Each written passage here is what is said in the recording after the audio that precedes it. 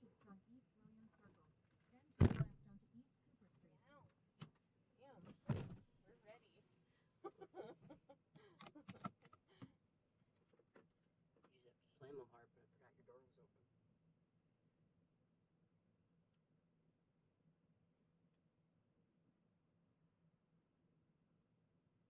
So check it out at dndbeyond.com. A lot of other people put a lot of hard work in this, as well as myself, and I hope you like it.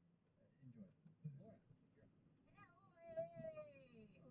In all of our shots, we have 3 new tankard wraps. Hold up, guys. We've got, this is from artist Chris Gladys, we have The Adventure Begins. We have Long May I Reign. And we also have, what the F is up with that? Oh, that one. Yeah, The Adventure Begins. Da-da-da-da-da-da.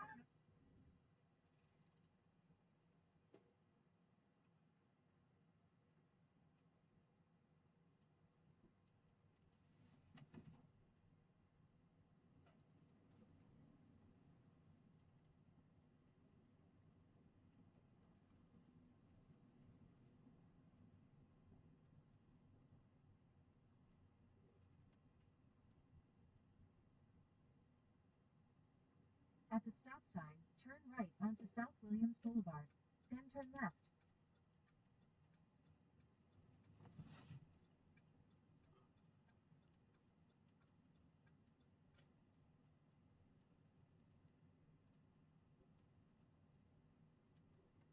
At the light, turn left onto East Broadway Boulevard.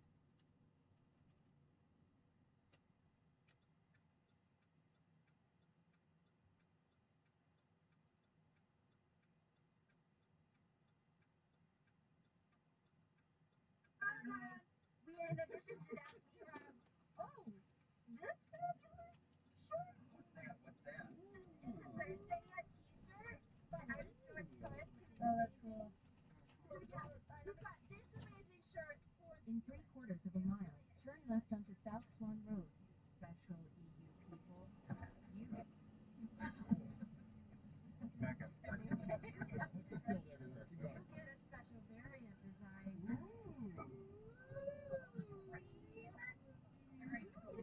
Check it out. There are our shirts. And you know, maybe there'll be more variants coming up for different regions. I don't know. If that's gonna happen, I'm talking out of the butt. At the next light, turn left. Maybe I'll tell people to make these variants more often. I don't know. I'm gonna stop talking. I'm done. Okay. Thank you so much, You're Laura. welcome. Yes. I do believe that concludes our announcements. So let's go ahead and jump into tonight's episode of.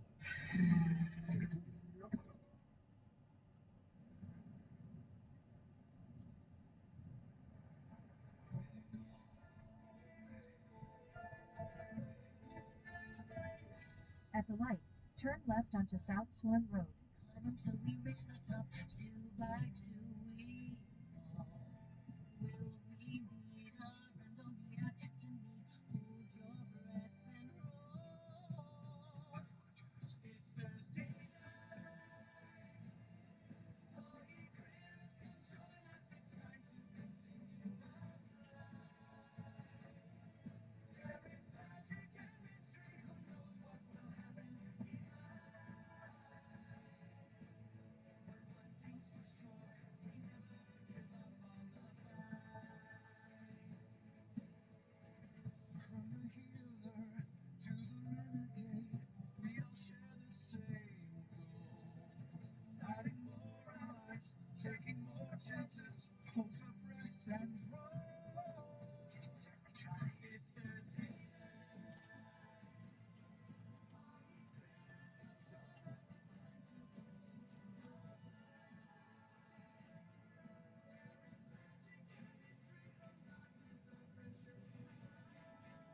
And one thing's for sure, we never give up on the fight. In 1.8 miles, turn right onto Gulf Links Road.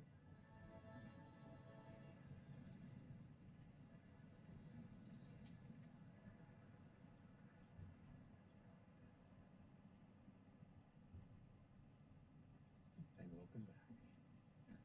Last we left off, Belle's howls have traversed across Exandria in an instant at the behest of the voice of the Tempest to one of the many islands that make up the Shattered Teeth. From beyond the fog curtain, they landed upon the island of Slaval. On wandering through the strange, dense forests and black rocked cliffs and beaches, you encountered strange, flying, frog-like pixie creatures. You befriended some and requested a bunch to shit on you.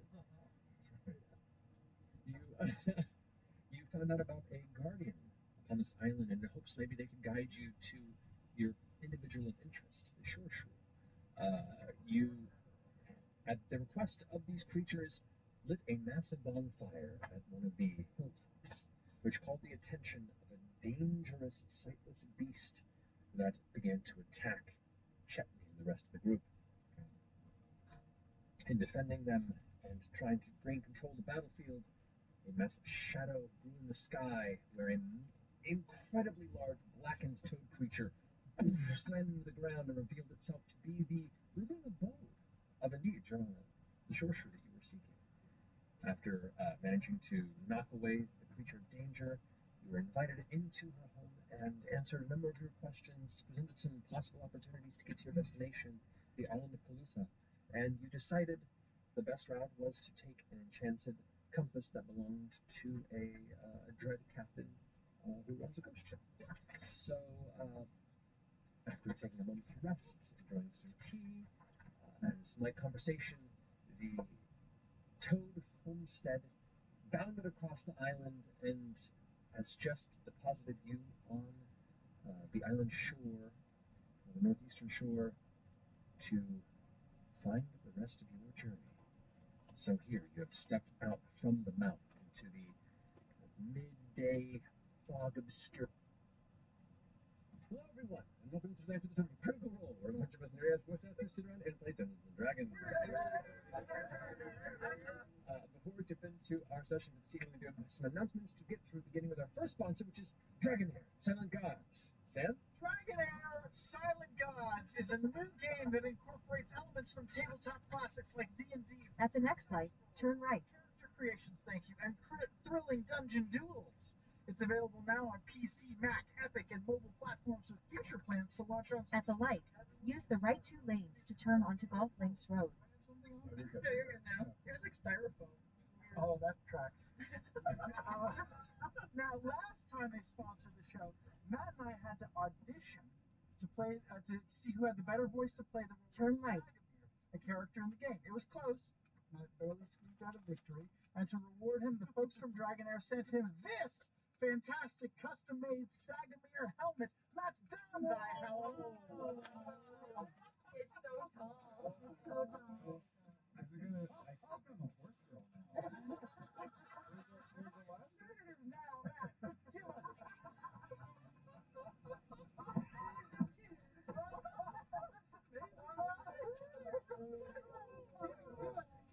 Give us a little taste of Sagamir. preparations come out In about 3.5 miles, turn left to merge onto I-10 East toward El Paso. Vast high fantasy world beckoning you to explore. Embark on a quest to uncover the secrets of Adenthia with companions by your side. Okay, good. That was fine. That was fine. That was fine. But let me add, the devs were so taken by my audition that they also custom made me an even bigger helmet.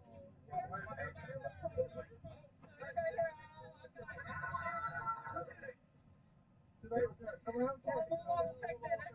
We'll fix it. It's okay. Wait, does that? They custom made you that. Yeah, I believe so. That large, ill-fitting. Stay in the left 3 lanes. I mean, they can approximate from photographs, I think. You made that helmet yourself, didn't you, Sam? No, what? Did you? No. Why would I do Tell the truth, damn it. Fine, all right, I made it. I made the helmet.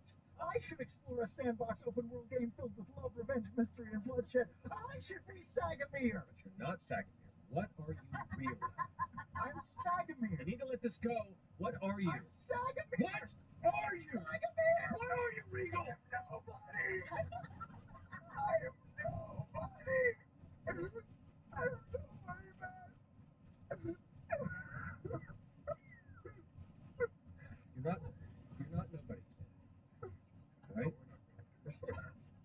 fine voice actor. One of the best. Top 80 at least. But look, you didn't get this job. It's not because I'm better than you, probably. Maybe it's because you're too good for this role. You really think so? I bet this helmet on. You're right. I am good. Dragonair! Silent guys! To start rolling in the Dragonair world, head over to bit.ly/Dragonair_critical role. And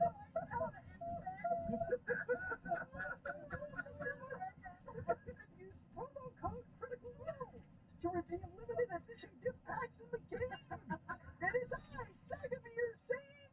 No, I'm Sagamir. Right, Matt, back to you. Alrighty. You're so cute. I love the bit that doesn't overstay its welcome. Stay in the middle 3 lanes. This is the bit. Alright. Marisha. Oh, next bit's you. This is dangerous. I'm just gonna hear. I know. You gotta get the hair off of it. It's gonna gross me out the whole day.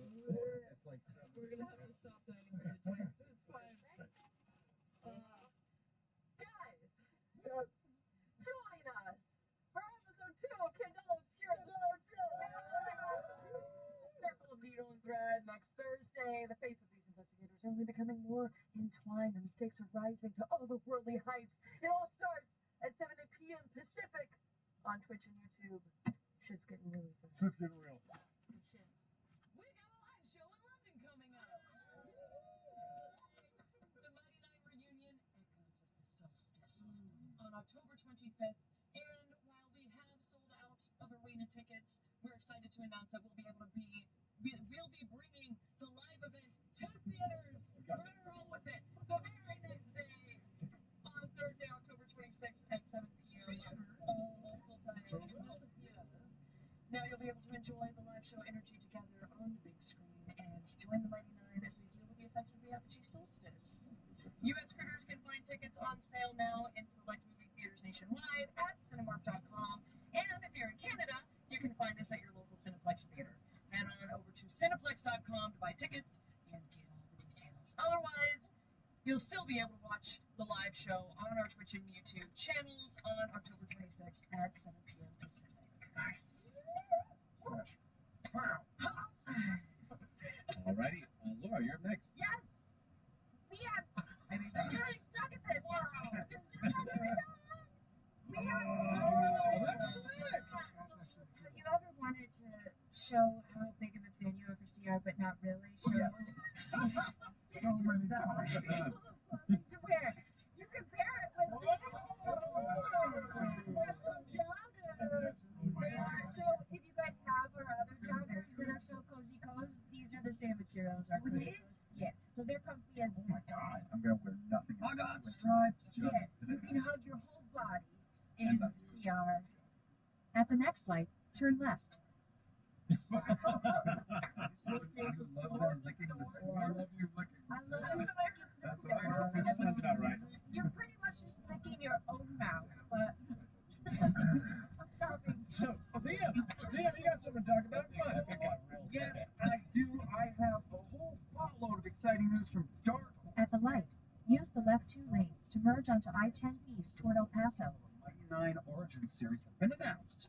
Beauregard Lioness and Caduceus Clay are getting their graphic Turn left. next year. Okay, let's see. Matt and Marisha join writer May Katz to unveil Mo's backstory with art by Guilherme Balbi, colors by Diana Souza, and letters by Ariana Moore.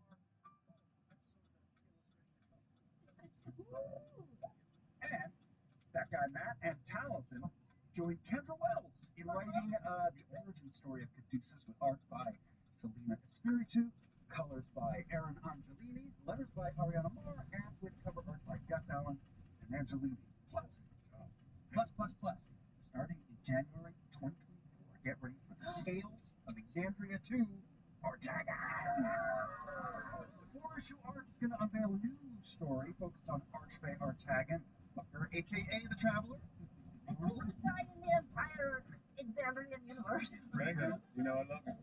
Written by Sam Maggs, illustrated by Aviv Orr, colored by Chris Peter, and lettered by Ariana Mars.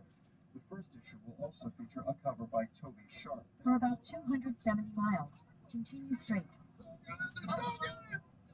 Cool. Read that. And I believe with that finishes our announcements. So, as Sagamir would say. Let's go ahead and jump into tonight's episode of Creative World.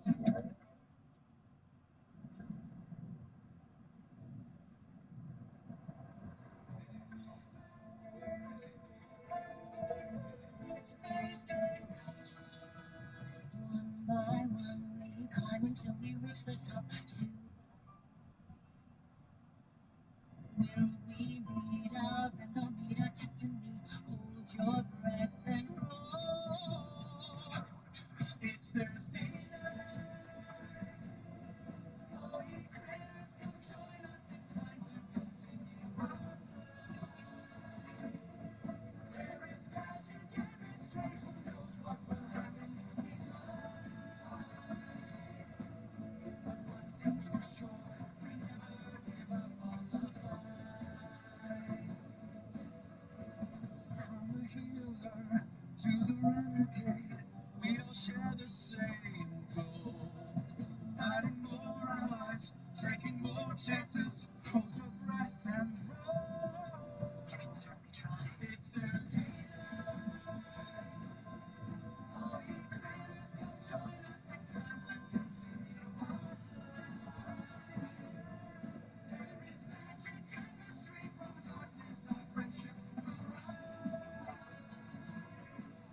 But one thing's for sure, we never give up on the fight. Oh, get ready, it's Thursday night.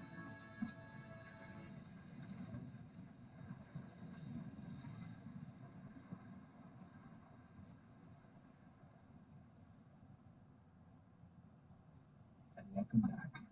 So, last left off, Bell's Hells have been on a bender of gathering information about what they could possibly bring to bear against Ludinus Doleth, the Re-Vanguard, and the dangers that may be besetting the Red Moon Road as above.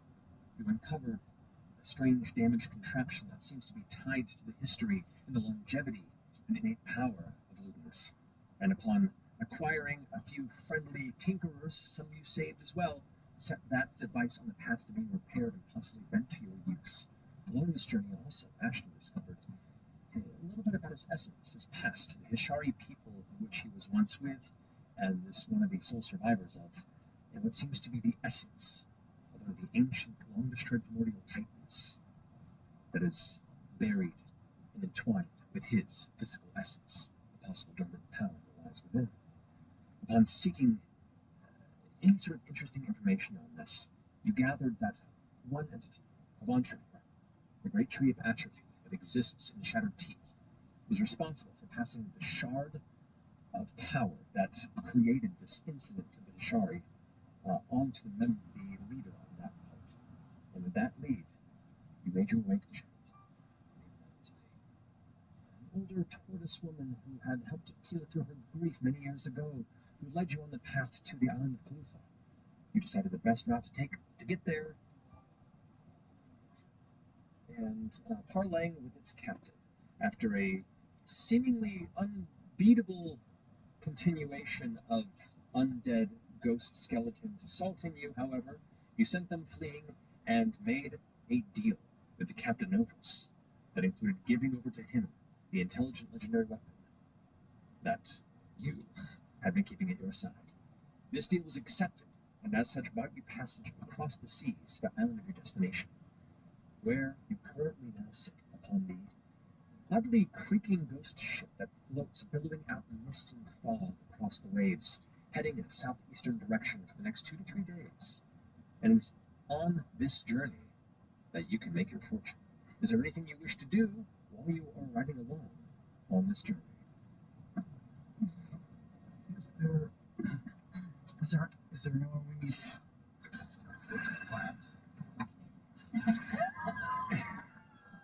How did Critical Role end?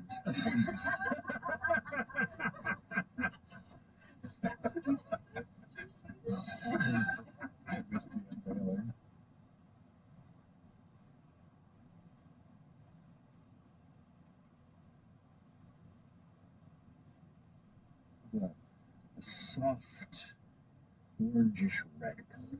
Did we Pleasantville this ship? Either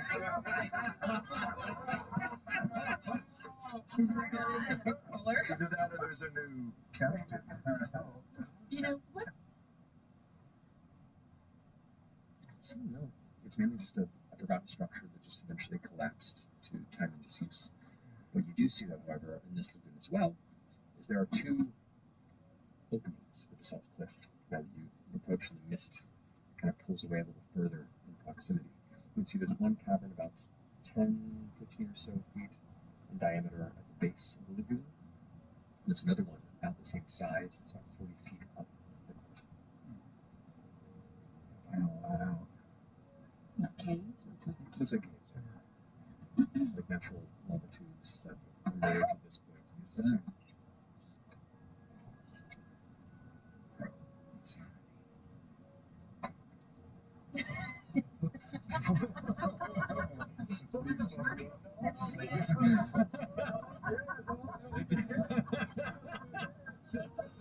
Wow.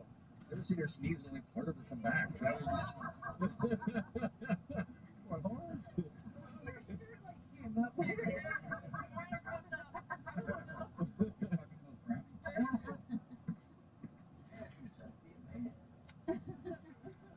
So there's caves, but we're looking for the tree, right? Yeah, but maybe the...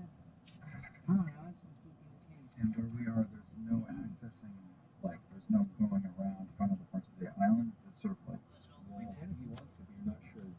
Everything else is just like seaside cliffs that are at the same height, not higher.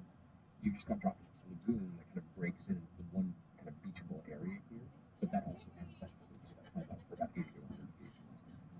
Past it. Anything seem familiar? I don't know. I'm gonna walk up towards the cliffs near where are the two caverns kind of almost parallel, or they're a little. No, they're offset. How high up is the second one? So it's about 40 feet up. I'm going to sit down and try and take my hands in and just try and breathe and get quiet first. If that's even possible. Okay. Breathe for a bit. You sense your essence. Both of your essences, really, since you are a being in conflict at all times. You feel that buzzing in your head. And you feel that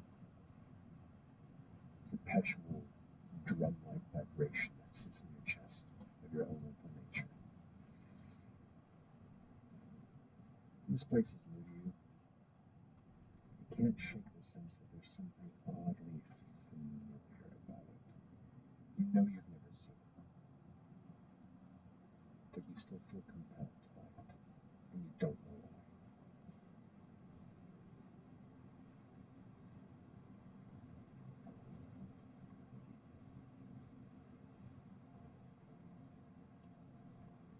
I don't know, we're in the right place. You okay? Yeah.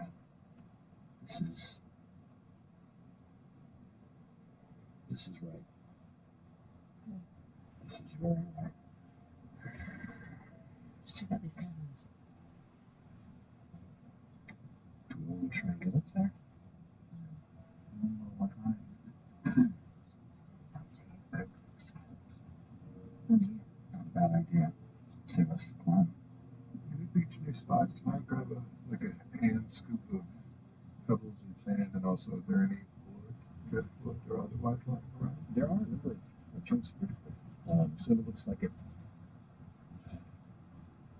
like jungle tree that may have fallen off the cliff and it's since been like stripped and kind of blanched with time. There are other bits that look like it may have belonged to a boat, but have since been kind of rounded and smoothed by the elements and warped. Oh, back home. Big and some pebbles. You were sitting at it. I'll make them go invisible again. Alright, you got it. Try that top cave up there first.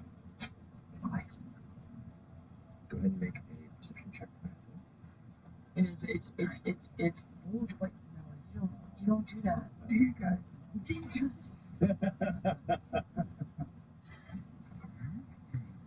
Can I look for pretty seashells? Seashells on it? Actually, I'll put it away. Let's get your perception. Is it my perception? No, I almost. Um, 23. 23. The pebbles here range from like dime-sized to twice the size of a grain of sand. It's not quite a full sand texture. It is like a pebble beach. Yeah, exactly.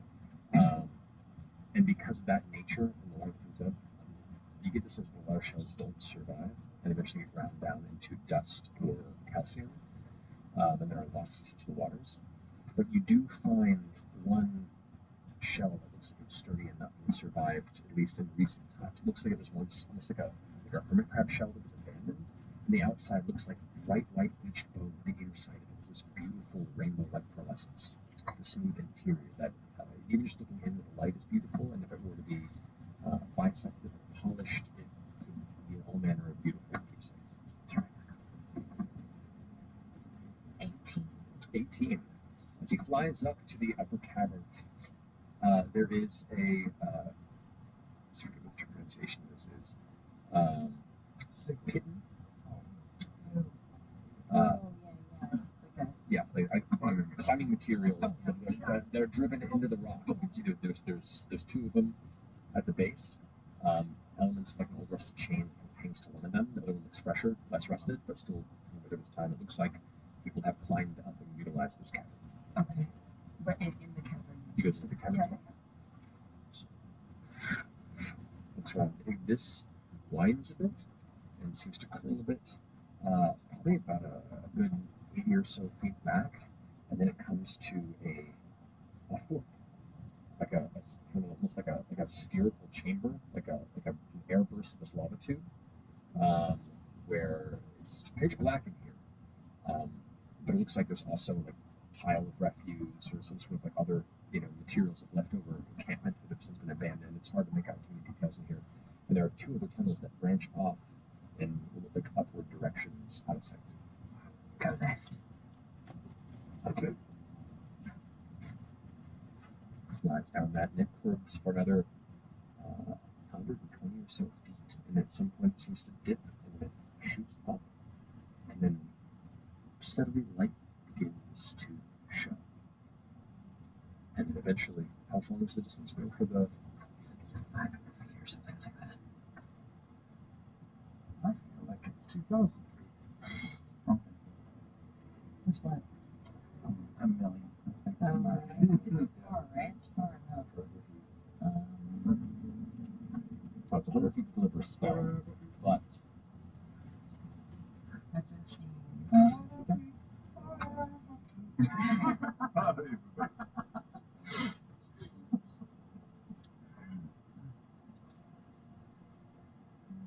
It's a pretty show. I think it's a pretty decent distance. He's not going far enough to break it. Okay. But eventually emerges from the shadow into a little more of the daylight. As Pate emerges from this tunnel, the mist-covered island surface presents itself. You can see from his perspective as he kind of adjusts. The mists aren't as strong in a southeastern direction from where he is. You can see this dense, beautiful jungle that tangles through and opens in places, and the basalt rock almost punches through in columns at odd angles, different places. Some of them stretch really far and bend and form almost like odd arches and land bridges that punch through the top of the jungle and arc over. Some of them ending prematurely, like a bridge to nowhere that just drops off dozens of feet above the jungle canopy, giving this very alien landscape vibe to it. As the mist takes the jungle, you can just make out the barest shapes of its texture. One perception check for Pate for me. Come on, buddy. Come on, buddy. 11. 11. And that's the extent of what he can see from his position. All right. That's pretty good. Good right. Right. I am really all about. Looks like it's like a little lava tube or cave. I didn't catch any type of predators or monsters, but as you say, they're not in there. But it could get us up in there. Unless we want to try and see what this ground level cave is. I'm already kind of walking towards the ground level cave, just looking into it and putting my hand on the wall. And in primordial, just going to say, I'm here. I'm looking for you. And I'm just going to slowly just start walking, just taking a look in the lower cave. You watch as Ashton vanishes into the shadow of the lower cavern. Not going. Let's go. I'll trail behind 15, 20. You walk about 35 or so feet. There's a left slow turn before you reach the end of this cavern. It widens slightly into maybe like a 20-foot width, and you can sense the moisture that gathers and occasionally drops from the inside of this cavern. But it's just the end of a cave. Here the pebbled beach sands begin to give way to rougher basalt volcanic rock, as well as kind of crumbled elements of dust. And you do see signs of another encampment here. Also, this one's in a little better state than the previous one. You can see two tents, one of which is kind of like somewhat fallen against the cave side. You can see some scorch marks of where a fire once sat. But it looks like this was also used as a shelter by a person or people. Any identifiers of who might have been there? Make an investigation check. Great. I'll help you out. Investigation, possibly. Hey, actually, I got okay. That's 17. 17, not bad. You do find a handful of tools, some that are broken. They look like things for either building or repairing. Hammer, crowbar, sharpening, like a whetstone, for whether it be weapons or a bladed instrument, whether used for cutting or shaping. You can see there's a flint present, like you used in starting the fire. But no other signs of life or movement. There's no bodies. There's no signs of a struggle or a fight. Just whoever used it moved on. Grab anything that looks like it's still usable. Okay. It's old. Yeah. So you have a flint and steel. You have a hammer. Whetstone. Chet might be able to use that whetstone.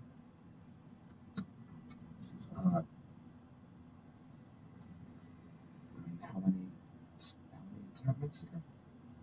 On the beach, for some reason they didn't use a cave on the cave. I don't know. Are they together or are they apart? I don't know. We'll try. Actually, we'll see with what you rolled too. The construction of the cavern encampment and what you saw on the beach appear to be of different materials and designs. Okay. Multiple attempts. Maybe different people trying to come and find this tree? Yeah. If we wanted to get to the upper cavern, do we fly or climb? Is it climbable with a hexagonal column? It's climbable. It's not, extremely easy. People. No. People. I would just need a rope. We must have a rope, right? Let's leave a rope. Okay. Should we go up or should we come back? Yes. Yes. Go up some afterwards. Returns to you. Is there anything else in the cavern down below that we need to investigate? Some tools. Chet, do you need a whetstone? No, I'm always sure. Sorry, sorry, climbing. They're going to say something. Were there two caves on the bottom? Just one. And it was another 40 feet out. Other than that, the only other way is to go around. Try to swim around and there's kind of jagged rocks. which you can swim past, but it's its own danger depending on when the tide's going in or it's coming out. You're not sure. Coming in or going out. I'm climbing hexagonal columns. All right, I'm make an gonna athletics check for me. climb 10 feet and then just misty step up the rest of the way. Okay. So make an athletics check for me. Athletics, 11. 11. You get stuck about 20 feet up. You get to a point where you grab onto one column and you step up, and where your foot and handholds are, you're able to sustain your height, but there's nothing to grab and pull within your grasp at the moment, and you're kind of there. Hell, come on, young blood. Tie off the You- rope in here. Up here, up at the yeah, they're the I'm under the rope and I drop down. Thank you. Need some help? Yeah. okay. After you put up there, drop the rope down, is how long is the rope? Uh-huh. Is it 50 feet of rope? Yes. Yeah. Then with that, the rope dangles down to the base of the beach, and each of you can make your path up the side of the cliff. For that, let's just go ahead and make, for those who haven't rolled yet, a brief athletics check. Because of the rope, it is a super low DC. This is a 10 across the board. So can we go up here? Somehow got a 1. Okay. Vern? 14. 14. 13. What the fuck? 14. For living hell. Okay. And what did you roll for your original one? Yeah, just I didn't roll. I said roll for the 10 feet climb to Oh, go up there. And that's in athletics? Yes. Right. 6. What? Started out so well. Oh boy. We have a rope. The slick mists that have made the surface of this cliff a bit precarious, combined with the realization that the cliff face is not something you climb at a gradual incline. It is actually outward, and you're climbing. It's a decline from where you're heading upward, and it is a difficult hold. The rope just kind of hangs down, and it's less of you using the cliff to get up there and more having to use your whole body to just climb a rope, which is not easy for all of you. You get there, but for those of you that rolled under a 10, you take a point of exhaustion. Actually, no, because you teleport. I mean, you use your spell, so you're fine. But everyone else did the full climb. You can if you want to. Instead, I'll once I realize how far it is, I'll spider climb. Back to This is for your sword, Dread Captain. Oh yeah, sorry, mine again. Sorry. I wasn't feeling that. That's a little scary. All right, you all eventually, carefully, some of you tiredly come to the mouth of the cave, and you see the kind of smooth lava tube interior of this cavern as it begins to snake inward deeper into the face and head towards where you saw. Wait, we're going to the left? So the left we know goes up and out. So Yeah, that's what we explored. I could check out the right. Yeah, why not? We should pour back after our vision. I'll be back in a second. You're going alone? What's it smell like as I go in? Okay. Go ahead and make a perception check for me. Fuck! That's not terrible. 12. 12. Okay. As you kind of skitter into the cavern, heading down the snaking hallway, the smell gets a little I'd say sweeter. Like there's almost like a citrus, like a grapefruit or citrus type smell. Oh, jackpot! That kind of fills the cavern itself. You come to the kind of large spherical chamber that branches off into multiple paths, and you can see there's that kind of pile of the old encampment or so in the center. You have dark vision, as you know, right? So you glance around, you see the pile, you see the two different tunnels that snake off. You know, But does this come to the same place? So it's like a middle spot? I don't know. this is where it forks. Oh. Left and right. Okay. The OG fort. Yeah. Oh, There's a spherical chamber where it now two of the tunnels branch Got off. it. Okay, that's where. That's where I want to go, right? Yeah. Because We're all Pate going went that, left. and you'll join him in the spherical. Okay. So you dart through and head over. That sweet smell is extremely strong as you head through the center of the space. Citrusy, but not decaying, right? Yeah, like fermented. As you move through the center of the chamber, that kind of that hint of like fermented putrescence kind of underlines it ever so faintly. You're like, it's not bad, you know. It's for scavengers. It is a swan song of college mini fridge. So we're all in this chamber now, or is It's just him. He ran off. Let's see if you guys are following. Okay. You head over towards the right entryway and hear this ever so faint sound of some rocks moving, and it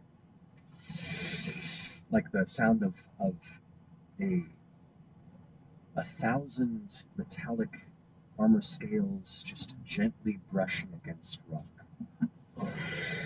I freeze and go invisible. But if it's doing this, then it's probably also doing that. You stand there for a second, holding your breath, frozen in place here in the lightless chamber, as that weird slithering sound gets louder. And you see out of the right-hand corner of your eye something large kind of slither past you. I mean, about 4 or 5 feet in diameter, and about like that wide in places, but it's tapered towards the front. And you can see at the front of it, it looks like a worm with a very thick hide. That just like, as it moves, you immediately clock that sound you're hearing is the texture of its hide, gripping the rocks and pushing itself along. As it moves around and seems to curl around on itself, almost forming a loop and a knot around its own body, you realize it's encircling you. It becomes the hunter. It reaches quietly into my bag of holding. Pick up the horn of silent love. Make a sleight of hand check for me. Oh my God. Natural 20. We all hear that he's like, So do you see the individuals for that horn, or just? That's a great question. I'm trying to remember how this works. Yes. I've only used it in seriousness once. Horn of silent alarm. 4 charges, use an action below one creature you can hit 600 feet of the horn and not deafened. My choice? Yeah. So you, who do you pick? just everybody? One person or One creature. Right? Yeah, one creature. I'll send it to Imogen. Imogen, you hear the horn just blasting into your head. You alright? Shed's in trouble. Oh no! Well, as you stand there, the horn still in your hand, that slithering sound, you see it's formless. There's no legs. It's just kind of moved around and kind of almost knotted into itself, and the front of this odd Sicilian is the term for these creatures that have no spelled differently.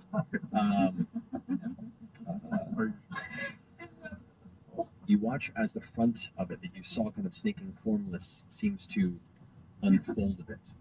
As it unfolds, these 2 heads kind of out. No eyes, but you see these like mandibles that are tucked in at the front of each of them. It's about kind of like, and they're like looking in your direction. They know you're there, but they're just pinpointing, playing. You're not sure. What do the rest of you do? We're heading in. We're running in. Yeah, like full force, or are we going stealthy? We're just gonna run in. I mean, we think he's in You trouble. doubled over in panic that Chet is in trouble. Yeah. I start running. Yeah, I was running in. Shit. Start going. Okay. Spider climb up, so I'm going to skitter along the wall. animals. You got it. Make armor as I'm heading through. As we go, I'm gonna Good just idea. tap Ashton on the back and give him a what do you call it? Spare the dying? No, that's not it. Death ward. Death ward? Death ward. You got it. Don't die. This is your I'm into it. Mirror image. your thing. All right. You'll go. I'm also gonna give Ashton a slap and give him some guidance. For the, Sure, yeah. Time for the next minute. just doing it for this. Get Mr. out, or are you leading Mr.? Get Mr. out, or you? Yes, Mr. is out. You'll go charging down this tunnel quickly. You hear the sounds of the footfalls and your friends rapidly approaching. One of the heads kind of like, the mandibles kind of, and you see as the mandibles open slightly in the inside, it's just like this, like cylindrical rows of teeth that vanish into, and that head looks off, the other one's still kind of training on you. Like, How far away from these heads of happiness am I? Right. 10 feet. I'm going to learn from my past mistakes, and I'm going to cover my mouth and bonus action harbor transformation into a world of a... Stay in the left 2 lanes.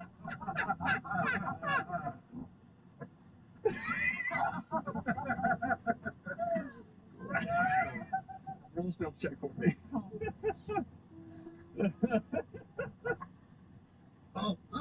19? 19? Oh my god. You. Yep. And at the last minute, and both heads immediately back to you. Mandibles open up. Yeah, I need you to roll. This combat is brought to you by WizKids Minis. Gather the Crown Keepers as they travel the lands of Tal'Dorei. From friendly contests on the rooftops of Iman to traveling the rife and mist jungles, capture some of your favorite moments of this film. There's a form. nest. There it is. That's the file. There's stuff in there. And many more critical role miniatures at WizKids.io/CRMini. Or your local game store. Do we all roll initiative or just check? Oh no! Your minis were stolen by WizKids. WizKids.io/CRMini to replace your stolen minis. Oh, I hear running. Yeah. See your minis. That WizKids.io/CRMinis. You'll never lose yours if you get them at your local I should have looked for those before we started tonight. That's on me. Yeah. Well, in the interim, So the guys You wanna go check your... yeah, We could use... I need my minis. Don't know where they are. I've got hands. I've got 2 hands. Probably We've got an FCG right here. Everybody do else, this. you can also just go get We've got a law in the book. This could be law that says law on it. Well, in the interim, regardless, let's go ahead and do mission over there. So, okay. 25 to 20. Natural 20 gets me to 25. Natural 20 gets me to 24. Yeah, look at you go. All right, 20 to 15. 18. Okay, so it's Orm. Ashton, Fern. 15 to 10. 12. 13. 12. I heard something on the last 2. Oh, thank you so much. Appreciate it. Hey, look at that. A well-oiled machine. You had that one that you were showing me earlier. That was not part of those. This is the player menu. That was Oh. You all are back in this chamber no. here. We're far. It's not a park. That's not terrible. I've got a wheel. You're back a bit that way. I would have taken off running as soon as I heard the boom. So. Yeah. Scoot. Ashton also has a faster running speed. Oh, Yeah. okay. Ashton's better. Yeah, well, yes. System challenge. Right. All right, so Chutney and then FCG. Yes. So it's equal to 10. Hello. Hello. I got CS. Motion. No, Oh, no. Who got mine? 69. Nice. Nice. So the last two are. I'm last. Okay. Well, someone shows up. I'm gonna say this is you. It's close enough for now. Why does it have 3 heads? 2 heads? The mini has 3, but it has 2. God, okay, just 2 for now. You bastard. Best I could find that worked for what I needed. So. Oh my god. Ruin it. This is That's the fine. worst episode. This is on me. Double check. Oh yeah, that's the right size. You sprinkle. Oh, that's good. There we go. Sprinkle it is. Kill me. Why am I bust? All right. I miss him. All right. Cute. A freshener, how? There. I'll use this wreath as well. There we go. Yay for boxing. All right. So, or are you up first? I just run all out. I'll use my action to dash. All right. So 60 feet.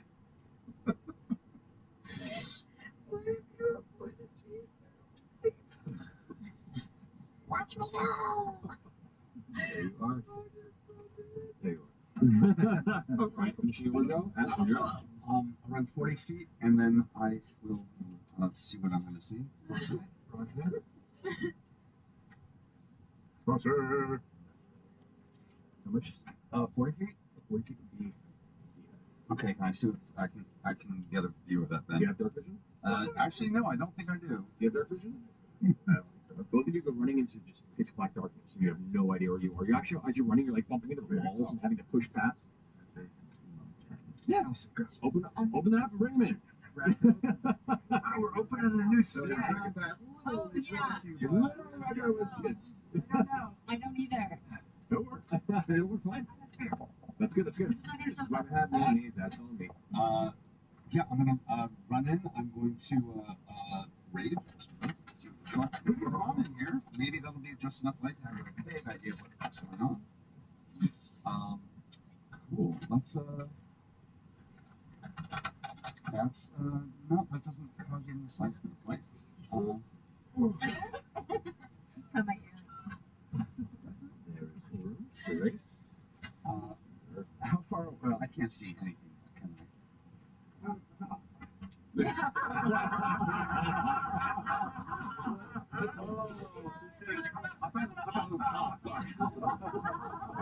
There you go. It's fine. It's like the worst. Thank you, crew. You're amazing. I've hit a rage, but no one can see it anyway, so there's no. Yeah, it's. Okay, so don't think about light. No, it's one of the ones that does not give out light. So. All right. So you rush in there. You don't hear anything, and it's just darkness, and you have no idea what's happening. So you go into a rage, and you still have your action. I'm going to use my action to start moving around the wall. To my You don't know there's a wall there because you can't see it. Oh, I thought it was. So I'm going to say from this point, It's my action. You move through the tunnel and kind of felt your way through, rushing into darkness. And now you're here. You can move forward. I'm going to say it's difficult terrain. Okay, I'm gonna kind of opens up and come through and open up about 20 feet. All right. Well, to the Vinny's left. So Left here. yeah, it's like there. There. Okay. All right. Finishing your go. Fern, you're up. Chet on deck. All right, I have a 35-foot movement speed, so I'm gonna run up as far as I can go. 35, 40 puts you there. You're still kind of in this tunnel. Do you have dark vision? No. You're also like feeling against the wall. No light source. Would I be able to cast daylight? Yeah. Like just try to push it in there and try whatever I think is the ceiling, try to just push something forward? Yeah. Okay. No, Cast I'll say from this standpoint, you kind of like feeling through, there's a little bit of flame of Mister as he approaches, but just gives enough light to show you that this tunnel opens up into a room and you don't know what's in that room. Okay. And so you just throw up daylight. throw daylight into that space. The room suddenly brightens up as if it was mid-afternoon in the center of this darkened chamber. And the three of you can immediately see this large, coiled, worm-like creature that is like tangled into itself and kind of closed off part of the exit for the now wovenly transformed Chetney. You see two of these extended heads without eyes, mandibles snapping, and at the end of the tail, a massive, weird-looking curved stinger that seems to like whip behind it as it does. So that's your action and movement. That is my action and movement, and Mister is going to throw some flaming shit. He can't move.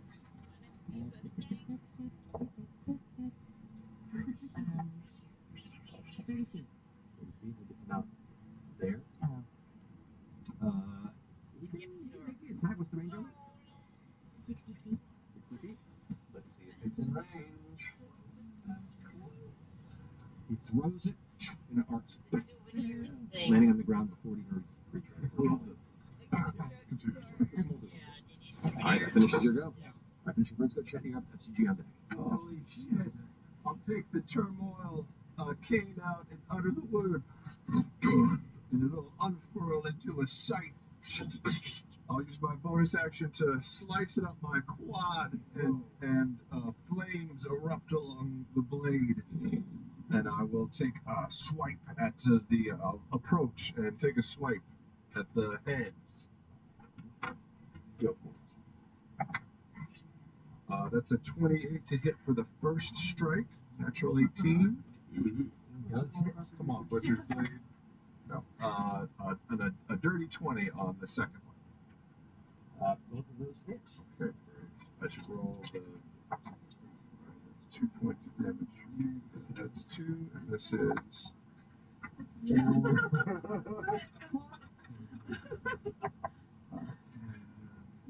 12 points of damage for the first one. 2 of those are flame. Good to know. And then 9 points of damage on the second one, too, also.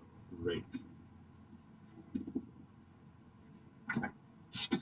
You carve twice into this creature, these large gash marks opening across its thick, slithering, almost now you can see somewhat shiny hide, like it has a viscous excretion that kind of surrounds the exterior of its body. As you cut, its blood kind of sprays outward, and you prepare yourself with a grin of like, okay, your bleeds, we can kill it. What's that burning sensation? You take 12 points of acid. Just from it splattering on me? Oh, wow. We're not sure if it's the blood or whatever it secretes, but each time you struck it, you took acid. Acid damage, okay. Keep away. Good to know, good to know, good to know. By the way, I lived after the long rest. Good enough. All right. Finishing your turn. Jenny, you done? Well, that's all done. FCG, you're up. I need to write down that I died. Okay. I think I will start by rolling 30 feet as far as I can roll. It's not very far. 30 if you're right behind Fern. You have no view of the inside of the chamber from here. You just see light coming through, and you watch Fern cast the spell, and Mr. throw this flaming turret into a chamber that you have no particular view on, but you hear combat happening in there. Can I, well, I don't know, I've never done this spell before, but can I activate the Staff of Dark Odyssey with one charge and use Misty Step to bonus action step into this room I've never been into? Yeah, you can. Oh, you do? Yeah. You take damage every time you use that spell. 1d4, I think, for. You charge them. Okay. I take 3 points of damage. Yeah, we're not scared. Now that I can see what's going on in here, oh my god. It's far. I'm gonna just use my action to sympathetically bind myself to Chetney, Ashton, and whoever else is near me. Or yes. All right, so Chetney, Ashton, or you're all sympathetically bound to FCG. We're in this together. Want some pop brownies? All right, that finishes your go. Can you add 4 additional hit points? I only rolled 1d6. Oh, yeah, got it. Nice roll. Thanks. You got it. All right, cool. It is now the Basalt Sicilian's turn. The creature now, like seeing the others appearing, the bright light not affecting it. Right, it has no eyes. But it seems to notice the arrival and the footfalls of your companions, and it kind of slithers around this way back onto its mound there. It's going to take 2 jagged mandible attacks. That's the balls. Looks like it. Oh god. Let's see, it's full. There we go. So, one head flashes out at you, the other's going to go for FCG. Against you, natural 1. As you gashed it with the scythe before, it tries to lash out towards you, and your scythe is already in the place, and instead it bites the blade of your scythe, and you just pull it free. As it uses that momentum, it whips around, the other mandibles are going to strike towards you, FCG. Oh. That is going to be a 20 to hit. Yes. All right. You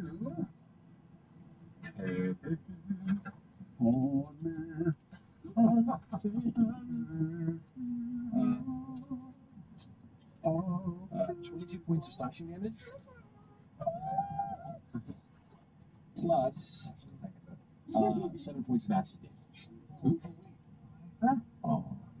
Okay. And it's going to use its extend stomach attack. Extend stomach. So the two heads that are snatching, you see where the two of them meet.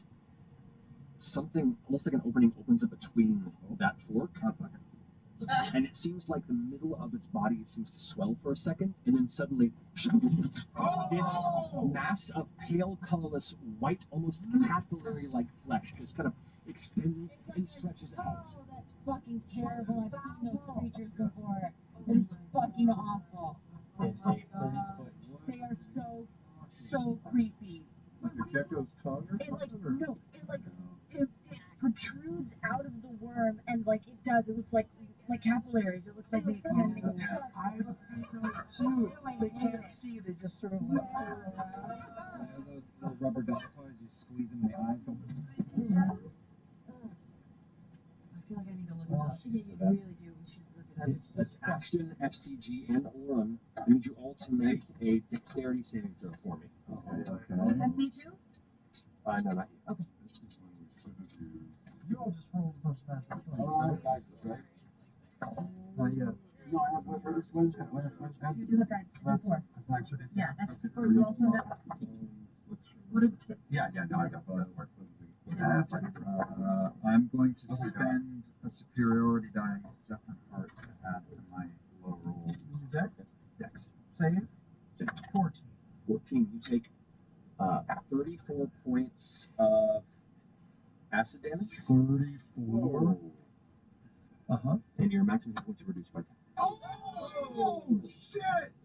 Whoa, Matt! Hey, You're also pulled 10 feet to it as the stomach extension wraps around you and seems to begin the digestion process and yanks you as it pulls all of its extended stomach back into that hole. It's pulling all of you in that area towards it. So you get to look towards it. 17. 17, that's a success. You take half the damage. I said it was 34. 34, you take 16 points of acid damage, and you're not pulled. 16. I just sent you guys. 16? Oh, wait. 16 just barely makes it. So you also take 16 points of acid damage, and you are not pulled. Oh my god. Feet towards it or 10 feet towards it? He was pulled 10 feet towards 10 it. feet. But he only had 10 feet to go. Okay. Yeah. That. He's in it. He's in it. So why would you do that? He's not in it. He's just brought to it. That's going to finish its turn. Lon, now you're up. Imogen, you're on deck. Okay. I love nature. Isn't it disgusting? I hate it. Why is that shit on the outside? Why does it exist? Does it go back in?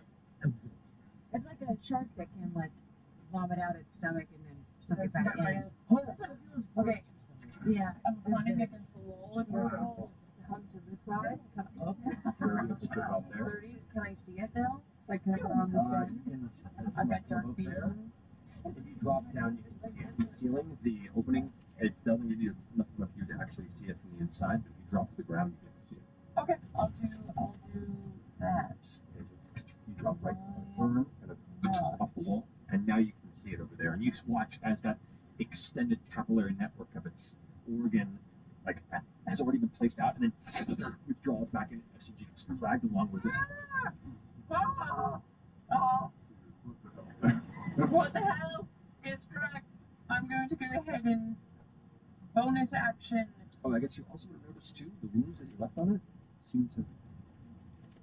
And you'd be in the process of healing yourself. Oh no, the wounds are starting to self-heal a little. I'm Well, sick of this dude. I got stuff. I got stuff to do. How high are the ceilings in here? In this room, about 20, 25 feet, not terribly high. I'll go ahead and bonus action. Actually, no, it's spherical. It's going to be closer to like 30, 40 feet.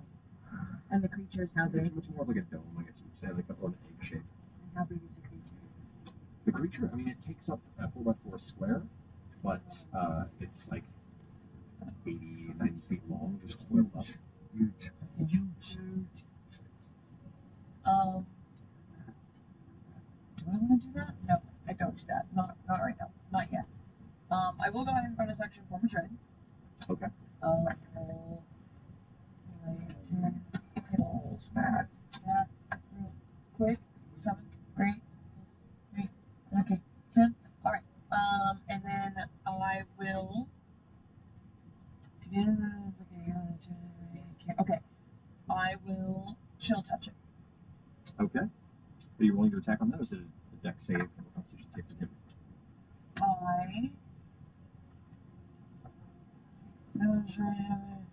On a hit, I rolled a hit. Okay, go for it. Okay, sorry. Come on, dice. Ooh, 17. 17 chest hits. Okay. That's good enough. AC 6 damage, 6 necrotic damage. So not great, but it cannot regain hit points. To the end of its next turn? To the end of its next turn. That's good to know. Alrighty. Solid. Alright, as the chill touch image kind of shifts out as you extend your claw and it digs its way into its body, you can see the wounds that are closing almost seem to freeze over with magical ice and are no longer healing. Is that your turn? That's my turn. Alright, finish the image and you're up with Orm on deck.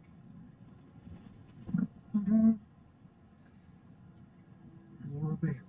Okay. Lava. I am going to. Oh, I'm going to come forward, so I'm close. Third, right next to her. Third. Okay. And that's within 90 feet of it. It does have, from where you're standing, half cover because of the nature of the cavern there. You never get hit points until the start of my next turn. Gotcha. That's how it works. Good to know. Nice. Okay. Okay. I am going to reach my hand out, and from the ground, it's going to start like shaking and kind of breaking open, and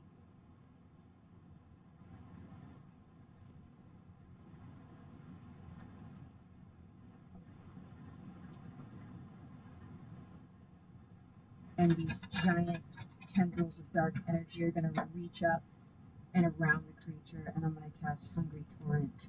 Alright.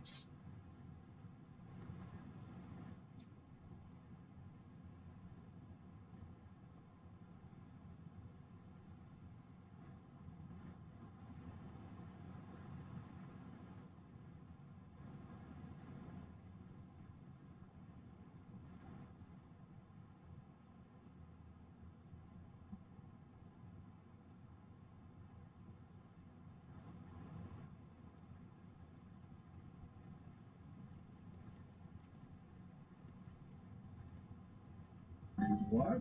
That's a concentration. Concentration. And what's the size of the radius? It's a 20-foot. That's a 20-foot sphere. A 20-foot square? It's 20 foot square. Yeah.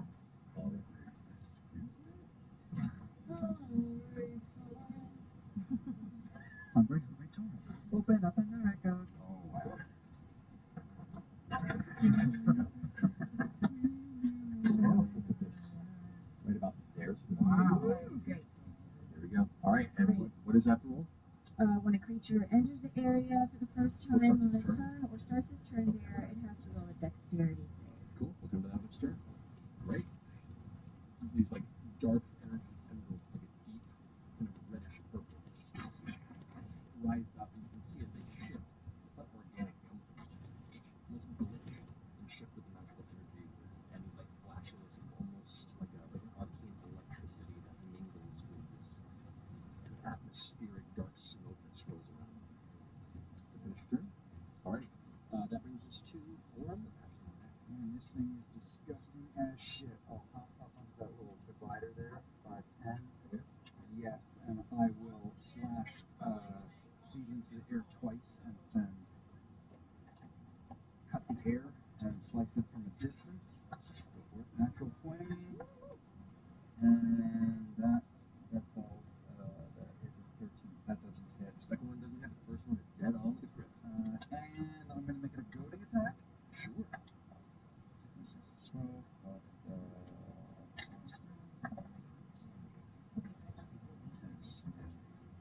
So 14 dice roll goes up to 28.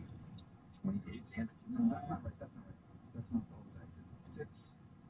So 14 plus. That's 20. 20 total. 20 total. What that is. 20 points of damage on that crit strike.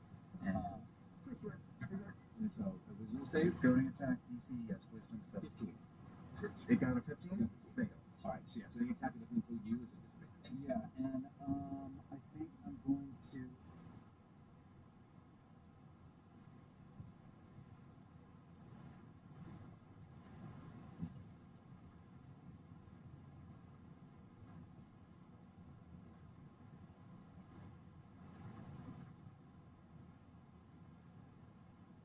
He's over there. The door's unlocked.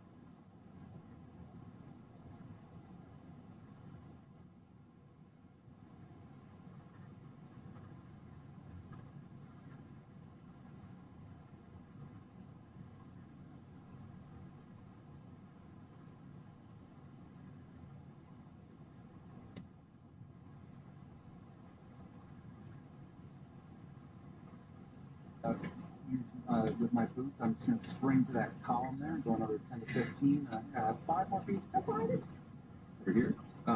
Back out of view. So hard to get to that disadvantage of. All right. Cross. You got it. All right, action. You're up with run on deck. All right, I kind of see what's going on here, so I'm gonna keep running towards me. I'm gonna get a little distance and then back up. Not quite in the corner, but one to the right. Yeah, right back there. Yep. I've got a good line of sight on this thing, and I'm going to take the little against the wall, which you can see very clearly from the hole in my head. Yeah. And so I'm just gonna figure out the right line. I'm gonna take the hammer. I'm gonna give it a nice good throw, and it's going to hit him right behind his head. On the corner. Chuck takes his massive hammer and swings it and releases it. It just vanishes in the air, and the creature all of a sudden behind the hammer pops out of nowhere as a small wormhole opens and it emerges to the mark. Go ahead and roll for it. Natural 20. Let's go. That's yeah, this is gonna be fun. So just knowing double check, that means all attacks against this creature are made with advantage until the start of my next roll. All attacks against this, hold on. Say it again. It's a disadvantage and we're an advantage. Attack rolls against that creature are made with advantage until the start of your next turn. Nice. So now I'm going to what I got. That's fun. Actually, God, I'm just gonna do math. That's right. 38 points of damage. Some of that force damage. No worries. Thank you. Touching back, that went rather well. I'm going to take another angle, and I'm going to throw another one. Go for it. I'm going to hit him over a slightly different thing coming apparently from the roof. All right. Dogs are everywhere. It's almost like he swing nothing, disappears, and he catches on the other side, then swings and it vanishes, and it comes down from the top with the creature. Oh, come on. No way. Oh, actually, I have advantage, don't I? You do now. That was cocked. That was kicked. Was 24. It's going to damage. Right now, 22 points of damage.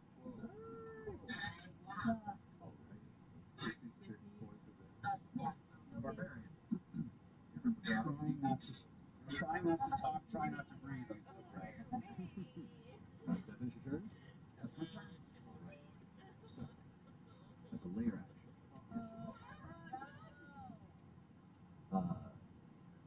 The creature, which is currently now starting to freak out a bit, he watches, it lifts its heads up and its mandibles open and they seem to chatter, but no sound comes out. Oh no.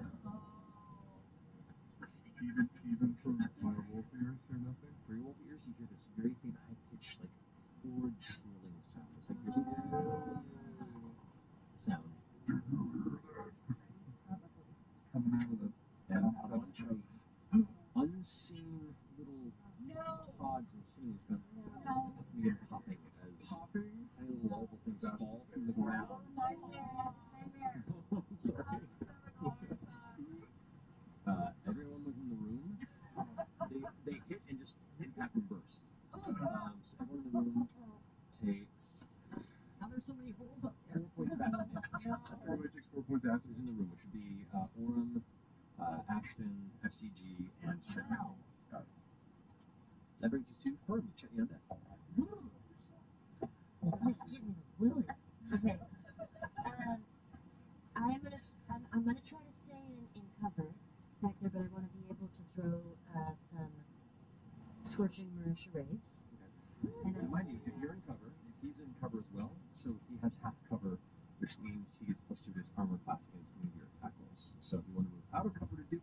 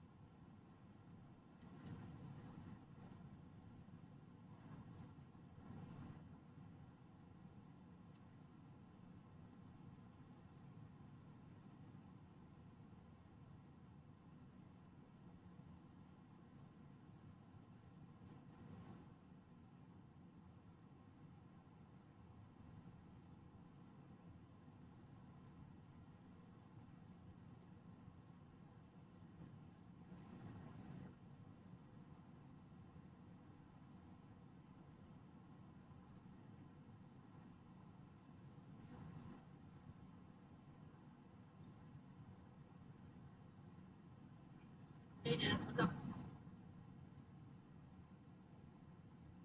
Yeah, because I was looking at it. So it'll lock here.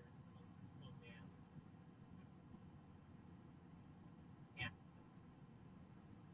Here. Oh yeah, you just have to hit the lock key to lock it. There's a little lock symbol on the keypad. You just push the lock and then it'll lock. There you go. Now it's locked. Because I've got a log. I got a history log. No, you're not bothering me at work. I'm just riding home with Kate. No, she didn't hear the phone. It was on the dash. Yep.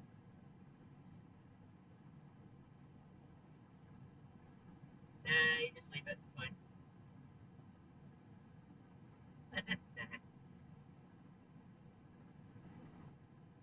Okay.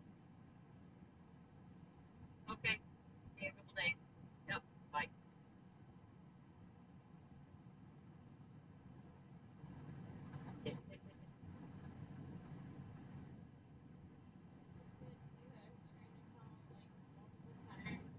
Nope.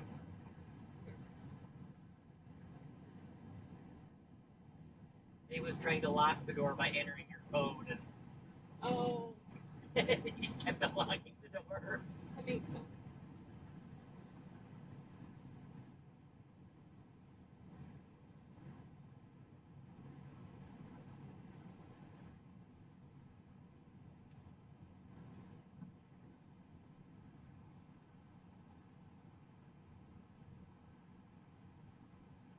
Would it do it? Yeah, That would be good. I'm not gonna do it. 15, 20 will get you about there. Perfect. And how was that? You have advantage on the attack. Okay, great. So advantage on all three? So let me see the ability damage. That means anything but It's called critical. damage on dexterity checks. That's dexterity checks. I'm double checking it. Six. This is from the. Supposed to be a crusher, right? I believe so.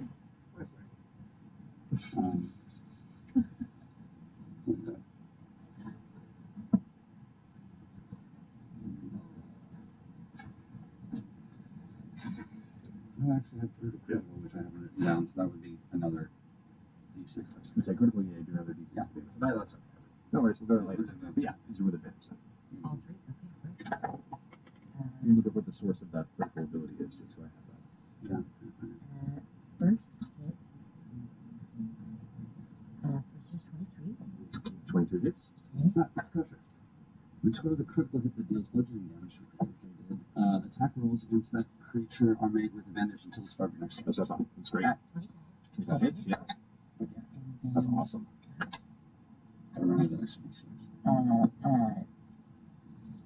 yeah. 27. Alright, so that's 3 hits. That's 6d6 fire damage. 66 fire damage. Plus I get my extra d8 because Mister's now.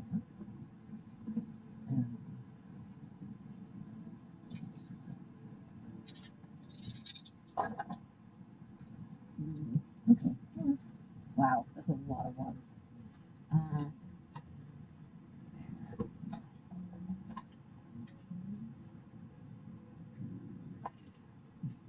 don't understand. No, it's just- I rolled 11 on a 7. I didn't see your line there. I didn't know how to do it. Okay, wait. What did I say? Oh, yeah, 18. 20. 20 damage. Alright. Wow, that's great. All three rays just blast on the side of it, lighting up the room even more. You see the body seamsters and the mandibles like kind of chatter and pull away from its weird, unheard screeching sound, almost recoiling from the flame, not knowing where the source is. Both heads kind of looking around for what's making the sound or making the motion. That's your action and 20 feet of your movement. Okay, I'm going to tuck back in. All right, how much movement do you have? I have 35 feet, so. You can move 10. The space you would go is currently taken by lava. It can pull back, which still gives you half cover from it there. Great. Alright, Mr. is gonna shoot some shit. Okay. Literally. Now, the guy also he still has half cover unless Mr. wants to move out of. Mr. can move out a little bit. And I'll let him go actually a little bit farther. Yeah, he can be out there. Yeah, Ooh, It doves fly slow motion. he has advantage too. All attacks. Okay, amazing. 25 to hit. That hits. Oh. And a little teepees. Wow. Teeps. Thank you. Okay. 7 points of damage. 7 points of damage. Alrighty. You finish your turn for him? That's my turn. Jenny, you're up. I see you're on deck. Can I move towards the other doorway and I'll just get underneath the arch? And from there, I will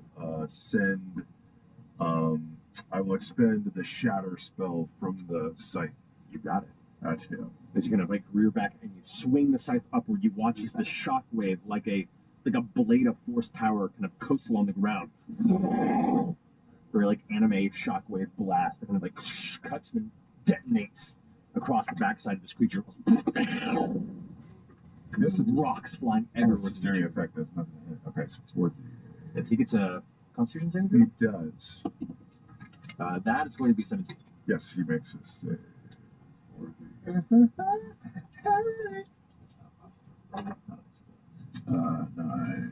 13, 15, 16.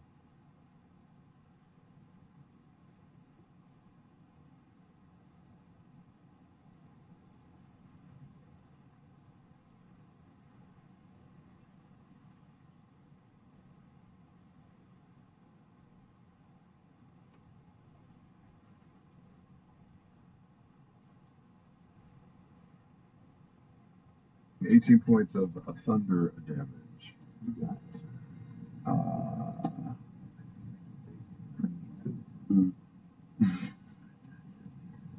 And with my bonus action, can I cast Blood Curse of Bloated Agony on Yes, him? you can. Consider cursed of the blood curse. All right. That means he has a disadvantage on strength and dex checks. Correct. And if he makes more than one attack, he'll take 1d8 necrotic. That's my turn. Got it. All right, cool. Finishing your go. FCG, you're up.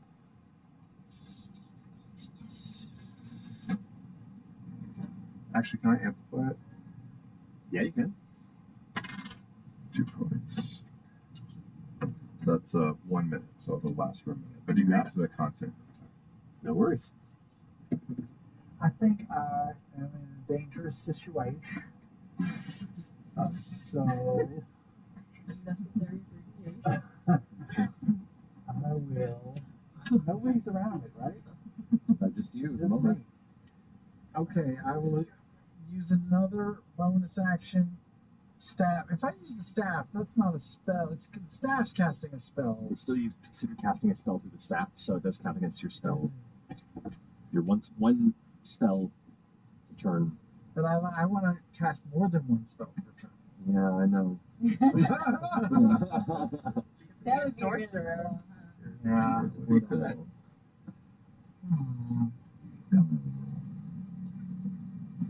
Well, poop then. If I stay here, it will kill me. If I run away, it will swipe at me and kill me. I could use my stuff to get away from it, but then I wouldn't be able to do anything on my turn. This is the conundrum with the dungeons and the dragons. Welcome to cleric life.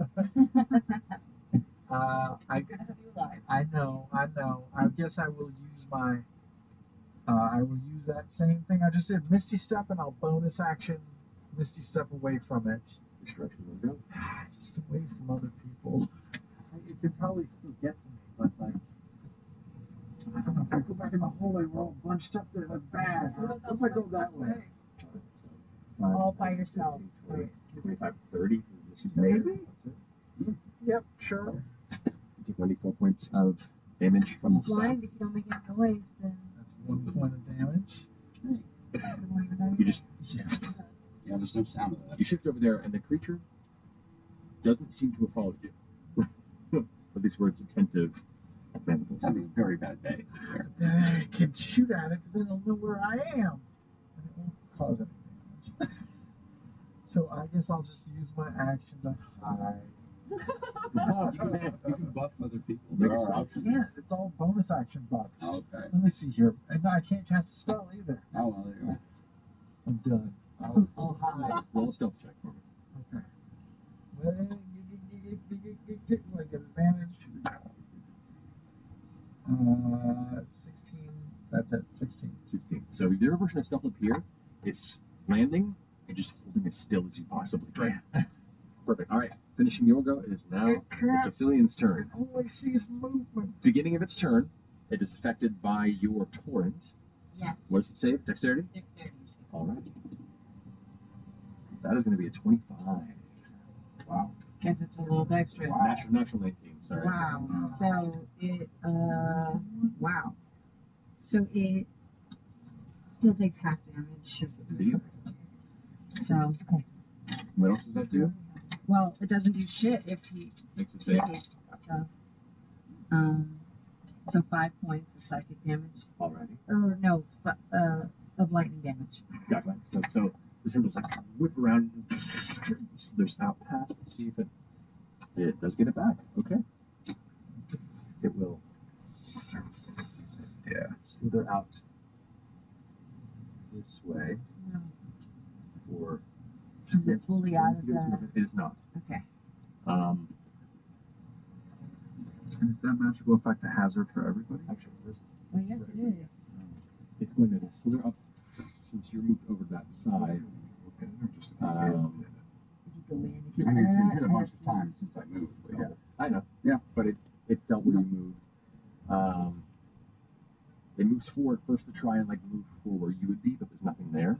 And so it just keeps shifting over in your direction. So you can go ahead and make 2 jagged mandible attacks against you, which are disadvantage because of your giving attack. So first one. This is how we do it in Sicily.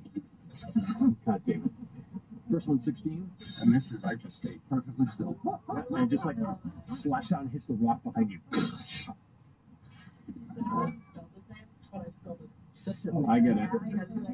When I checked the pronunciation, I was like, please don't be Sicilian, and it was. And I was like, all right. This is complicated. That's going to be a 22 on That hits and I use erratic defense. the. Okay, 2. I'm going to. 1. I'm going to use 1. So, see, the attack damage is halved, and you have resistance against the attack. In addition, the attacker is pushed 30 feet directly away from you by the force of the attack. Oh, it's me! Go back into So, I'll take my hit. You just club a massive millipede against the cavern wall. 22 points of slashing damage. Is that before or after reduction? That is before reduction. Okay. Reduced to 11, then reduced to 5. Mm-hmm.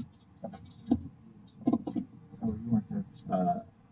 And then 13 points of acid damage. Reduced to Reduced to 6, reduced to 3. So 8 points of damage. Yes. Well, you have reduction because of your. Is that the reduction part of that from your rage? No, none of that. It's having your resistance. Okay, no, it's not. That's not what the. So it's 4 points. Well, no. No, but you already have resistance against it. Oh, yeah. But it does give you resistance against the acid. So it's good. So, yeah. And it's 30 feet away. So that should be, 30 feet directly away from me, like big Just graviton. slams into the wall there. Still in the. Yeah, it's still in. It is. There's a lot of movement. It's going to shift over this way. All the blasts are, and it's going to.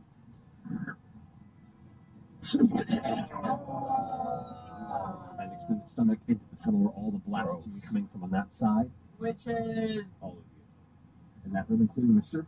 I need you all. I need you all to make dexterity saving throws for me. Roll for Ashley. Does my mirror image work? I'll roll for Ashley. No, you don't get to roll for I'm gonna Ashley. roll her weird dice. No, you don't get to roll for Ashley. You don't get to roll for 17.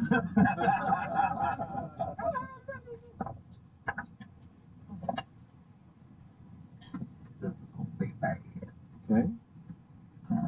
36 points of acid. Dang. Oh! Dang. You take Roll a dexterity save on this one. 17 points of acid damage. That's how what? Sorry? You gotta roll. I roll it. That's it. Was that 18? Sorry, 18 points of acid damage. Would you tell me 17? Yeah. 8. Okay. 36 points of acid damage. Okay.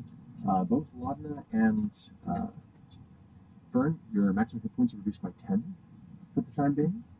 Okay. And both of you, as the stomach extends out, it pulls you both out of the chamber and into range with it there. Oh, shit. Roll for Mister as well.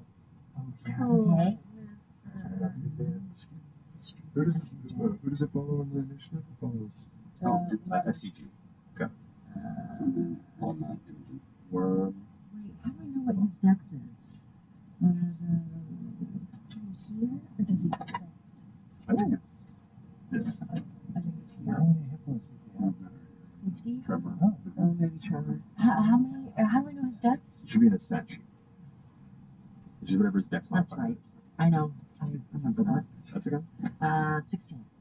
16 just succeeds. So he takes 18 points of acid damage and is not pulled. Alrighty. That's going to finish that turn there. Laudna, you're up with the engine on deck. I'm not grappled, right? I can get away. Yeah, not grapple. It just pulled you all towards it. Okay. Gross. I'm going to light him. Alright, alrighty. Constitution save? Yeah. Natural one. Okay. 88. That's a lot of you. Did you make more than one attack on his turn? He did. So he takes How many did you do total? Was it 2 attacks or 3? it was 2. Okay, so just one. Okay. That's great. Two persons against me and then the stomach. That is it's in a stomach is technically a third attack. So yes. So what? 15 points of damage. Necrotic. Yep. 1. And then I'm 16 to work. Yeah, that's great. So wait, that was 31. 39, 45. A light demo. That's necrotic, right? Necrotic. Alright. Is that good or bad? Seems to be good. And As then, you reach out and kind of grasp your arm into it. I kind of like wrapped, since it like wrapped its stomach around me, I kind of just grip it for a minute and like light its stomach. You watch as the bright white, like colorless, pale extension of its internals that you grasped go from blanched white to a deep, sickly black green. It's almost like you extend your own essence through into it, and as you do, you watch as both the heads kind of like pull back and shake, mandibles wide open, and immediately withdraws it from the inside before it like lands, and you see the heads looking a bit panicked. And then I'm going to... Does that make a save against your spell? Yes. Wisdom. That is going to be a 12. Fail. So he is afraid of me. He is very much frightened, and the creature is looking very spooked and very like. You get the sense it's like starting to curl up and it's starting to like try and find some sort of egress. And then once again, I'm going to slam my hand into the wall, and I'm going to quicken a spell and do chill touch again. Nice. And the bone nest from under it, like a hand forms out of the bone nest and smashes it That's in cool. its head. Go roll for an attack. For 18. Very close. Great. We should have advantage on this, right? Because Ooh, that's yep. right. Just in case I get a nat 20. Oh shit! Just in case. Sure. I watched that shit happen in real time. I usually don't have that good of a view of the dice box to watch that shit. That was awesome. Oh, fine. I will keep this dice roll because it's good. So that's 10, 20 damage. 20 points. 20. And then I still have my spider climb up, so I'm going to like skitter up on the wall and hang upside down and just panic for a slight second. All right. So Usually you're like up on the ceiling in this area. Yeah, kind of like tucked if I can kind of hide from it a little bit, I guess. Best you can. Oh, God. Okay, that's my turn. Alrighty, finishing your go. Laudna, that puts us at Imogen and then Orin. Right as Laudna skitters up, I'm going to step right in where Laudna had been standing. Put my hands on the side of my head and like shoot forward a lance with such force that all my hair shoots forward and my dress shoots forward too. As it That's awesome. So yeah, a psychic lance. It's like 3 shots, like different angles.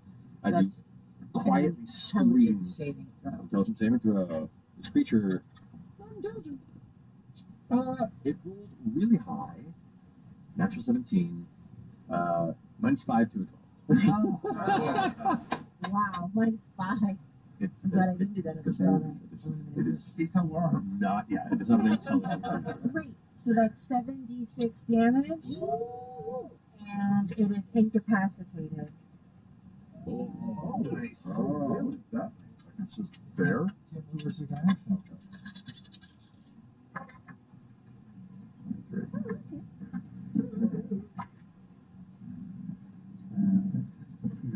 Yeah, it can't move, can't speak, it's unaware of its surroundings. Wow. Unaware of its surroundings. 25. Yeah, Oh, we no, just sorry. like move on. That's unconscious. Sorry, incapacitated. Then there was a different thing I looked up there. Incapacitated.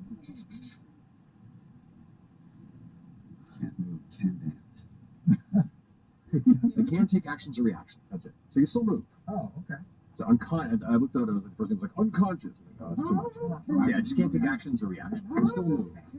Only away from you. Does that mean that lair actions can't happen? Layer actions are separate from the creature's actual action. At least the layer doing it. No. That lasts until the start of my next turn. Awesome. All right, so finish your turn. That's 25 points. 25 points. Psychic damage. Looking rough. Alrighty. I will.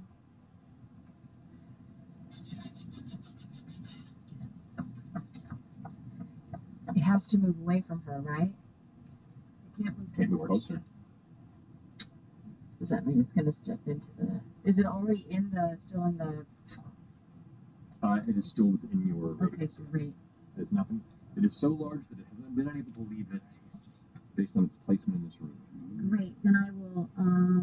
Oh, did you roll concentration, by the way, from the damage it took? Oh. On its turn? Yeah. Just to see if it maintains. Yeah, I'm great. Okay. I will quicken a spell, and right afterwards, I'm gonna hit it with a mind sliver as well. Dude. Mind sliver the cantrip? Yes. You got it. Yes. Roll the natural 2 to resist against you, or curse, by the way, so it's still there. Okay. So that's 2d6 if it fails an intelligence saving throw. Absolutely fine. There's a -2. So additional 2d6. 7 more points of psychic damage. Got it. Alrighty. So and subtract 1d4 from the next saving throw you make. That's good enough. Alright. I'll go ahead and mark that here to be at 3. Alright. That finishes Vision's go. Are you going to move or stay put? Can't take any reactions, so. I'll step back. Okay. I'll move up there. Alright, cool. Orin, you're up. Ashen, you're up. Advantage. So I'm gonna leap up to the top of that column with my boots. See, the thing looks like flailing about, or it's flailing and looks like it's getting ready to run. Okay. It's weird. You've never seen a massive worm creature look scared, but you can feel its instinctual fight or flight is kicked in, and it's leaning more in the flight. So we don't know where it's gonna go, and I don't know that it's been feared. I'm gonna spring on top of it and start stabbing it. All right. Right. So here or on it? On it. Alrighty. Take damage. Is it splooging acid out of every pore? Yes. Good. Yes, it is. Poor spooge. And it's advantage because of your. Okay. So that's a 29. That definitely hits. I'll make a goading attack just so I can get the damage. 10 plus. That's 15 total. And it has to make a wisdom save. Which would be 17. 9 minus 4, so that is a 5. Okay, so big failure. anyway, I just want to get that in there, and I will. Do I have enough movement to like fall office between it and the wall there? Here you can. Yeah. Yeah. Okay. And then I'm going to look for. That was your one attack, right? That was one. Right, looking for a vital spot. I'm going to wait till its head whips around. As soon as I see one of its large circular mouths come, stab right into it. You do take 6 acid damage as Okay. you strike with the first blow, and as you carve through, you get kind of splashed with some of its. You're not sure if it's the blood or just the secretion that's around its body, but it burns into your skin as it hits you. That's a 20 to hit. 20 hits? Okay. I'm going to make a pushing attack. You take 9 points of acid damage. All right. This is 12. That's 18 total damage that time. And it has to make a strength save now versus 17. Minus a d4. Well, it's only it's for the whole next turn, or just the next Oh, you one? only did it once. Yeah. Yeah, he already did the first Okay. one. So that would be a 21. Oh, I totally. Yes. Yes. Okay. No, I'll action surge. Okay. And hold on, let me just make sure I don't lose track. Daughter sweating. And one more time, I'm going to make a pushing attack again. So it's advantage. That's a 26 to hit. 26 definitely hits. You take 9 points of acid damage. Okay, 11 plus. That's 14 points of damage. It has to make that strength save one more time. Indeed. Disadvantage. With disadvantage, right? Yeah. What's it? That's ability checks, not saves. Oh, yeah, just dex and strength checks, right? Correct. That would be put at 16. Fails. Pushes him 15 feet into the Imogen's mess in the middle. Yeah. So I'm a little guy, but I stab it right in the middle of that circle of teeth to wound it and get it to like drop back. And which is what it does. You hit in just a place where this thing has not been making any noise internally. All of its sounds it seems to be emitting are played beyond your hearing and just borderline yours. This strike is the first time you all hear like this like recoiling kind of guttural screech as it pulls back. It just slithers into the central space, like spraying its some sort of liquid from its body as it does. That damages you, but nobody else in the vicinity. And it looks like it's cornered and scared. And I had one more attack, but I'm out of movement. Oh, no, I will cut the wind once. You have more, right? So you have 3 times, right? Yeah, 3 times. It's the last one. 27 to hit, and you do not take acid damage because 11 points of damage. 11 points of damage. Alrighty. Ashton, you're up. I've got a good side. I got a look at this, see where everything's going. I can just try and give this a nice run. I'm going to do another Chaos Burst attack. I'm going to do another wormhole strike. Okay. Reckless. Yeah. That's 26 to hit. Alrighty, that definitely hits. That's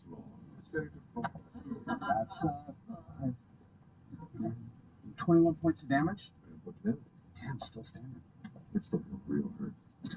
Taking another. Come on. Board again. That's 23 to hit. Channel, your hitter. And that's, there we go. 28 points of damage. I'm going to take a run up. I'm going to swing, and I'm going to actually hop through my own portal and come jumping over it, hitting it on the way back once I get that, fulfilling it. And then just right over the end. As you teleport into the opposite side, full momentum, rushing towards it, and then wham, hit it from behind like a freight train. The creature, one of its heads just kind of detonates across the far wall, and it splatters against the basalt rock on this end where nobody is. The rock kind of like, and some of it kind of burns, and the pock marks you can see barely settling in before it slowly neutralizes. The other head shrieks and it begins to try and pull away. but it leads out slowly as it begins to escape towards this tunnel where you are, and as it approaches you, it's like, and its tail kind of like twitches and swirls a bit before it eventually comes to rest.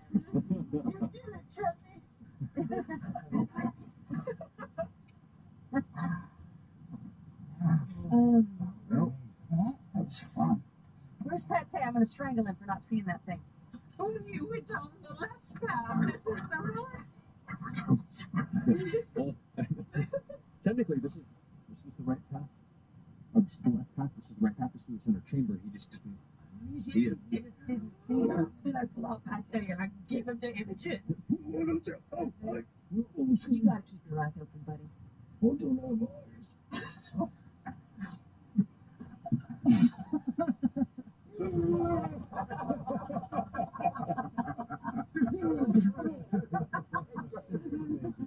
Get in your house.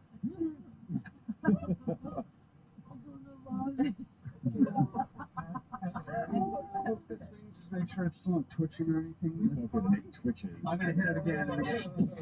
Fucker. Yeah, I'll take some damage for that. You do. You take another 6 Yeah. points of acid. I'll take it. Is it not twitching anymore? It is not.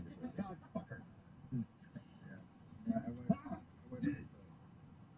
It was fucking moving. I'm not a fan of this pussy sploogey situation. I don't like I'm it. gonna drop the hungry torrent so people can look at the dance. Vanishes.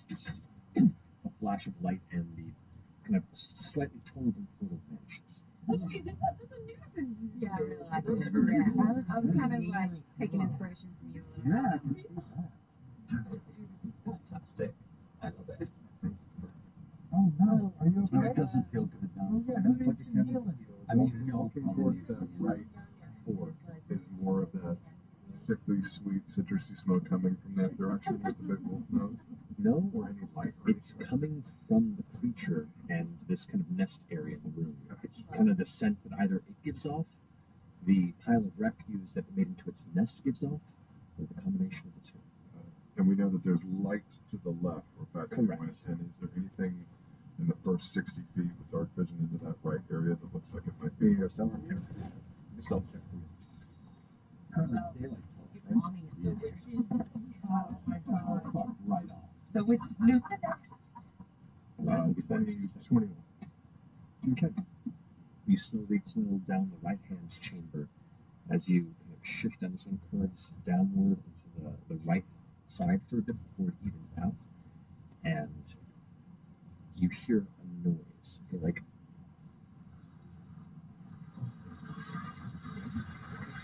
and you come up to the point where it just ends and there's an opening. And you look down and you can see that there is a small chasm beneath you where it looks like there is a lightless kind of a passage where ocean water is flowing beneath the island and kind of filling in this area. And the sound you're hearing is bits of the tide that are pushing through and kind of creating this odd kind of tidal shift within this kind of ocean river that's carved into the subterranean island rock. Awesome. Sweet. If there are no bones, remains, or anything like that, to search for signs of life, like dead life, I'll walk back towards the middle area. Well, so the witches are searching the refuse pile. Make sure that the acid, that all the acid is out of the way. Okay, so two of you can make an investigation check, or one of you can do it with advantage, your choice. Huh? Who's got good investigation? Oh, I have a 4. I have a 1. So we'll give you advantage. Okay. Go for it. You're guiding me. Guide me. Oh, I'm gonna use. Okay, well. You guided me. You have advantage or no? What do we say? Yeah. Oh, okay, that's good. 18. 18. 18 is the DC. So as you search through this area, there's it looks like gathered bits of partially crunched and destroyed into pulp driftwood and tree bark that has been used to create this nest, almost like it's been swallowed and exuded to create almost like a wall space around it. There are many, many bones that are clean.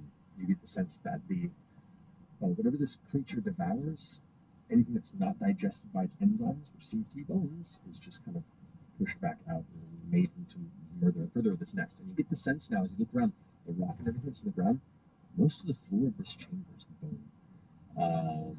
There's just like a layer of it, that elements of dirt and rock and the elements have kind of coated it with color and shale. As you pull through, though, you do pick up a couple of things that catch your eye.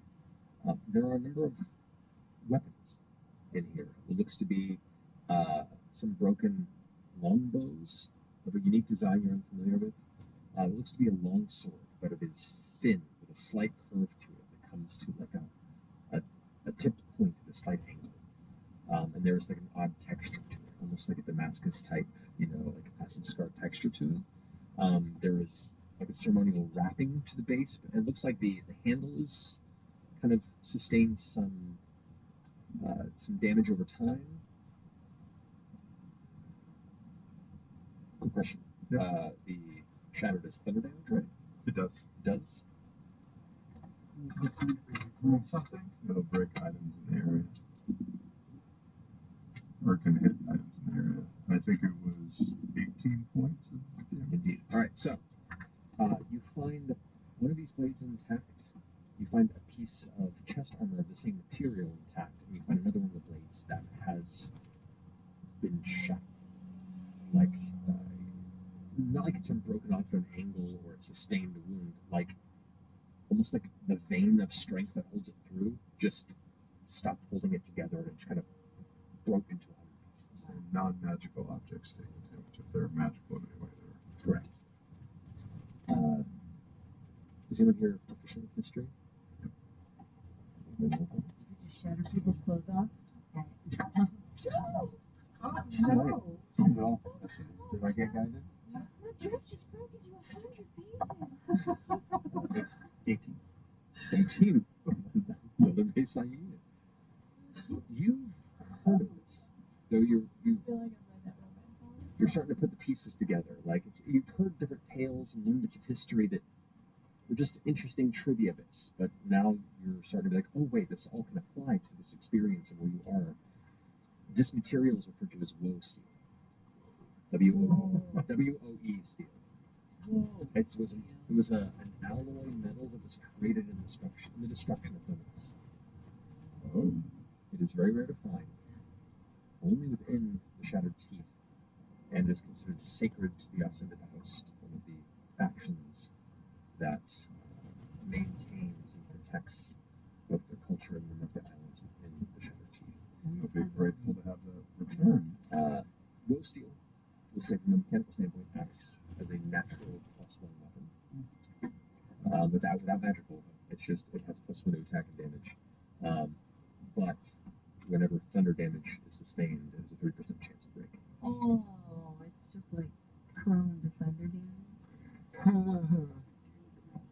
Way to go, Chippy. Sorry. You also find the only other thing that hasn't been kind of destroyed by the proximity of the acidic nature of the creature that made this its nest is a unique charm hanging on a broken chain. A palm-sized low steel cage affixed to this kind of dangling necklace charm. And it encases a smoothed, kind of reddish-brown stone of unknown origin that bears what looks like carved language written across its surface in multiple lines. Is language familiar to any of us? I don't believe so. If you'd like to make another history check. Yeah. We're good, probably. Is 26. Okay. The train of thought that brought you to recall the woe steel also is bringing you to some elements of the Shattered Teeth you'd read about. It's interesting. This is a part of your not just your training, I mean, your schooling, and also just a general curiosity about examining the world about you, and you've forgotten about this. This is referred to as a Raito charm. The Raito charm is of the Ashio culture here in Calusa, one of the many communities that make up the ascended host across the Shattered Teeth. What was the name of the Raito charm? Raito charm, R-A-I-T-O, is the Ashio culture, A-I-S-H-I-O. No, what? A-I-S-H-I-O. Got it. Thank you. Ashio culture. Let us, what do you make of this? Do you want me to identify it? Oh, I need a short rest. I'm happy to take a short rest. I'm a little exhausted. When do we get out of this cave? Well, yeah, we'll get some fresh air inside. If we bear to the right, it's just a nice gradual drop. Yeah, you know, none of you understand the language that's called out. Yeah, I was just thinking maybe it is the lens. Maybe we should rest here because things know not to come in here. This does seem like a safe place now that this creature's As long as the pustules don't pop anymore. Are there bus buckets up on the roof still? You see a handful that are up there, but they don't seem to be reacting to your presence. Yeah. Maybe they go off of vibration. Oh. That's not a knock against the sound or the force with which I howled. It's just that we killed this host. All right, fuck it, let's rest. You're going to take a short rest here. Are we able to, our docked temporary, or docked, Temporary point. or just docked until long Until your rest? long rest. Ooh. Except for the 5 that you lost with the captain, those are permanent. So, Yeah, except for but the 10 you've lost, if you lost them during that battle from its extended stomach ability, those you get back in the long rest.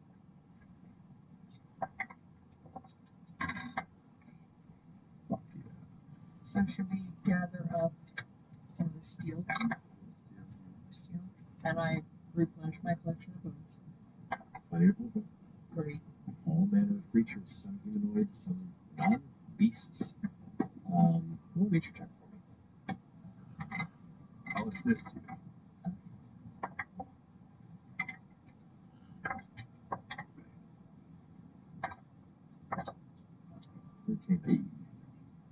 A lot of odd bone shapes and sizes around here. You can't pick out a lot from them. Some of the skull pieces with like large tusks look hog-like, but large. Like a hog with this skull would probably be about 8 to 10 feet end to end. Unless its head is massive and the rest of its body is tiny. There are other bones of other creatures you can identify that are also large, and many small ones as well. This is just a collection of whatever was either hunted or unfortunately found its way in here by accident. Did you say that the 10 points, 5 points from the worm that we got, that goes away? At a long rest. At a long rest. But that's right, that's right. Can I attune during this short rest? Yeah, for short rest you can, yeah. Okay, I'll attune to the lens and I'll identify that thing. Okay. This indeed is a Raito charm. The Raito charm, they are relics of deep personal importance to the Aishio people. Let me see what all the spell tells you real fast. It's not magical.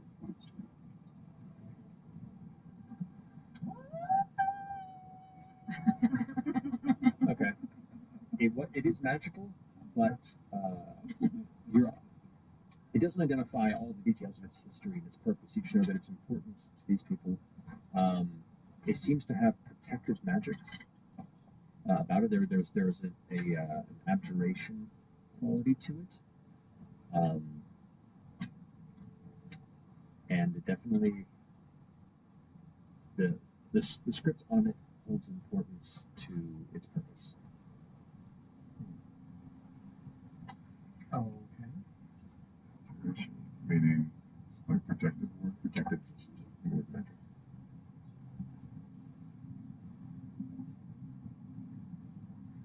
Okay, all rested. Yes, they make their swords very strong. Make our way up to the surface. To the surface. I guess one thing you would know from that technically is it's not attunable by you or anyone. It is designed for a particular person. Could I use my grim psychometry? You certainly can. Feature here, like standing in the nest and maybe even coming over and looking at FCG holding that and see what I can tune into. Go ahead and roll and add either your intelligence or wisdom modifier based on the build that you chose. Your spell's intelligence based. Your humorcraft is. Grim psychometry is a history check. History. Right, history. So go ahead and roll history.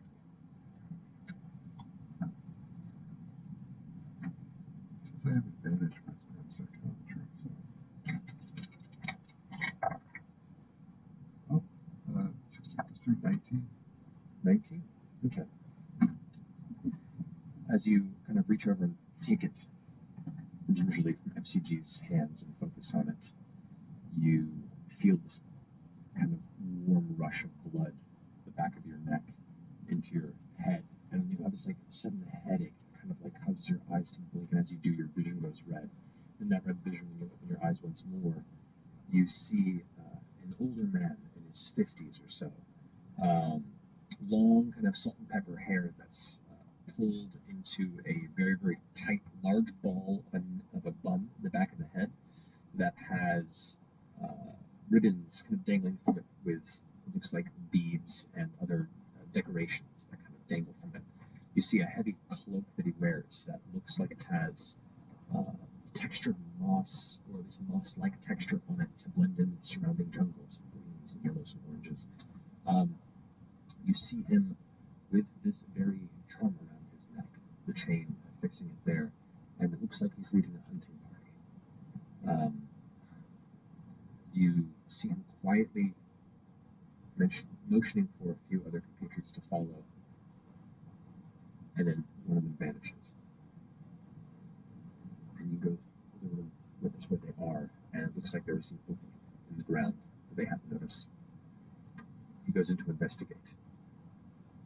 And in that shadow, in that darkness, he goes to light a torch.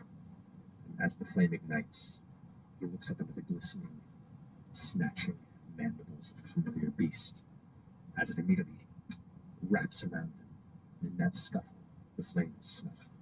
His scream is silent, as his existence falls to shadow. Right. This was a personal effect of someone that was here before. How old do you think it is? I don't know. These visions I'm granted, I'm not privy to when in time. Only was it the gift. It's a singular one that I treasure. Are you not a planeswalker? What? Not again. I'm still on my sabbatical.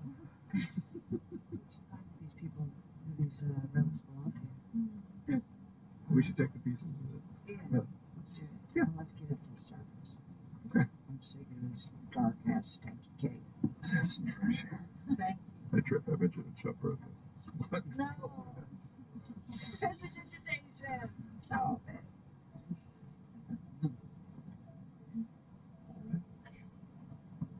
As you all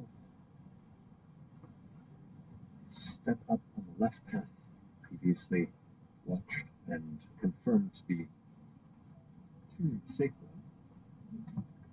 one, you eventually watch as the daylight breaks through emerge from the depths of that seaside cavern to the lush jungle edge that encompasses the creeping valley of Kalutha.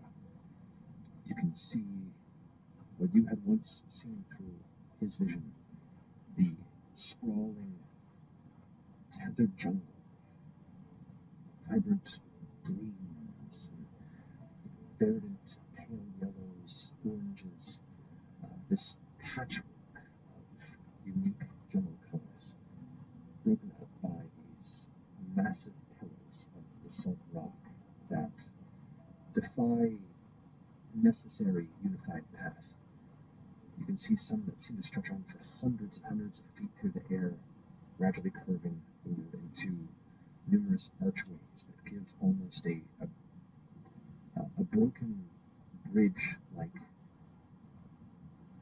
arena around the entirety of this jungle. The mist is not as strong here when it's further away from the sea, but it still grows thick towards the center of this jungle, where you can see the hills rise and fall. The further away it gets from you, you can see the shadow of the three massive mountaintops that mark the center of this island, many miles away. What bit of that dark, looming shape that resides there. I'm not quite sure how far it is to get there, the perspective challenging at this distance. But you do recall being told that somewhere near the base of those mountains lies a tree. And in that tree lies answers. And that's what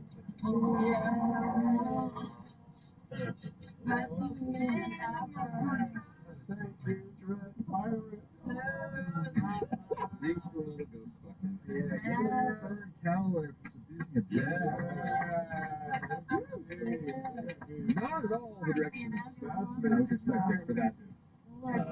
The story is very So happy to finally get the shed of teeth to be off of it. All right, pick up there next week and see where it takes us.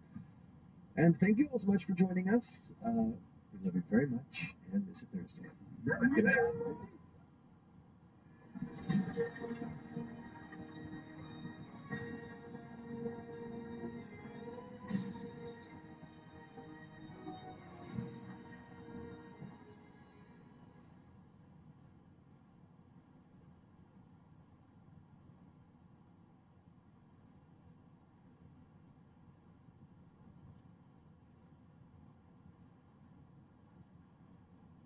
Hello everyone, and welcome to tonight's episode of Critical Role, where a bunch of us dirty-ass voice actors sit around and play Dungeons and Dragons. Alright, we do have some announcements to get through before we jump into tonight's episode, beginning with our sponsor, Warner's Games, and their new game, Mortal Kombat 1, which is the latest title in the acclaimed Mortal Kombat video game franchise developed by NetherRealm Studios. And here to talk about it is personal injury lawyer, Sweet Sam. Oh, yes. Hold on. Oh, yes. Hello, it's me, Sweet Sam. Have you been injured by the leaping stomp of a four-armed half-human dragon man? Was your property damaged when an ice-wielding mass ninja froze your pipes? Were you forced to miss work when the Queen of Adenia's banshee scream cracked all the windows in your Kia Sportage? Then you'll need to call me, Sweet Sam, the Mortal Kombat personal injury lawyer. I take the fight to the fighters and get you a flawless victory in court. If Sonya Blade performed her classic leg grab on you without your consent, you may be entitled to compensatory damages up to $400. And Sweet Sam will finish her in court. But don't take my word for it. Here's some testimonials from satisfied plaintiffs. I was walking my dog when some guy named Scorpion yelled, "Get over here!" and pulled me towards him with a chain. I got really bad whiplash, but I also got $280 thanks to Sweet Sam's lawsuit. Thanks, Sweet Sam. Ow. I can turn your fatality into a celebratality. Oh, how about this success story? At college, I was studying for an exam, but this guy named Raiden flew through the library yelling nonsense that no one could understand. It kind of sounded like, "Get back in the car?" Anyway, I was so confused that I flunked my test. But Sweet Sam got me an A+ in court and $115 in compensation. Thanks, Sweet Sam. You need a lawyer like me because more than ever, Mortal Kombat 1 is out now.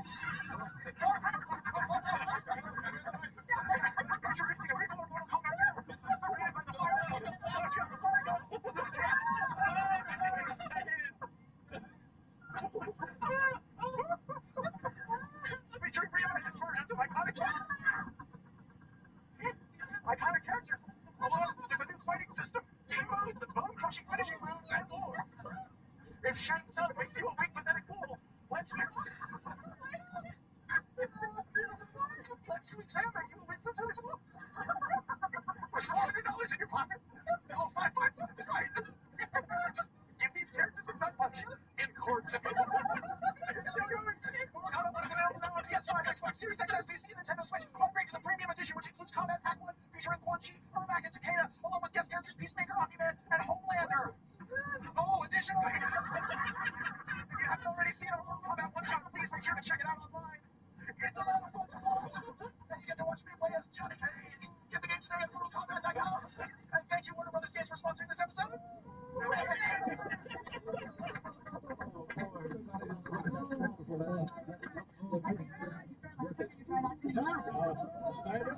That is a nightmare. I appreciate prosthetic teeth that look just like your teeth. It's the most unnecessary thing ever. It's perfect. It's just ready to come in once they know.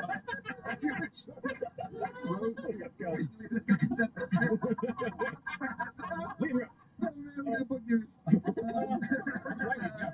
one I got for you. I got The Chronicles of Exandria, Volume 2, The Legend of Vox Machina from Daring Press. We brought it back. Just like the last one, we brought it back. Daring Press. The Chronicles of Exandria, Volume 2, The Legend of Vox Machina art book is available now.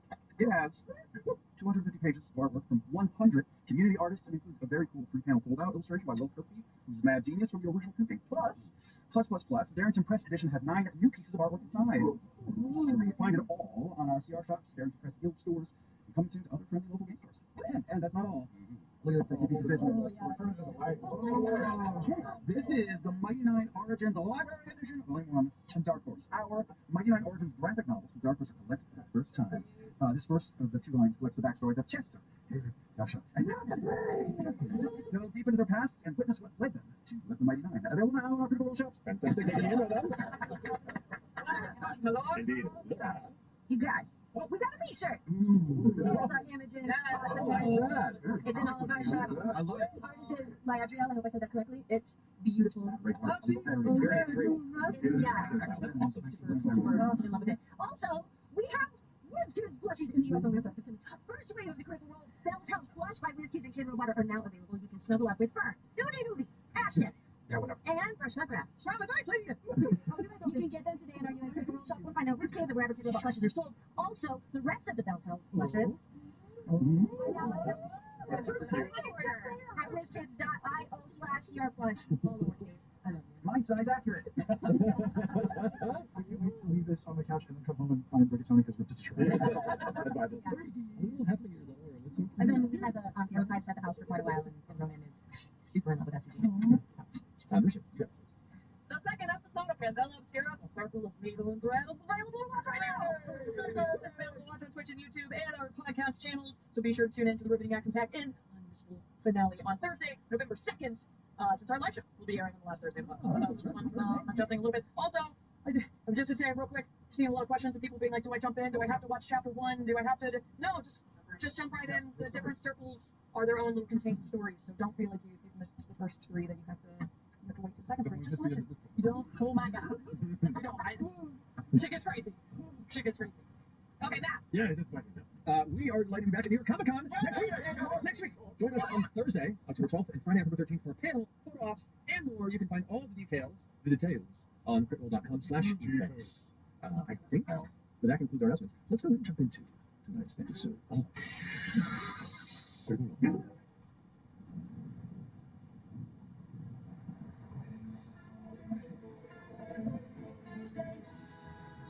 by one we climb until we reach the top. 2 by 2 we fall. Will we beat our hands? Don't beat our destiny. Hold your breath and roll. It's Thursday night. All you critters come join us. It's time to continue our ride. There is magic and mystery. Who knows what will happen if we hide? But one thing's for sure, we never give up on the fight. From the healer to the renegade, we all share the same goal.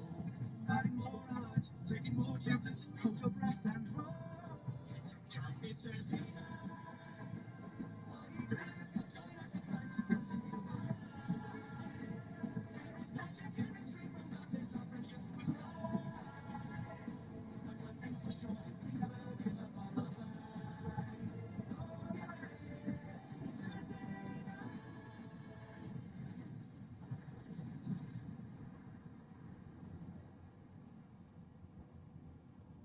And welcome back. It's losing air.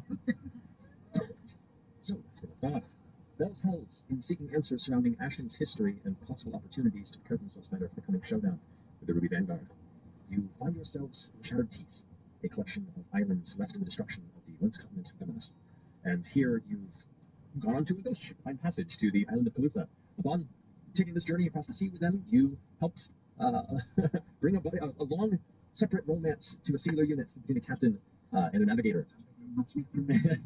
Had a celebration and then were dropped off rather rapidly on the outskirts of the island you seek. As you peruse the black beaches, you found a couple of caverns, one that led up to the actual cliff-top surface of the island itself for a better view. Clambering through the caverns, the sight was missed on one of the creatures that apparently called it home. They did battle a terrifying massive warrior creature that was intent on making its next meal. Surviving the encounter, destroying the creature, and gathering a few odd objects from its nest that can give you some clues as to the denizens of this island, you clambered out to the surface where you can see the mist-shrouded island stretched out before you. Not as dense as the central sea and the previous island you had ventured towards, but still somewhat obscured by the shifting fog that seems to blow the wind over the stretching jungles and rainforest before you, and the melted, massive shadows of the three mountains that mark a central portion of this region of the island, seemingly signify your destination. So Bell's Hells having taken a short rest, stepping up into the late morning, midday, obscured sun, the disparate, disseminated, fog-filled daylight that gives some visual perspective on the path before you. What would you like to do? There's something wrong with fog. It's much thinner here on the island. You can see the details as it shifts with it. You can see more as it goes. It's not as choking as it was so close to the sea. Necessarily, the further in you go. What's going on over there? Quarters and ships. Oh god. We sort of see our destination, right? It's just far away. You can see the shape at times of these large kind of shadows of these three mountains. At times you have no visual sight. At times, as kind of the mist moves by, you can just make out the distant shape of them. Yeah, we go there. Yeah. How far away does it feel? Make a nature check or a perception check, your choice. What about a survival check? After this one, necessary. Oh, it's just you. Pressing my nature body all over your My nature body. Yeah. Quite poet traps. 14 plus nature. Or what was the other one again? Nature or perception? 15. 15, okay. It looks like it's about 25 to 30 miles off. Seems like a lot. Which, it's a decent distance, but the travel between is very dense jungle and rainforest. So it's probably going to be the better part of a 2-day journey on foot, if unimpeded, and you're lucky. You have no idea what lies beneath the canopy before you. I can try to teleport us there. It's right there. I mean, you can see it. Does that work that way? Teleport work. See the destination. I feel like it'd be easier. Yeah, right? Although I did think in my magical knowledge, if I understand that seeing where you want to go increases the odds of the teleport working. It increases your familiarity, yeah. If you wanted to take some time and scope it from a distance, if you had other spells like If we had a looking glass. Looking glass of some kind, which we I don't don't know have. that I took it and are you saying it's out into the air? God, I wish we I had saw one. the last episode. I watch Sam Riegel, Fresh Grass watches the show. Insight check. Now, maybe there's low steel, sacred to the ascended host, to charm. We could just look at it and see what we find for a little bit. Technically, I have a spell that could. It just it finds the path. That was great. Yeah, but it's still 3 miles away. It's still a long path. To go like that way. But does it show the path of least resistance? Technically. Fern, could you shuttle us a little bit? I was trying to see if I could. Shuttle? Like Like five? how? Can you turn into one of those giant toads that... I like to try and you off the infidelity. In your mouth? Infidelity. I feel like without some infrastructure in there, it might get really acidic, but maybe this All right. Build But something. the whole time. It's great. So those people with like 200 cigarettes in their mouth. We make like a giant, you turn into a stork. We make a giant little baby basket for us. And we all like, You'd be so heavy for one. I can get it for TikTok. Do we like those people who make camper vans on TikTok? No? What's TikTok? Okay. It's what my heart does. Oh. I think I could try to pick some of us up and fly us. But then there's a whole bunch of us that Yeah, let's just walk. Let's just There's a camp. There's like a general canopy of vegetation and trees and such. Very much so. Like the mass jungle here, as you see it, it's a smattering of like deep verdant greens, light greens, yellows, and smooth pale colors. It's creates this kind of wonderful like patchwork rolling canopy that rolls out that is occasionally punched through by hills of basalt rock. Some of them carry these long stretching points of angles that almost curve and come to a stop. All these kind of oddly angled protrusions that just kind of break from the canopy. Some the actual mountain itself erupting as well before it kind of stops at a peak.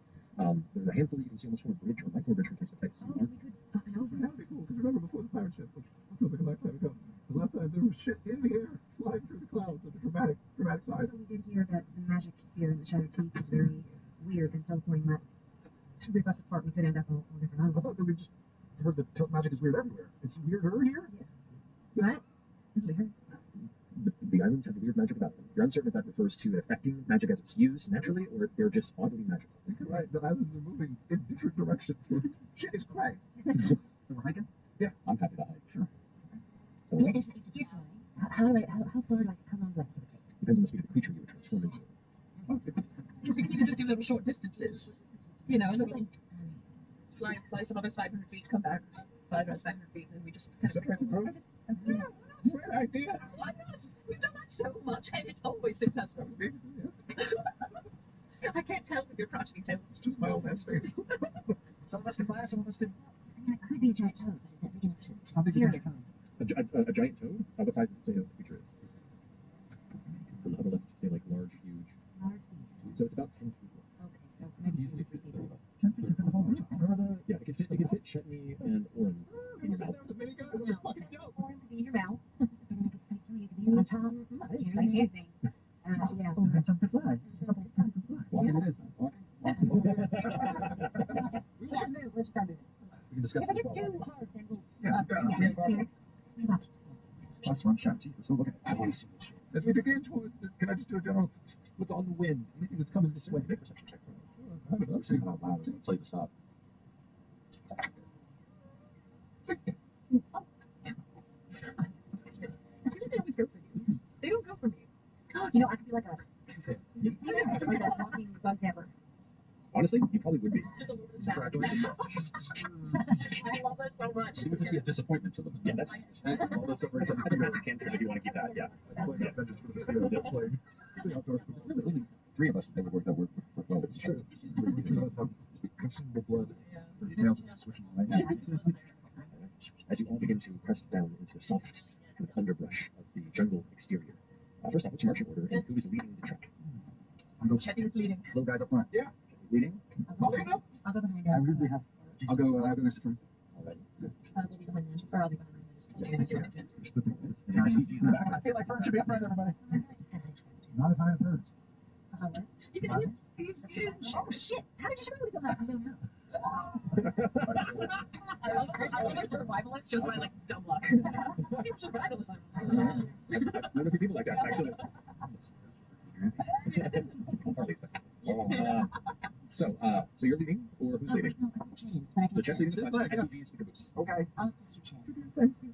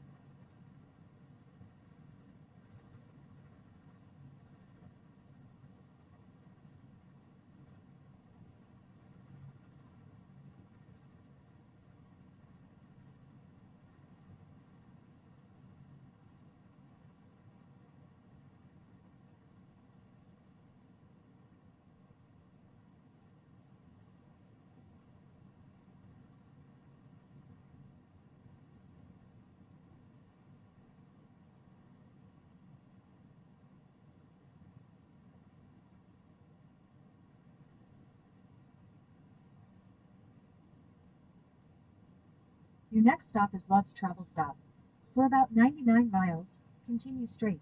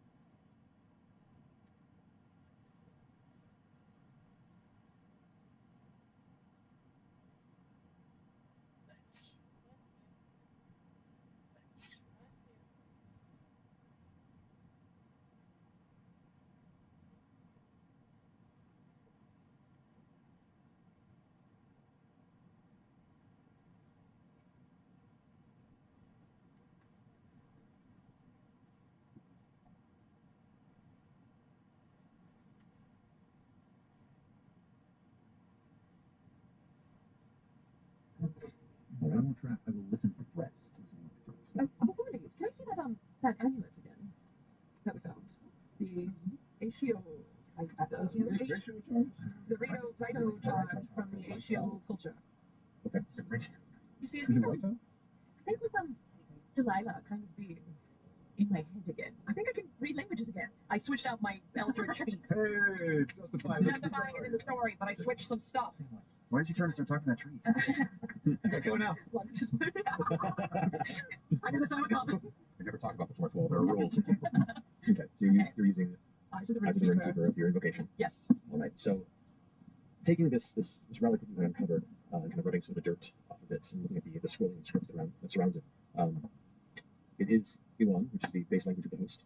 And you watch as the symbols and carvings begin to take shape in your mind in a way that you can understand. One of the phrases reads, "My promise to Shotas." I promise to Shotas. Like a name, Shotas? Or just the name, Shotas? Shotas. Shotas. Another one says, "My love of my children, Ro and Sakagi."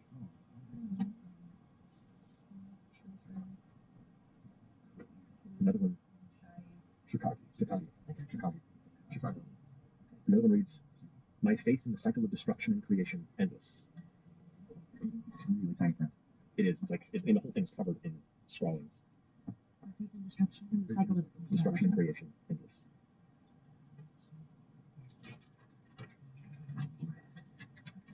That's almost And another one reads, Oh, jeez. you want to read it? Yeah. "My guilt over my father, Gyodova." And looking at all these inscripted into this like polished, deep red stone. And as you can look back at the top of the chain, there is a single name that is inscripted along the cage encasing it. And that reads, Ifodola. Iffodola. So, what do you get? What's the sense of this? Is this what is this thing? What was it used for? So, I mean, it's obviously deeply personal to Ifadola. I'm assuming that's who this belongs to.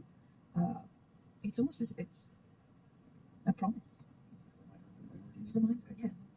Almost not too different to people keeping lockets of loved ones. How old, do we know how old this thing is? No, right? It's a little old. Could these people still be alive? Make an investigation check if you want to take a look at it. Well, It's I rolled pretty high on history knowing about it. There's a difference between knowing history and being able to inspect an object and see how long it's been set there. Of course, but from my amateur knowledge of history, do I know like how long the culture has existed in Alexandria, or more or less? You know, the Ascended Host has been around for a number of centuries. They are one of the cultures, kind of the overarching culture that emerged after the destruction of Dominus and the slow reclamation of the islands once the dust had settled from the destruction of the planet that came before. one more follow-up question? Yes. Is Orm's amateur knowledge that it's an ongoing culture or something of history? I'd say, as far as you know, it's still present. You know, no one said like the lost culture of the Ascended Host. And you know, small relics and mentions of them still creep up from time to time. You know, people refer to them as a very, like a lot of things in the Shattered Teeth, things that are out there but doesn't really encounter our life, so we don't spend too much mind to it. You know, the place is a little odd and dangerous and spooky, so we don't worry ourselves. That's kind of a lot of the larger Exandrian vibe, like ours. Yes. Can you discern, just based on how long it's been in the dirt, potentially how old? Make an investigation. Yeah, I'm gonna shine my light on it, and I'll just say, Fern, can you take a look at this and investigate it for age? I'm gonna help you by shining my bright lights on it. Also, shine it, man. Yeah, get over here and look at this thing. Oh, don't look at it. I'm gonna shine my light on it to help you. I'm just staring at your outfit. Dirty 20. It looks like, based on the layers of muck and sediment that were wiped off of it and kind of still remain in the nooks and crannies, have been there for a number of years, possibly even a decade or two. But not centuries. No. Around. Yeah. Okay. All right, so now we can walk. there we go. I don't think we ever did the smell check. No, we didn't get into that. So, a heavy sense of rich, healthy nature. The lands here, due to the presence of heavy volcanic rock beneath and surrounding the earth here, is very, very mineral rich, and the trees here are very vibrant and lively. The colors that you see that shift from tree type to tree type, where they intermingle, often they're lush, and the smell of healthy vegetation fills the air deeply. There are all manner of vines that fall and tangle and kind of wind from treetop to treetop. You catch visions of small creatures that kind of scurry and dart off into the trees as you, walk through the jungle in a non-stealthy way, kind of just the occasional crunch or snap of twig and brush beneath your boots, sends them curiously rushing off but still looking back. That's apparently what you pick up. Nothing else that seems to cause me alarm or worry at the moment. And does the heavy fog cover, does it diffuse the sunlight that's coming down, or does it or is it just low level so that it hits where it hits and where it breaks through? It diffuses it somewhat. As you get beneath the canopy, it's almost like there's a two-layered fog. There's this mist that kind of settles over the top of the canopy, and then there's like a low one that kind of flows through the jungle floor itself, only maybe about 2 feet off the ground. It's not very thick, but you can see the wisps just kind of passing through as you move. Cool. So you're leading the troop? Yes. Go ahead and we'll start for me. I was assisting you.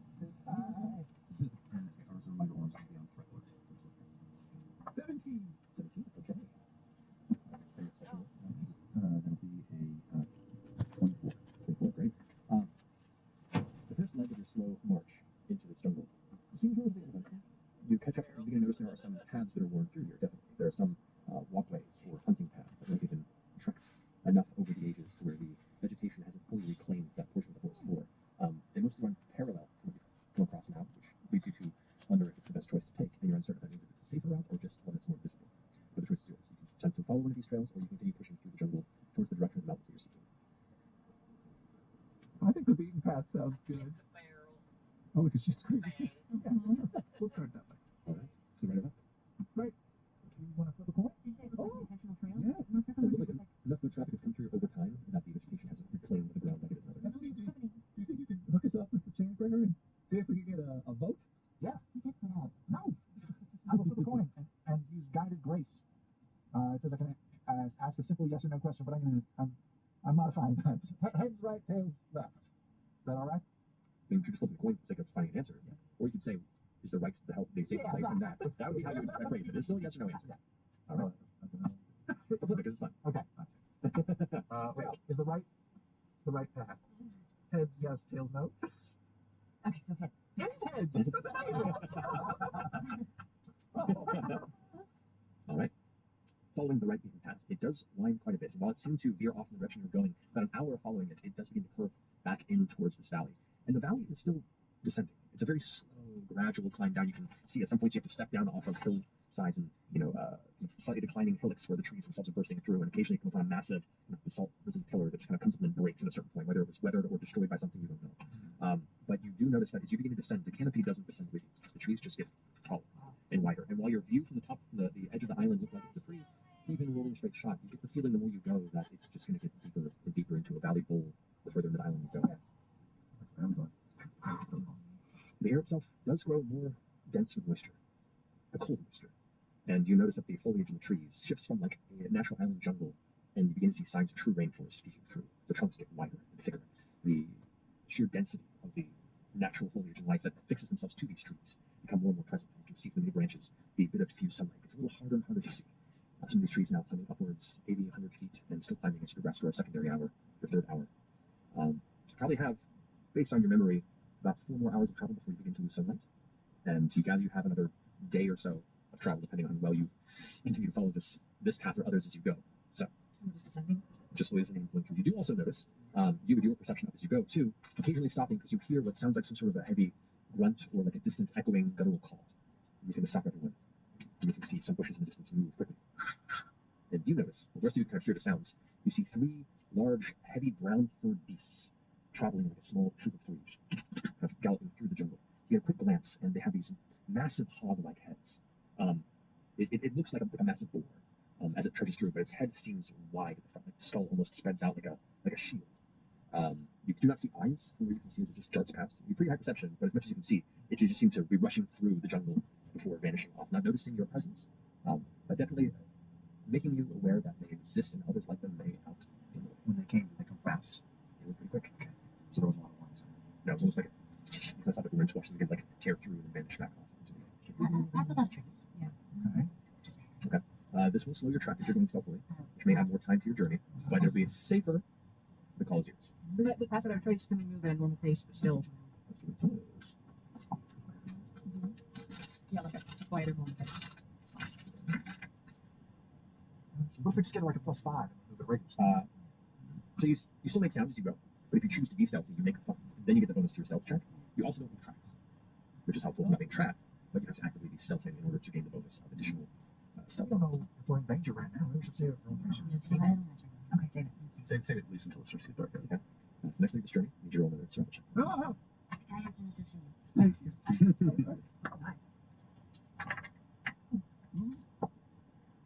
14. No, 13. Even big guidance? They wouldn't get wrong. She would roll higher than that if she rolled a 1. You should let Fern be leading this. Why don't you just relax and enjoy the view back there? Fair enough. I'm just going to strain her neck looking down that much. Could you roll a d6? Moving us. Two. Yes. 2. Okay. Why you smirk? He smirks because it's not. White A short trek later, you begin to hear the sound of nearby rushing water. And you begin to notice that there is a winding river that is carving through the floor. Whether it be from rain, moisture, or some unseen source of water, a river is kind of winding through the jungle, also in a descending path as it makes its way towards the center of this valley itself. It's about 15 or so feet wide, and you can hear like at some points where it kind of crests off of some of the hills. There's a small, maybe 5-foot waterfall, but nothing too dangerous. It's your choice to either cross it or continue to follow it. Ah, a source of water. Life for the plants and animals of this region. Well done. I don't know. Is he becoming a novelist? We could continue on, but it might throw us off course. We could traverse this raging water and be on our merry way. How fast does the water look like it's going? Just like It's not like a rushing river, but it's like it was sticking in it, like burst. no, it's cruising gently. Like I said, it's 15 feet wide, so it's a decent volume of water that's been pushing through this jungle for a while. But it's not traveling at an expedited light rapid pace. It's just you're uncertain how strong the current is or how deep it goes from this perspective. Maybe do the stick check? Not of concern. I'm just not good enough. Test Stick it. check is good. Yeah, stick check is good. Who wants to carry your jet? Ah, I'm just saying if it's, well, yes, Imogen. I can't do it, but maybe it's easy. Oh, wait. You want me to carry him? Sure. I'll carry his water. I can carry the water. I'll just rust it back. But the water itself seems pretty clear, though there is enough sediment being picked up at the different breaks in the rock beneath it where you can't quite see the bottom. I'm gonna do the stick check. All right. Take like a meter plus stick and see how deep it goes. About 5 feet out, it goes to about 3 feet, and it's a slow, then sudden drop to where the stick completely submerges about a third of the way across. Orm's going to hand you one end of his rope, then he's going to run 10 feet to the edge of the water and then leap 20 feet over. I hand you the invisible rod. 2 of those now? We do. Oh, We have 2 rods. Because luxurious. How did we get 2 rods? I started the campaign. And then we got another one from. Ash built it. Hands in the hammer. That's right, put it in the hammers. In the hammer. Yeah. So I leap over with the removal rod. Once I get over there, I tie it. Great. This is awesome. Good teamwork, you two. Okay, I'll hold the rope while you guys go. You don't need to do that. I'll use the hammer to get the other side of the rope and tie it off. We now have. How are you going to get that hammer? Well, I'm going to take it with me. So you'll be last. I'll be the last, and you'll have to drag me across in case it goes terribly wrong. Okay. I'll just, I'm going to take out my fishing tackle that we bought forever ago. Just going to stick. See if I can catch it. That's great. Good rolls out. Come on. 19. 19.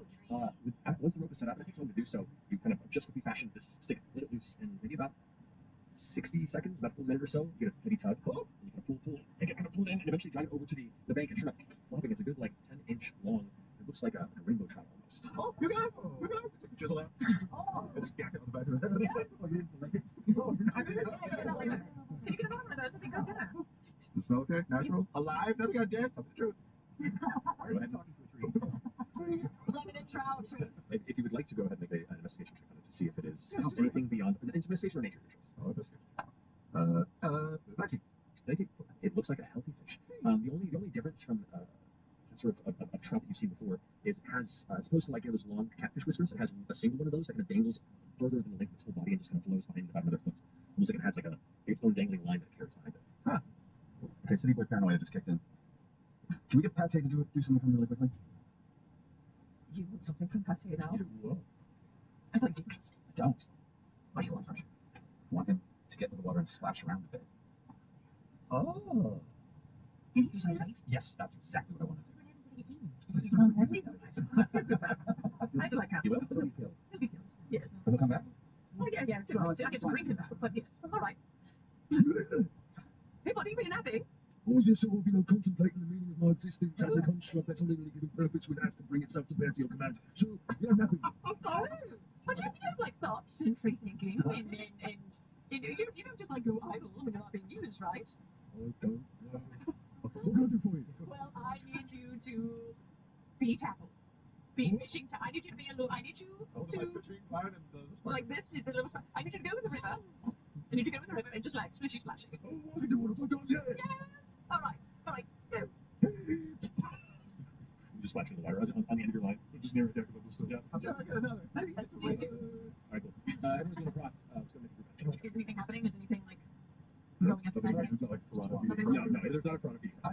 No, but It's citywide panic. I know. Citywide panic. That's good. I don't like being in the woods. It looks there's nothing currently assailing Patsy at the end of the line. Splash by the way. Chase the Okay, you're doing great. Doing great.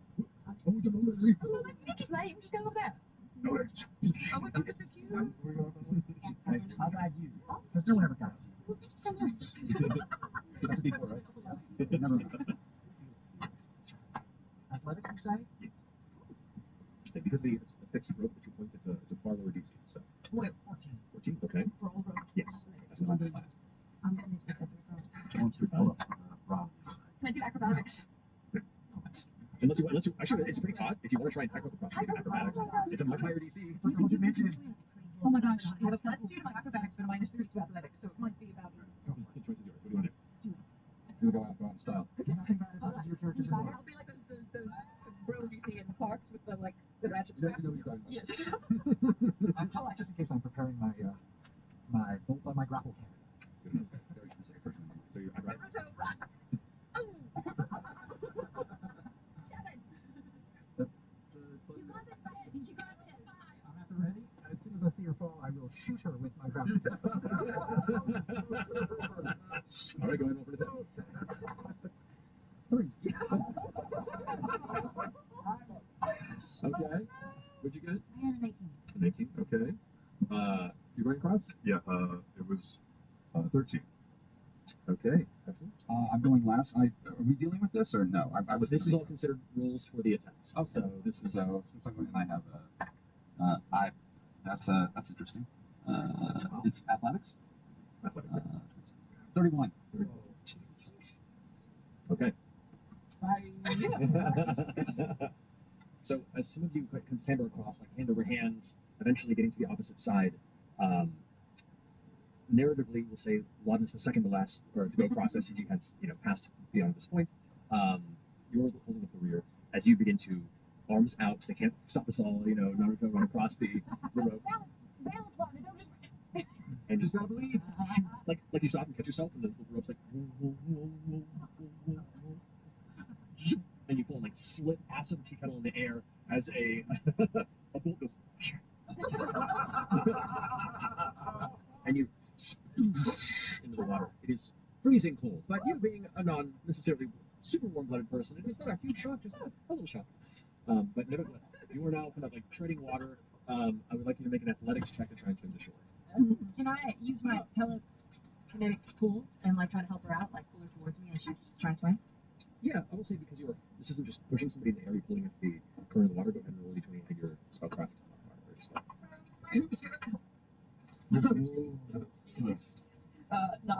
9. 22. 22. Okay, so you pull her 5 feet closer, and she just falls under the water. Okay, I'm gonna. I'm gonna try and deal with this. I'm going to disengage disengage the rod and the hammer. Okay, you haven't crossed yet. I know. Yeah.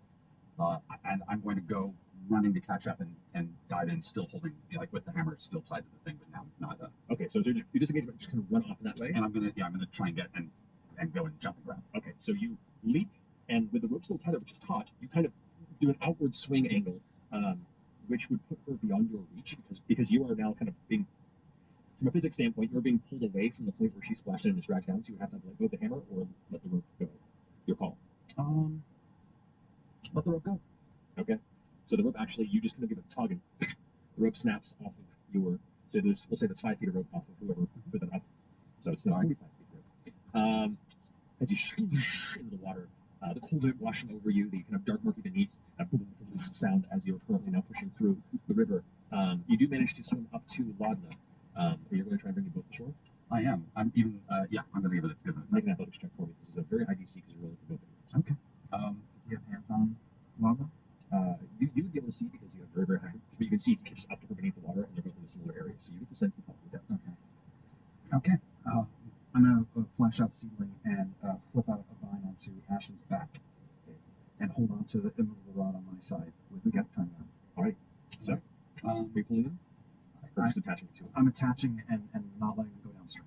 And just holding this with one arm and this out with the other. Okay. And just I'll say because he's a moving target beneath the surface of the water, just go ahead and roll a d20 and add your dexterity modifier. And just for fun, I'm going to rage. That's a 21. 21, yeah. You send it below, like a Spider-Man foot just touching the back of him, and you are raging. Go ahead and roll your athletics with advantage. You're like such a problem right now. One attack. Athletics with advantage is 18. 18, all right. This is at this point, it's not a very wide river, and at the point you grab and where you attach, the rest of it only gets easier as you go. So it takes you a moment, but you do manage to get both of you up and out of the surface of the water and to the point where your feet begin to touch the bottom of the river itself and get some traction. Right. So at this time, you also notice that something is emerging from the water behind them. Oh, like a mound that begins to rise up. Guys. This is so heavy. What? You still have to find her. Behind the two of them, you see this kind of rising mound, almost like its own small island, like a deep kind of gray brown, almost like dappled textured hide. You see like where the back is and shoulders are. It's kind of smooth and rotund almost, but muscular. And you see the head pull up, and there are these tiny little ears that kind of wiggle. And where the snout would be, these two massive horns that curl up like this. You see this kind of monstrous hippopotamus that basically Where hippo? you see like it sprays kind of air out of its nostrils. And it seems to be like slowly stalking up behind the two of them. Come on, dude, not now. Come on. Howard? Those are not there. Yeah. Are you trying to maybe? Are you holding on to Lavna, Ash? I am, and we are moving, and I've got a rage up at the moment, so. Would it be possible to use my sconky's ring to try to lift up Ashton's hammer so that I can try to get them across? I can hold 1,000 pounds. What? Yeah, I think with the ring used right now, you go ahead and activate it, and the hammer suddenly like it yanks your shoulder a little bit, but not enough to do any damage, just enough where it might be sore for a little bit. As he goes, rocket out of the water, as this creature kind of like goes and tries to go up behind them and catches just the air, maybe a foot beneath their feet. So as you kind of pluck them up and kind of, let's say, as gingerly as you want to, lay them down on the ground. Yes, very gentle. Sit them down. It only goes so gentle because the gravity kicked in, so it just... We fall. Is it charging? You see, it's emerging from the water on the side of the riverbank where you are, and you can see not far behind it in the water, like 3 other smaller ones that are emerging inside. Don't hippos kill more people than like lions? Yes, they do. Yes, they do. Yes. I'll cast Speak with Animals. Okay. Yes! And I will say, please, we mean you no harm. We were just trying to cross a brook to get to our destination. Fuck off. We will gladly fuck off. Can we go? Will you let us go? 25.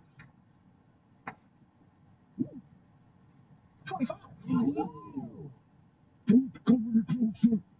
Fuck off. There's no need for that kind of language.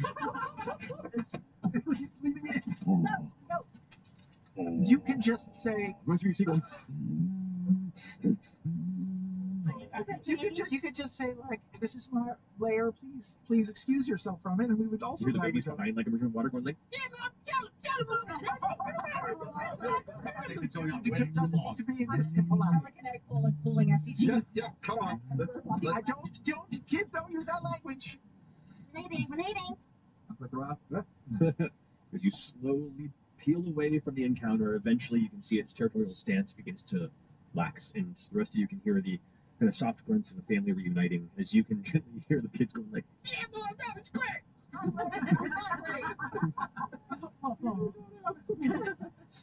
I just left because I wanted to, not because you told me to. I'm just prestidigitating you on and Brian you off. Thank you. I'm sorry. It was real funny. No, you look out. It's great. I fell the trout into my bag of holding. Thank you. I was about to say, I'll just save your wet. We had tissue in there. Maybe I could bake it. That's true. I mean, You can have a baked trout. Before I could butter, or like, I don't have any butter. Wait, I have a little butter. your butter. A little butter. There's a pantry. Bake it. Bake it in my body. How old is the butter? We can't get to the pantry right now. Don't ask her about the butter. Don't ask. There's a pantry. Got it. 30 episodes ago. Don't ask where body butter comes from. As long as you have it come butter can stay for ages. How does nobody know? I ran out of butter several weeks ago. I've been using motor oil. I have. Is that all right? That explains why it's moving so quickly through the system. Sure, that's basically Crisco. So Yeah. Are you still holding the string? Oh no, I'm gonna relinquish the duties to me. you. But I'll assist you with my nose. All right, so Fern, you understand in wild spaces that the water travels down. So if you're following a river, it will lead to the direction in which things get steeper, or more to the bottom of a basin, the bottom of a forest, the bottom of a mountain. Continue toward Deming. Choose to not. You know that things seem to exist in the river or near it at times that are not immediately friendly. Yeah. All right, I'm gonna get low and put my hands in the dirt. Taste it. It just dropped out. Oh, that was your shit. Shit. That's fine. Turn left onto I-10 frontage road southwest. Survivor. Are we bowing the river? Or Find out the rolls. Oh. Fern kneels down, sticks a finger in shit, disappears. Did you guide yourself? How old is that? 26. 26. You gather you can follow the river from a distance to where at least the direction it's traveling was. Nothing is free.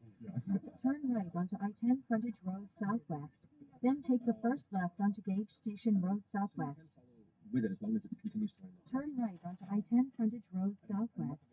Then take...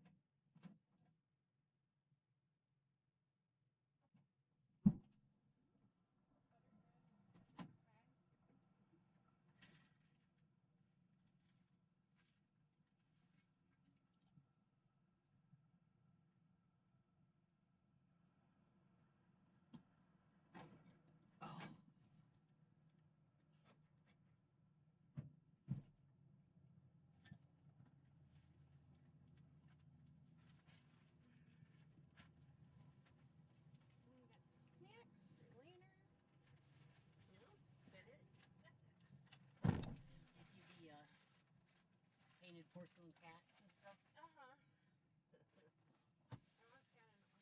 Yeah. But then you didn't. But then I didn't. Why you didn't? That's kind of crazy side for the pop-up. Yeah.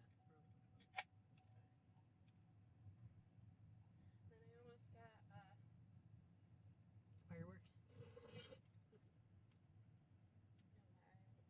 was thinking that you would have gotten. No. Fireworks. No, it's looking at the scorpion encased black skull face. Ah. Find the bin with all the shiny rocks.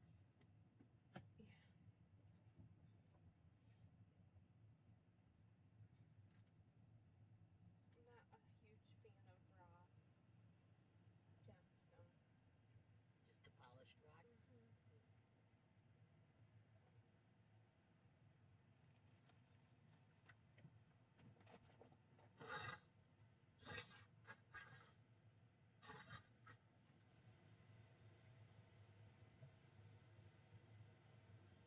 I was just gonna get snacks, and then I was like, oh, looks like I have time for DQ. Is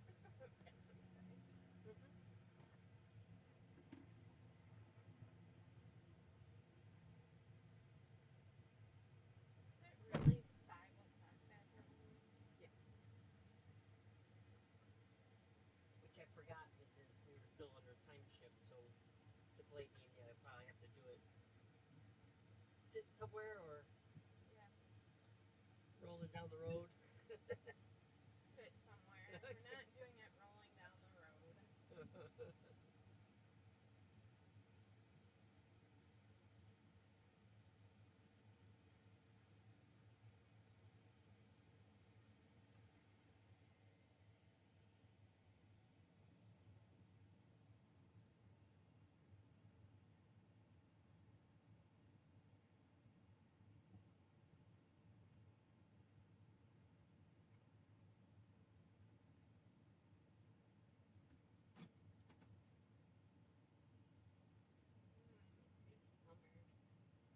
Hmm? A Hummer?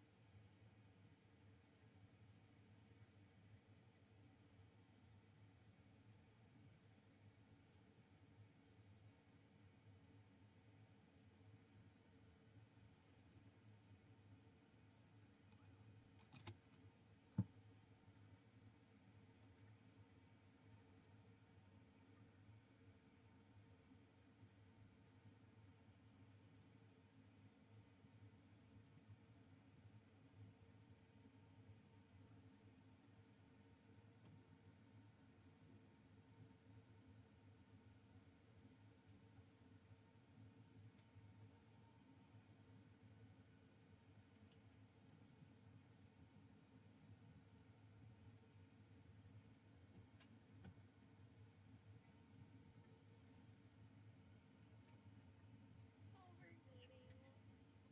Yep.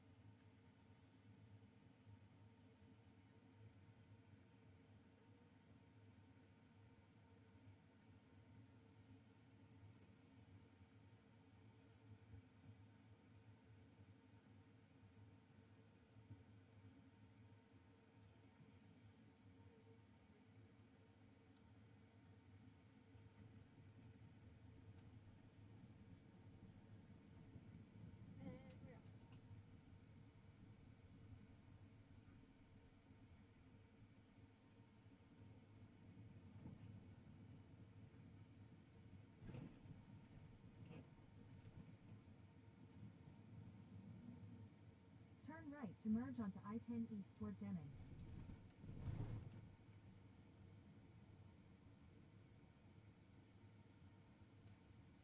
They have the good fireworks. Yeah. But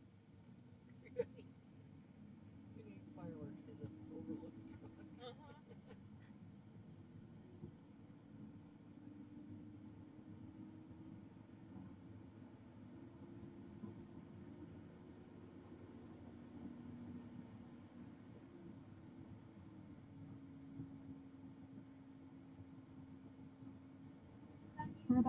29 miles. Continue straight.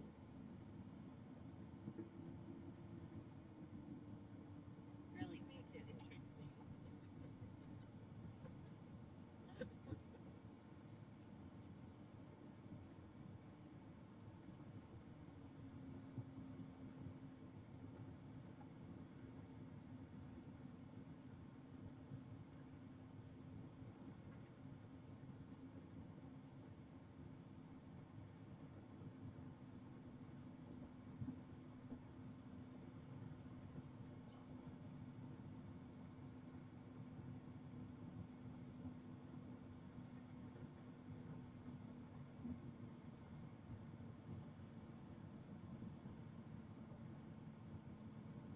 Tires okay?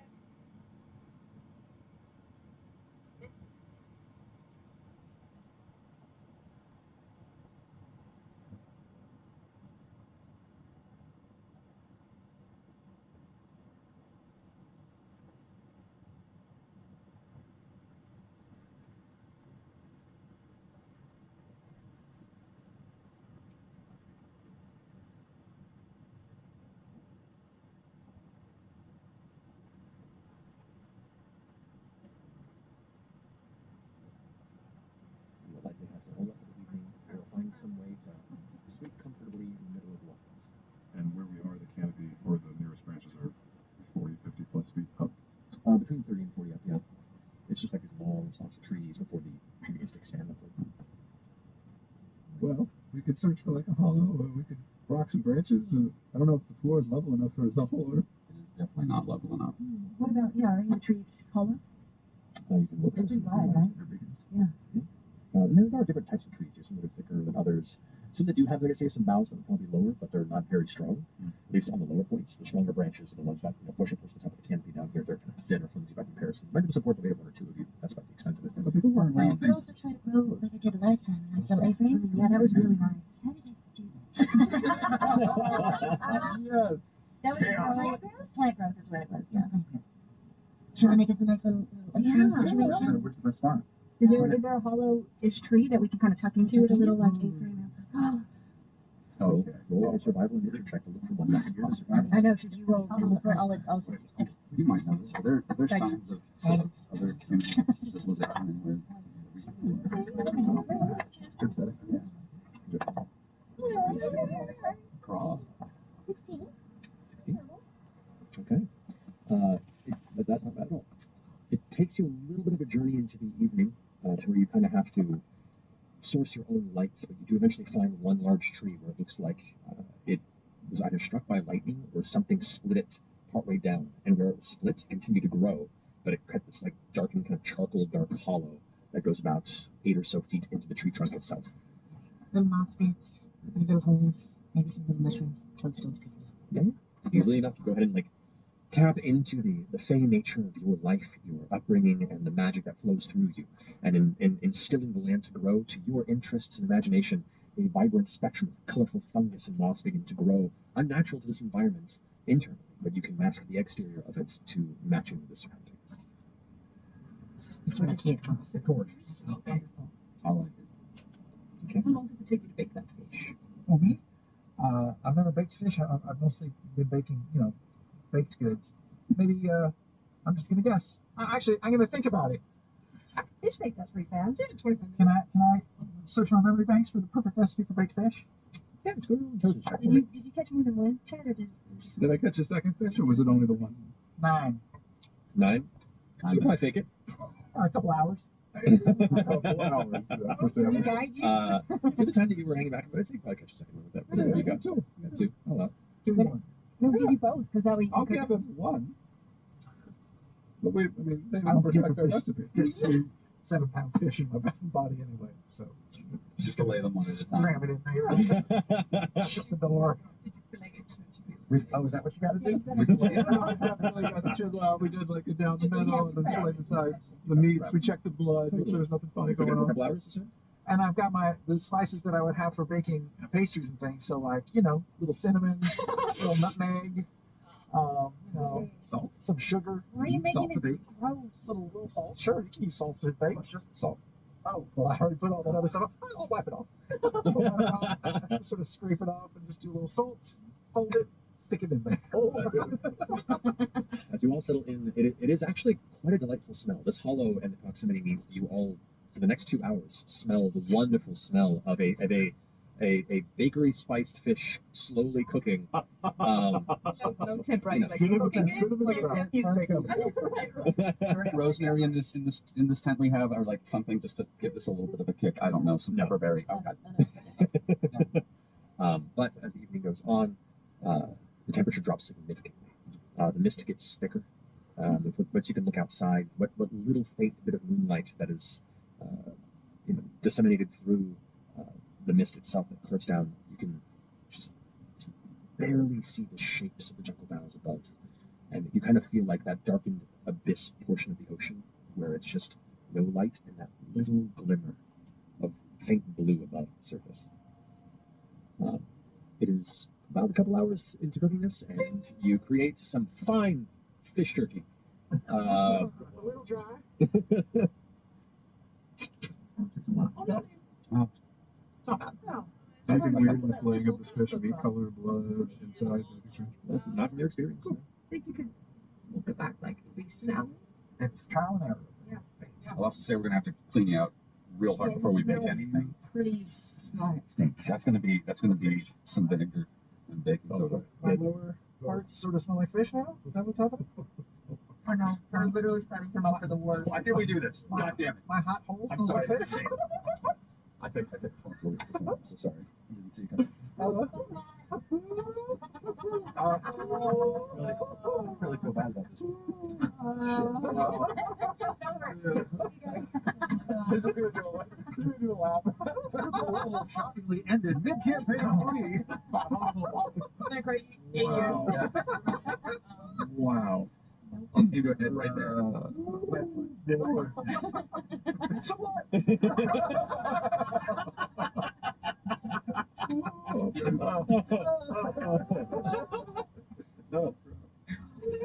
All right, so who's taking first watch?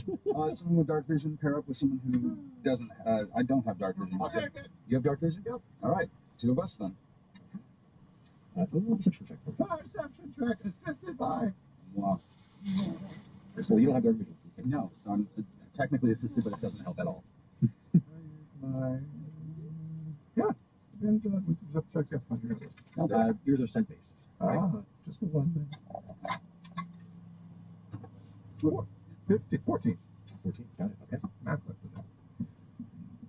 The silence beyond the sounds of the evening insects that rule the night jungle kind of soothe you into a state of contemplation, excitement for the weird space you're in, the weird people you travel with, and you get lost momentarily in memories of dalliances and encounters of the past, encounters of the recent. And you not make weird gurgling noises, and it's just getting very distracting. Oh, I'm sorry. I was lost in my escapades of the past. Well Of aware. the present? Nope. I could have taken that fucking hippo. Inside.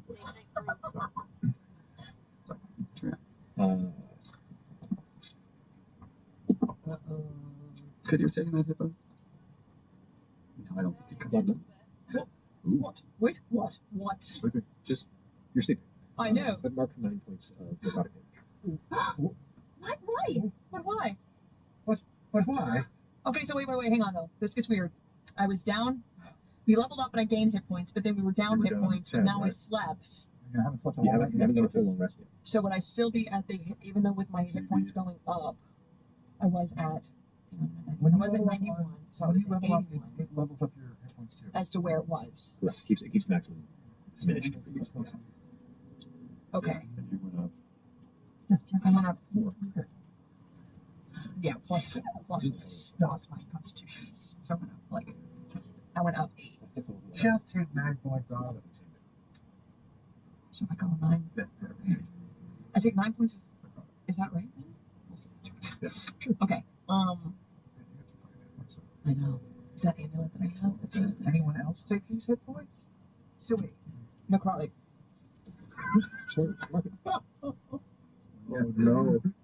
And We don't know why. I don't know. And even though I'm a hollow one. Oh, he didn't remember that. Sometimes necrotic shit isn't me. You still rolling shit. Other undead people don't do it. Don't. It's just 9 points for Look at those blue eyes. Look at those blue eyes. And ask yourself if he doesn't know. Or we take 3 points. Sorry, 6 points of necrotic damage. Oh. Wait, what? Now she's in my head. What is it? What's This causing is it? cold. The two of you end your watch without issue. But we're up in the fucking tree. Yeah. Okay. Climbed up? No, we're just a little. Yeah, we're up outside. Yeah, I guess we didn't go up 40 feet to the branch, right? We didn't do that. We're just kind of outside keeping the well, so we're on the same level. I could take the next You, watch. as you both climb down and kind of enter the hole, you swear in just a moment the shadows seem to like shift, and then it's still. Wait, hold on. Back! Chisel on my thigh, little crimson right. Okay. Just to light it up. As the light fills the space, you immediately see a dozen or so of these small, thin, elongated, almost humanoid shadow shapes that have kind of gathered around Lavna and Orem that have been like kind of reaching out and grabbing them. And as soon as the flame ignites, they kind of like, and they remain there, kind of just looking at you still. Ashton! Wake everybody up! Oh, do they look scared? Wake No, up, things wake are up, nice. wake up. That aren't actually nice. I don't like them. There's no light, right? What's going on? There's light. Oh, from the flame? Yeah. Do we see them? Oh yeah, you see them. They're kind of like they're emerging from the nearby shadow, and you see them. They're kind of floating up a bit, like these tiny little like wraiths that are small and wraithish. They're just these tattered shadows, these elongated small bodies, and their heads are kind of misshapen and stretched a bit, almost like the screen, but just made of shadow. Just, Looked like they were trying to pick your pocket or something. I feel a little like shit. Do we have any marks on us? no, but you feel very cold, colder than the air seems to present. Can I talk to them? Yeah. I'm gonna try to talk to them in your head. You, as soon as you try and connect with one, you just get this yearning, this need to be warm.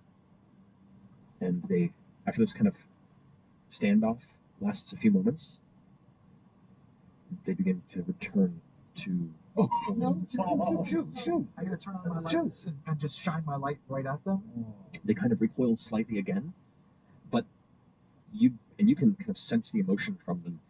The drive to consume heat is a little bit stronger than their fear of the light that you're presenting, and you watch as they recoil and then grow bold again. If I'm back to Kath with Lava, I'm just gonna start doing circles around her and try to keep them at bay somewhat.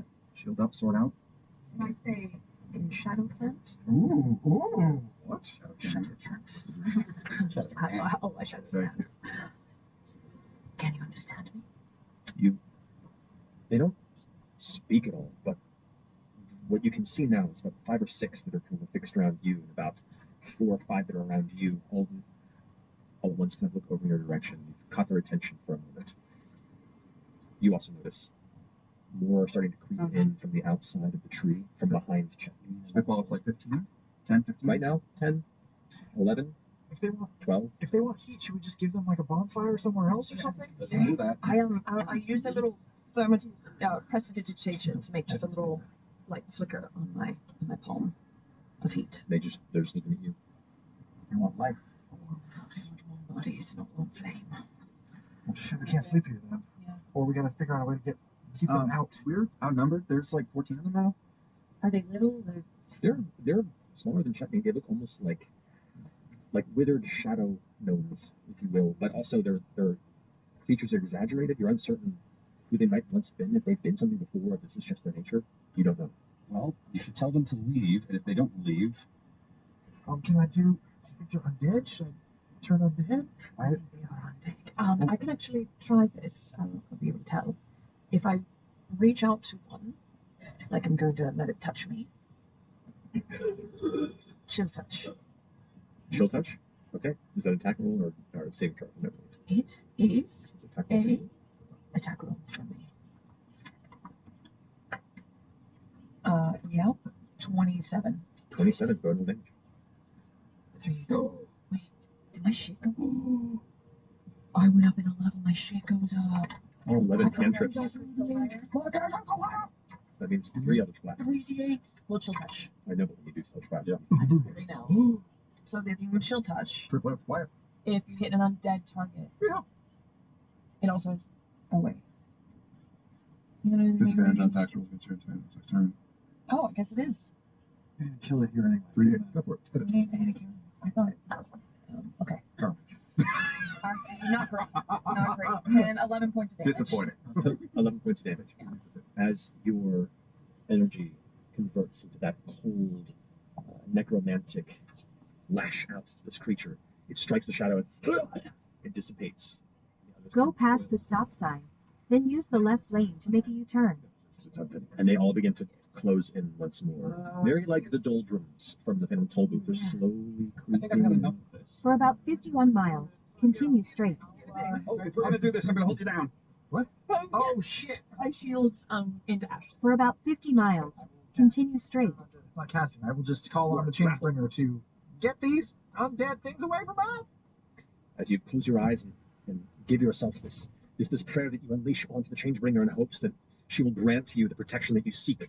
This radio blast of magical energy seems to light up in the core of FCG's chest before it emerges like a shockwave of gentle warmth. And as it cascades outward, the shadows scatter until the entirety of the chamber you're in is left sans any shadow. You hear their tiny little squeaky cries as they're scattered into immaterial. And then silence. Can I take dagger out to the opening of our A-frame and just look out? You glance outward and make perception check. I think everything smells like fish now. I was going to say, that was really good. 12. 12. You can glance out the light, and you can see about 7 or 8 of them that are just kind of waiting on the outside that are now recoiling into the nearby brush and foliage, properly fearful of what just occurred. And you get just the slightest, out of the corner of your eye, shadow everywhere, moving for but a moment before it goes still once more. Uh-oh. So this is all. They won't come in anymore? I think. After how long does that last? That's it. How long do they run away? Well, they're all dead. The They ones all- that were affected. Can I immediately go to the nearest tree and, using my woodworking abilities, can I take out some of the tools and I'll start carving off of the trunk shavings, kindling materials, slicing strips, just like harvesting off of the tree and just grabbing like a bundle of stuff that could begin to start a fire. Yeah. We could start a fire if we need to outside. Maybe they'll be drawn to that. Although it feels like it's not that kind of heat they want. That's how you gotta do the bones. Oh. I think we just have to, whoever's awake has to be dealing with it. And if it gets to be too much, we'll wake everybody else up. Someone's got to be silently fighting these things off while everybody else sleeps. I mean, Or, just to talk it out, could one of us be sort of like sacrificial, like we give one person to be sucked of their life force during the night while the rest of us sleep, and then when the rest of us wake up, I can heal that person right back up to full. I don't know. I think they do that pretty quick though. Well, there was only one hit points over 2 hours, so we only need like another 4 there or was 6 only a few hours. of them, though. They were more common. Let's try the next shift and see if they'll stay away after I can stay up. I've got another turn undead, so I can stay up for the next shift and see what happens. So you're taking the next shift? Okay. Can you see in the dark? Nope. Okay, we should start a fire then, just so you can see what's going on. Inside or outside the A-frame? How big is our A-frame? It's not very big. It's like 8 foot by 6 foot. You're all pretty crammed in there. Who else has Otherwise, I'll just put it in the mouth. Well, it's not entirely Staying enclosed. up There's like a around? curtain of moss that should create it, like overgrowth. If things go south, wake me up and then we'll continue to the ground again before that. We got rid of all the dead bodies. We got dead fish. Can't open the hole either. I'll bring all that kindling that I just brought and I'll kind of bunch it on the floor and I'll put it in one of my more prized possessions of wood and I'll force some splits into it so it'll burn easier and I'll just start a little fire at the mouth of the. I'm going to use control flames to just dim the light on it without dimming the heat from it. Okay. And I'll throw some incense into there just to sort of create a miasma of. It just mixes with the fish, doesn't bite it. Cover that. Yeah, like Yeah, it's cast a spell now, it's just gonna read a strange, like person in the office. Like a Seattle fish market meets patchouli smell. Just fills the interior of this tree hall. Spiritual bookshop. 5. For your watch, Oh, so it's me and FC. Yeah, you want to stay up? Have you seen the 5? Yes. as you both keep an eye out there for your watch, you can slight crackle of the nearby flames kind of kicking, sparking occasionally in the inside here. No shadows seem to creep in during their time. Okay. Are you scared? It's good. And then you finish your watch. Okay. You two are next. Can I see in the dark? What's that smell? It's not pussy. It's me. All right, that's nice. Can you see in the dark? It's like playing on 3 Okay, levels. me neither. That's what It's the fire signal. Yeah. No, fire one. It's okay. I'm just gonna keep trying to keep my mind open in case I can hear any yearning sort of thoughts.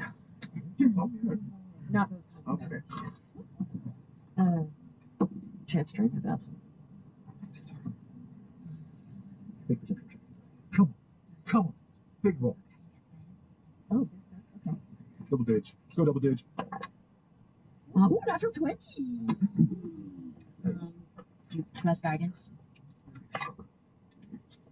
So 23 perception, 24. Grateful. You have no incursion of the shadows in the interior of this tree.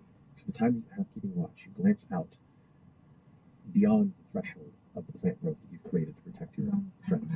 And you can see the shifting shadows still kind of weaving through the nearby foliage and brush, just avoiding the proximity. Nice. They're sad and cute. Yeah, I don't know. I feel bad for them. I do too. Just trapped you one in love. As the light begins to creep up with the morning and brighten the forest floor is as bright as it gets at this time, the shadows dissipate. And with your passes and rest now coming to fruition, you see no sign of the encroaching shadows, and the jungle is yours to traverse. We all know all this. Yes. As we wake up, can I use my hunter's bane to just feel out for, like, is there a constant state of a feeling of undead around us, or perhaps only at night? Yeah, that's funny that works.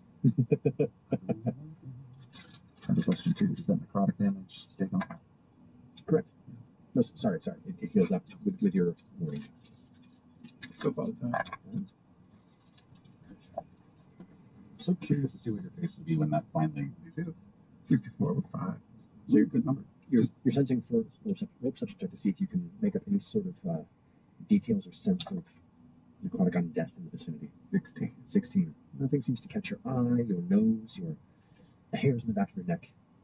You don't feel like it's a serious challenge for the moment. Don't know. They're brought on by the night. Just like me. I really think he's working on a book. Yeah, what's going on? It's the morning right now, and I feel your energy so hard. I don't think the night is your vibe. Thank you, Ashton. I'm so glad to hear that the vibe's being received so well. It wasn't a compliment, but I'm glad it got received that way. I feel like Chet's more alive here since I've never been here before. Here's my peeps. Yeah. It is Very nice. nice push too. I like it. I mean, I don't, but I like it. Is there anything I have to identify before we get going? Anything, any objects that we needed to? I feel like we're. Not the charm, not the Otherwise, I will attune to something else. weapons. These washboard abs and a worm sets his feet under a tree root and just starts crunching. Yeah, buddy. Let's go. Anything from the pirate ship? No. Oh, do we need to identify the sparking one? That's that we don't know that he has. I mean, is it fancy? Is there anything you need me to identify? I got nothing. Oh, we're being that player, are we? I've missed this, Liam. I haven't seen this Liam in a while. Boy, That goes to pay. Yeah, all around. It's a buffet. Oh, buffet. All right. With a warmer morning, though still cold in its own right, before you, with a decent day's travel, you'll likely reach what you hope to be the base of the three mountains by nightfall or shortly after it. Who's leading the journey these days? Still going to be Fern? I've been impressed by your leadership. Yes? Well, I mean, yeah, I'm a leader. What can I say? Fit the environment. All right. Can I help up on your shoulders? Yes, of course. Okay, I'm gonna listen. Okay. We'll throw a check one there. Good job. 19. 19? Okay. For the first leg of your journey during this day, getting deeper into the jungle where it becomes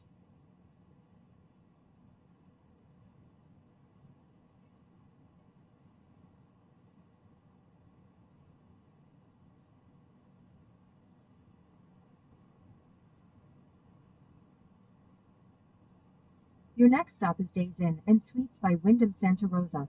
For about 52 miles, continue straight.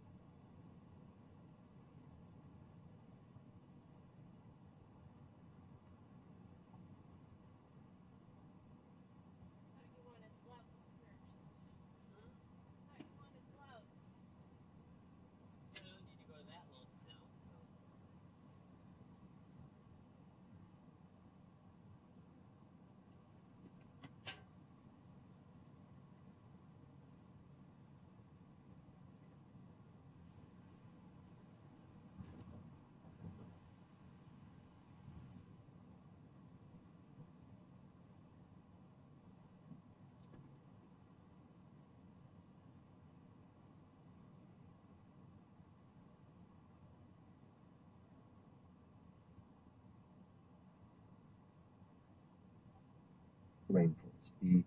The vine cover is very thick, and as they drape and tumble down, occasionally there's these beautiful points of vibrant yellow, purple flowers that kind of dot the sides of these trees. Uncertain what they are necessarily, don't make a nature check at first glance. Should I make a nature check? Because I'm really bad at it. It's so good. I'll do it. Can I? Oh, no. Alright, let me see what these are. A little giggle. Yourself? I did it. Oh, you did?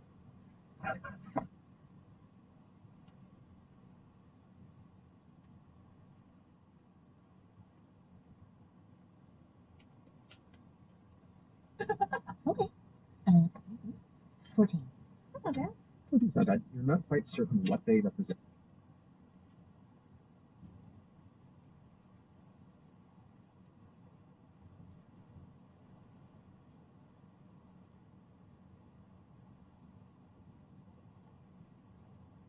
What you do know is that usually bright colors in nature are either drawing things to them. Bright colors in creatures is warding things off. So you're for plants that color, you get the sense that it's trying to be invitational. I think they're fine. Okay. Remember the ones with fade wild? That Yeah, you just sing to? Yeah, it makes me think of these. Would you like me to get you one to put in your hair? Well, I think we should just be Really, it's no trouble at all. All right. What is happening? What is going on? I don't know. Do you require a flower? Yes, purple, purple. Purple, yeah. He's gone to purple. Yes, good choice. Okay. Purple, not a good choice. You jump up to the base of one of the nearby trees, where within reach you can see one of the purple flowers itself. It has 6 large flower petals that kind of reach out and curl at the edges. And on the inside, you can, No, don't stop. reach out and as you reach for it, you acquire a share in return. Oh, romance wins, motherfuckers. Would you accept this flower on behalf of romantics everywhere? Inside check. It is lovely. Thank you. Not as lovely as Oh, wow. I'm going to put this up and put the rest of it. Like little parasites. They can like get in your brain. I'm like, you were just in jungle settings. Oh, I'm going to put this on my I've fallen on my hands from the flower or anything like that. It's got like a thin layer of kind of an orangish color. Yeah. Okay. This is going to be your fault when she turns on all of us. Well, Fair. I'm going to keep it down here. I'm not going to put it near my brain just in case it comes out. Yes. Are you? Oh, you can move him around. See it last time. That's what was happening. That's cute. One in the middle looks like a poop. Oh, that's nice. Shut up, Chief. Stop motion. The first leg of the day's journey seems to go by without issue. Go ahead and roll again with your check as you continue deeper into the valley. As the mists grow thicker, the sounds of birds grow louder, which leads you to believe that there are a number of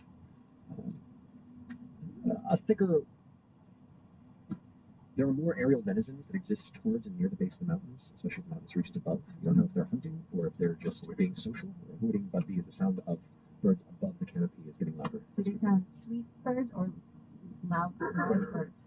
Oh, Nature. Thank you. Big bird. Oh, yeah. Run! They're birds. Could be either. Birds are fun. What's your other? Your 24 is great. I go dice.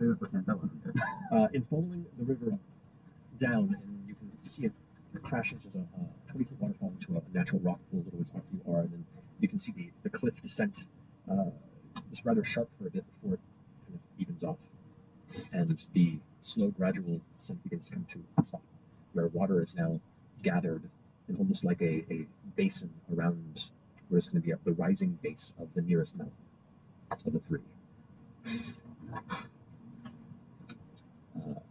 You are currently now able to continue to follow the river where it goes, where you can see another kind of beaten path that seems to follow the perimeter of this kind of larger body of condensed water.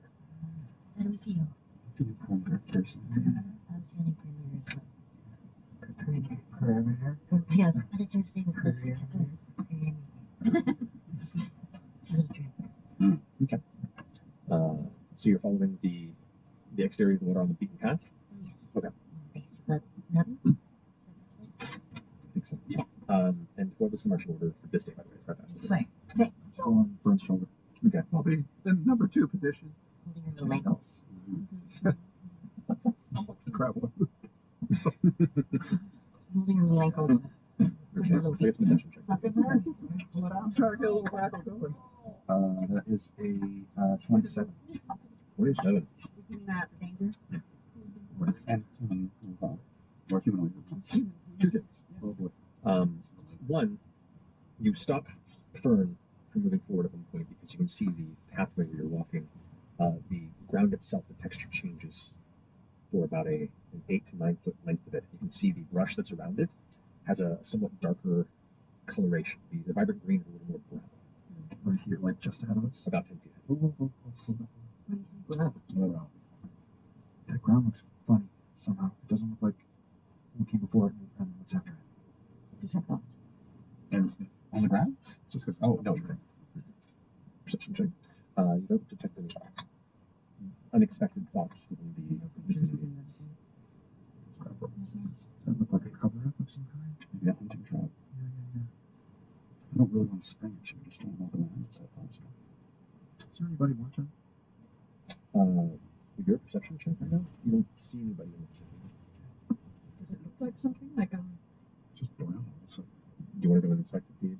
is it like a perfect circle? Well, I mean, there's the path where you're walking is about 2.5, 3 feet wide, kind of where the foliage has been carved a bit, and the dirt and undergrowth of it looks like the texture's a little. It's almost like the nearby brush kind of moves with the pathway. Here it seems to cross across a little bit, where the texture's odd, and the surrounding brush that's pushed into that area is darker color. It's a catch bit. Does it look like how hunters will use foliage and It's stuff? possible. Like investigation check. Sure, and I'll also pull out Pate, my poor little dummy boy. Are we going to spring this thing? I think also. At least do an investigation. 17. Yeah, so glancing and kind of getting a good point of view, it looks like the brush that's been pushed here. I mean, it's been pushed here. It looks like an area was cleared out, and other distant brush was gathered to kind of fill the space. And so because that was pulled, it's slowly dying, which means it's been here for a little bit. It's not super fresh, but enough to where the coloration is turning. And indeed, the ground area where the texture is different. It looks like they've laid over bits of roots to try and obscure the ground. Can I, just because it's so different from everything we've seen for the hours, can I lick my fingers and touch the ground and use my grim psychometry to tap into the history of this location? Go ahead and roll your history. Oh, 17 plus 3, 20. 20. In sensing the vicinity here, you don't gather any tragedy or dark history that is tethered to this location. You can sense the occasional choking of shadow that washes over these areas when light and sun is not as present. But that's the extent of what you're able to sense in the space around you. That makes sense. Didn't pick up anything necessarily terrible, but there's just that feeling again that when the light goes, it gets real shitty. Could be just one of those little goolies. I think it's a hunting trap. Well, I think this is a hunting Far trap. away from this as we can, yeah. let's just, is it Set it on passable? fire. Because it's along a path along the water, is that It's not possible to step off the path. Just up Right? It's like, what would clear an area and then collect it if you weren't going to, like, I don't know. I don't know. Secondary shit off the side of the path. The path is a red herring for. Make a perception or investigation check. I feel like if you set it on fire, it'll Natural 20, 31. 31. You don't see anything in the vicinity of it. Oh. That's just good. If it feels like a hunting trap, you should be, I guess, on the lookout for civilization. That's the other thing. Are there humanoid tracks by this thing at all? I think they're 31. It's a giant beaver. Right? That's what that's about. We've seen some crazy animals. Doesn't have to be humanoid. So you're asking about if there are tracks around? Yeah, we could do Would you like to make a survival check? Good. They have to separate it. That's fair. Perception is too powerful if they can do everything. No. So, being able to see details in the environment is one thing, but the actual search for tracks, which tracks would be layered over, That's right. So I'm going to go for it. Oh, thank you. the natural environment. Survival. Oh, survival? Oh. Survival to look for tracks and to look for all tracks. Yeah. I'll allow investigation if you need to. That can set mistakes straight. It's very cool. They're the same. That's not bad. 20. It's not bad. Looking through the texture of the undisturbed parts of the surrounding jungle, indeed you can see there are signs of foot traffic.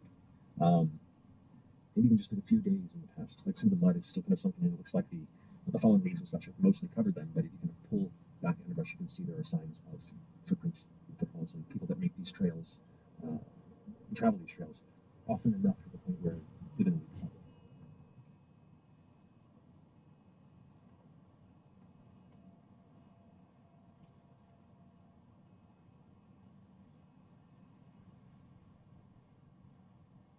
Do folks live here? All right. Or visitors? Just for the visual, like it's a circular area that's kind of been cleared and the brush has been gathered in the middle of it, or just kind of sporadic?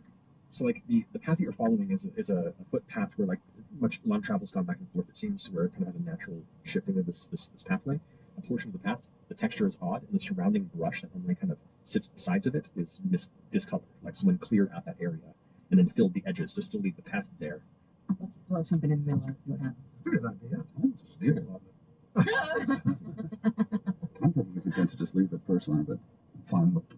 Well, I mean, if this is a trap laid by the Rato people, then maybe it's a good thing. We can give them their hand. Yeah. So the trap is in the middle of the walkway? Yes. It's like a game trail. Oh, he said yes, it is trap. All right. I'm just going to tell everybody take a stone from across the path and throw it into the middle of it. That's always fun. Okay. You chuck it, find a stone. Bag it up a bit. Wait to it. It hits, and the whole floor of it collapses beneath the weight of the stone. The parts that kind of stick out still hold it. It wasn't a massive distributed weight, but a small central one, so part of it does kind of fall and collapse. You hear kind of like the initial crash, and an impact, and then a second crash. Like down below. Mm-hmm. You can step up the edge and glance down, and it looks like there are a number of sharpened pikes that are kind of aimed upward, and then part of that has fallen inward, and it looks like there's a secondary layer. Like it's a two-part trap, and the interior of it is about 12 foot from end to end. It looks like it goes down about 12 or so feet. Wow. It's about there's an 8-foot portion, 8 feet down, the first hit, and then collapsing into a second set beneath it. Go back there. What kind of creature do they think they're catching in here? Yeah. Maybe the bull? How much rope do we have? 48. Just the one? Yeah. Everybody else got a 50 foot? Might be a good idea just to make like a link, right? Yeah. Just in case one of us slips and falls. I also have We're also going to keep walking. Oh, across? Yeah, like just repeat our other follies. Yeah, It'll be fine. Okay. All right, let's go around it. We leave a note like, sorry, we messed up your trap. Call this number for insurance. Try and reset it for them, theoretically. Yeah. Okay. Come on, fish cut grass. Let's go. Fresh cut bass. Oh, that's the one. That's the one. Come on, pass it out. All right. Okay. If you're still helming this journey, go to Shall I? survival check. I'm enjoying it. Oh, another survival check. Are you assisted from check? Yes. Always. Oh, that makes sense. Oh, let's go. Ooh. All right. 30. Oh my god. 30. Monster. Okay.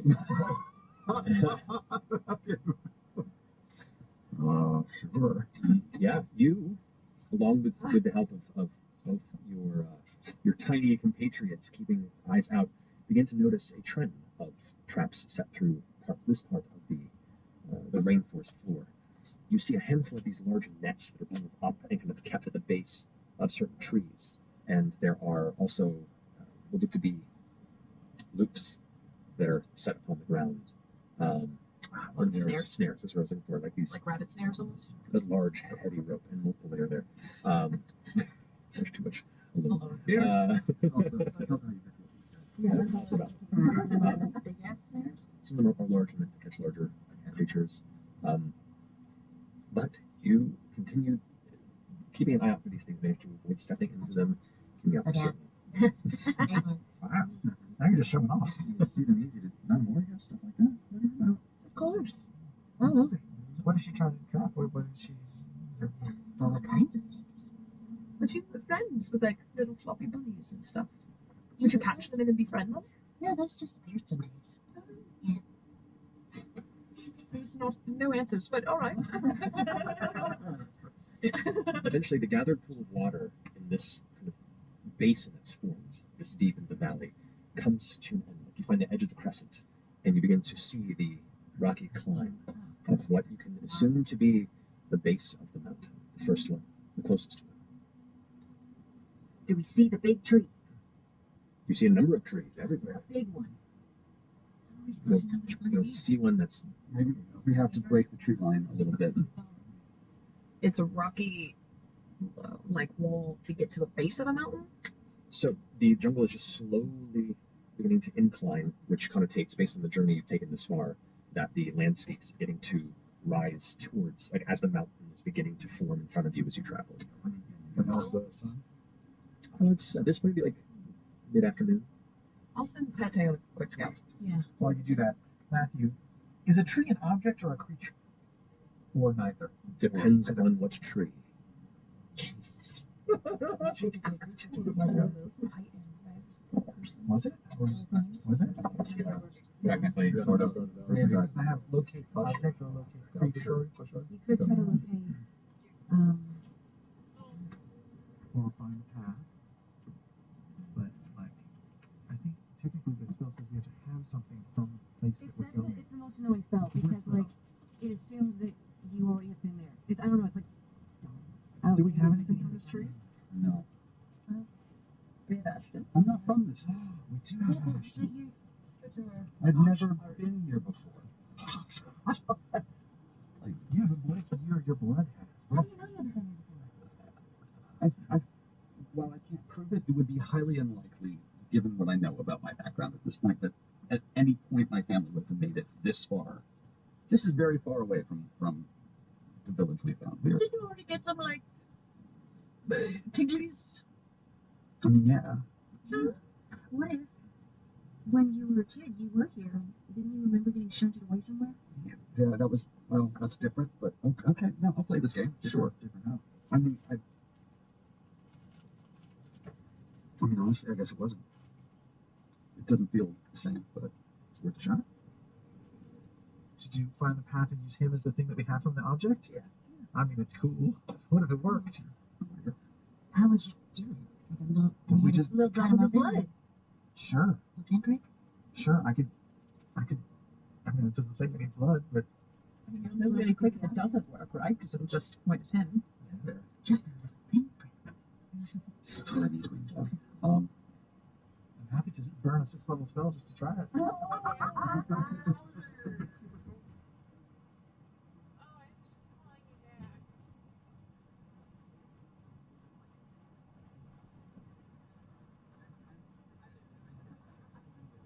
The bin in the litter box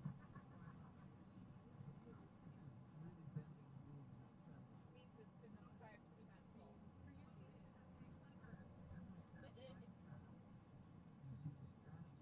You don't have to if you don't feel comfortable, but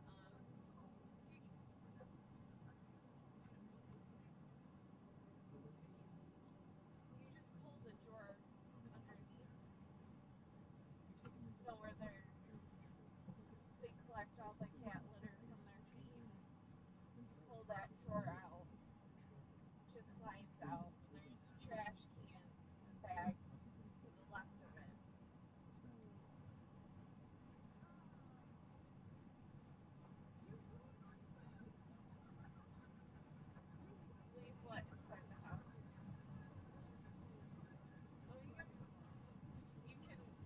tie it up and put it in our bin outside if you want.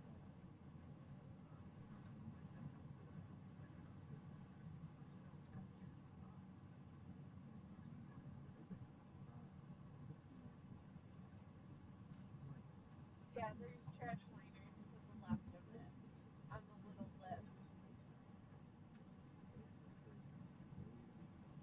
No.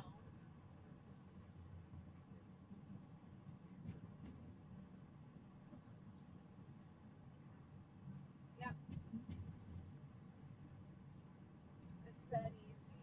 And then I would put a couple of cupful of litter inside the litter robot.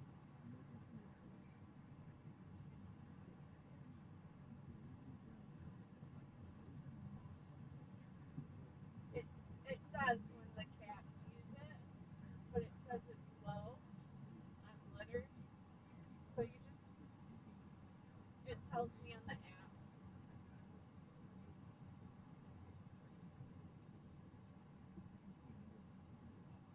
Yeah. Just a couple of the cups that is in the. I have an open box of unused litter. Okay.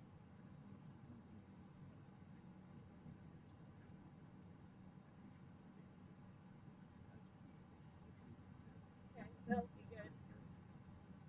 Yeah.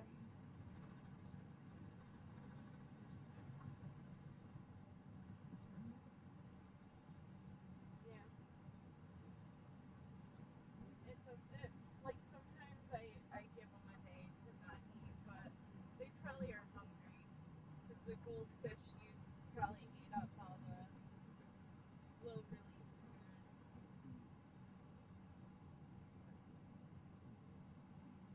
That's good. Yeah, because anything that falls to the bottom, my catfish will eat.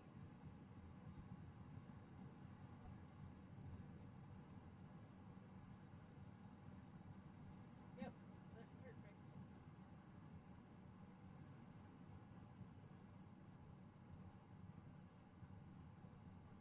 No, you don't have to.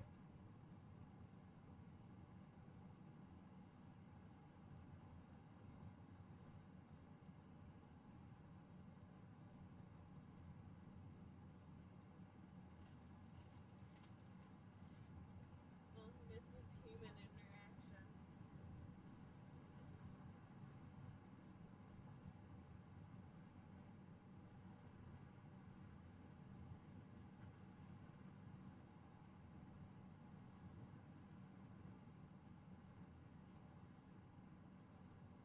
Probably is. Like, what the heck? Why is only half of you here?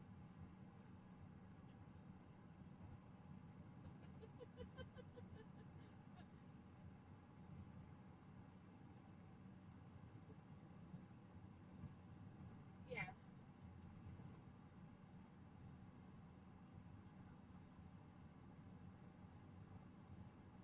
yeah.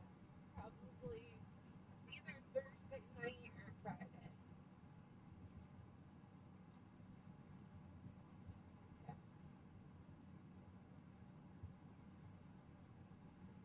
it's alright.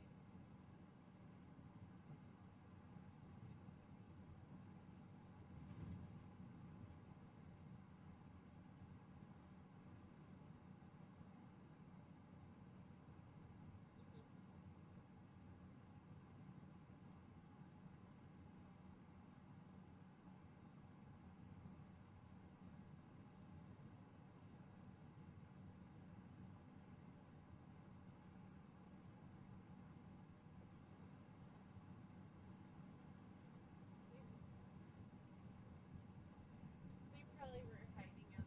Andy was probably on the cat tree.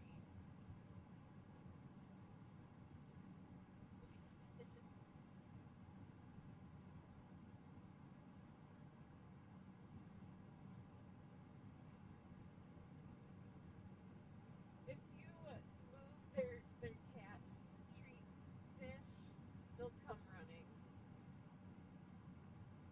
If you're worried.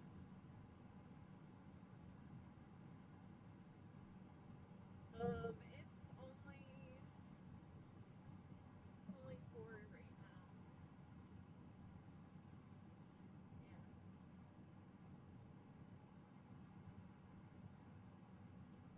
Just riding in the truck. So exciting.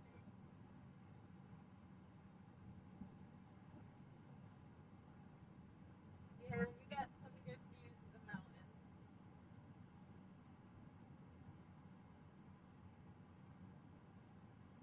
Me too. Okay, I can do that for you.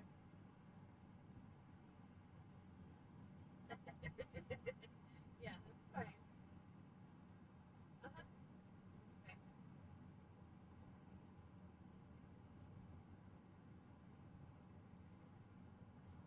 Just now seeing all the missed calls I did. Oh. From like 5 hours ago.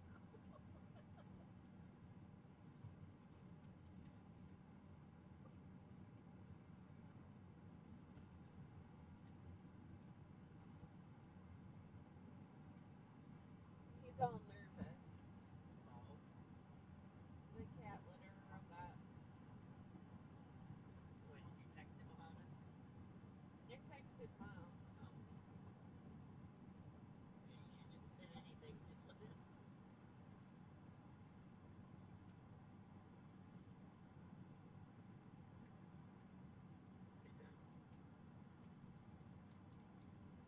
I wouldn't have had to if I didn't see that the litter's low in the robot. Yeah.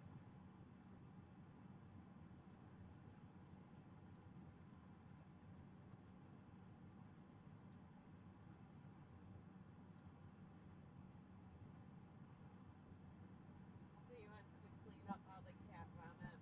Mm-hmm. Okay. Have fun. Mm-hmm.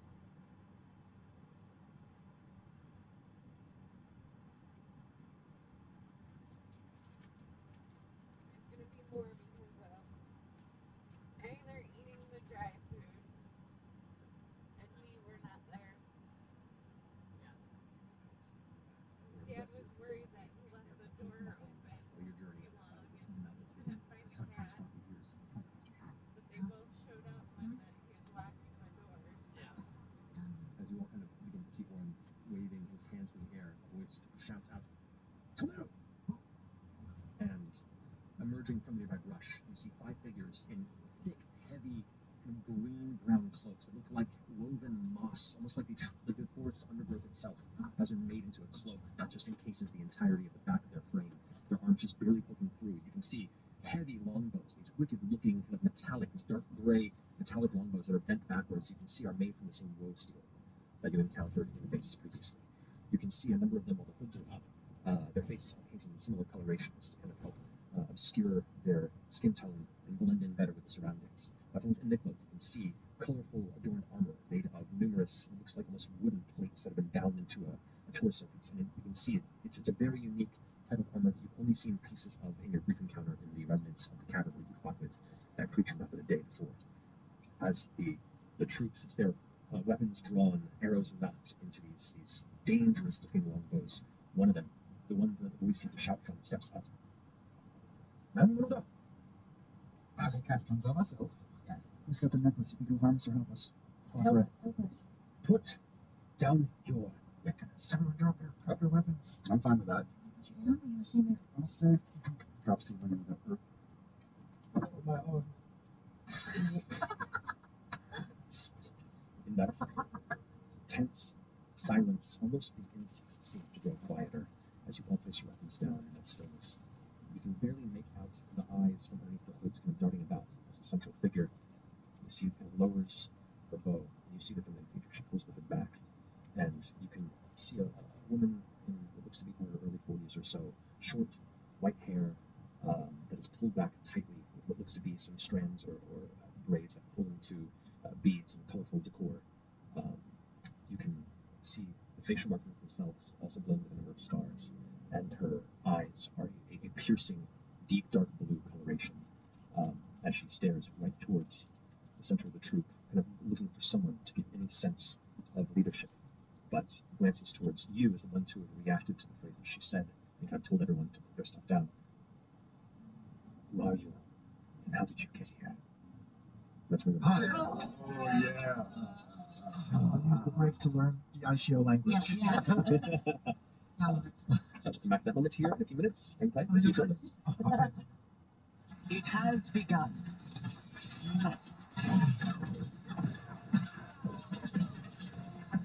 Inferior clans will fall to the left way. There will be spoils in this war. We must keep your secret. I found my destiny.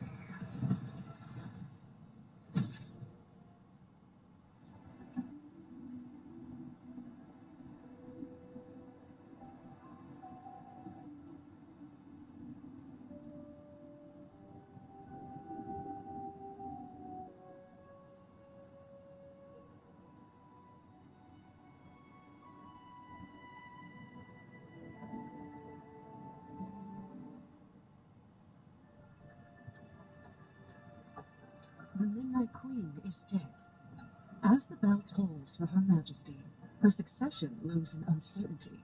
For with her dying breath, the Queen invoked an ancient and deadly contest, compelling the princesses of Twelvefold to meet in secret and battle one another, until the stroke of midnight reveals the victor, the new Midnight Queen.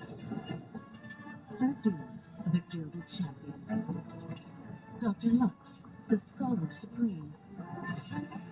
Rosalind, the Oniromancer. Freya, Blood of the Tower. Hephaestus, the Lightbreaker. And then there's me, Boss Snow, the fairest of them all. Who will survive? Who will you choose? Who will be Queen by Midnight?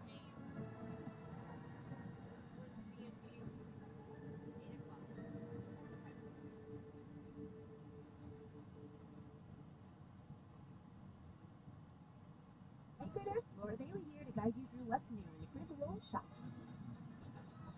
Style should never be a downside, darling. It's overpowering. To me, the traveler always says impulse purchases are a good decision. Oh, it's so comfy cozy. Look at this, isn't it fashion? So much fashion happening here. This is seriously magical. This is pretty badass. Ooh, look at this. Look at the details. Ooh. And hey, if you want, you can head over to the Critical Role shop right now. Welcome to the world of Critical Role. The global tabletop role-playing phenomenon led by 8 veteran voice actors will be performing live in London in front of a sold-out audience. How do you want to do that? Witness the magic as the beloved characters from Critical Role's second campaign, The Mighty Nine, must band together to aid a world on the brink of chaos. Don't miss a minute of the heart-pounding action. The Mighty Nine Reunion, Echoes of the Solstice, in select theaters for one night only on October 26th. Tickets on sale now.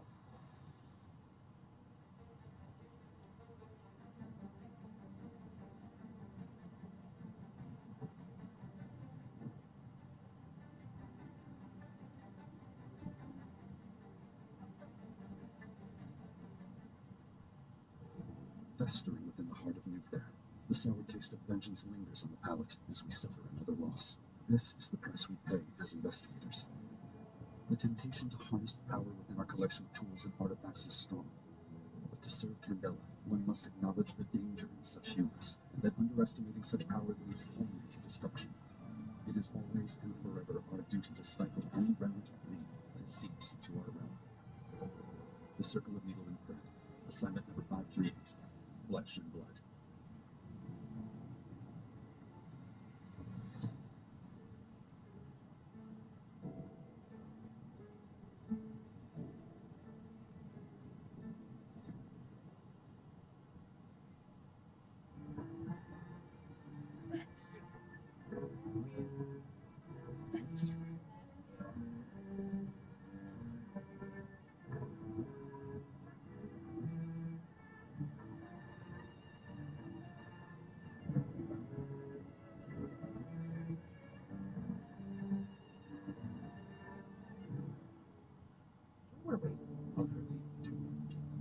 Yes, that's right. Utterly convinced. Yeah, it's still very doable. At pretty much the moment where we last saw it. Well, that's not quite true. It's a few hours later. Stationary Hill is not looking so hot at the moment. Garbage everywhere. Flyers for the big sale of mints strewn on the streets. Doors open, broken boxes, crates, carts. Abacuses, welcome to the trust pamphlets. It would be a nice place if it weren't for the colossally vast, quietly howling, and increasingly close, vast, terrifying, reality-gnawing tsunami of black fog ocean. Inbound rapidly. Oh, that. Oh, yeah. It is a spectacularly terrifying scene. Listening to this, it may not seem particularly terrifying, but with the power of your imagination, you, too, can become very upset. With our help.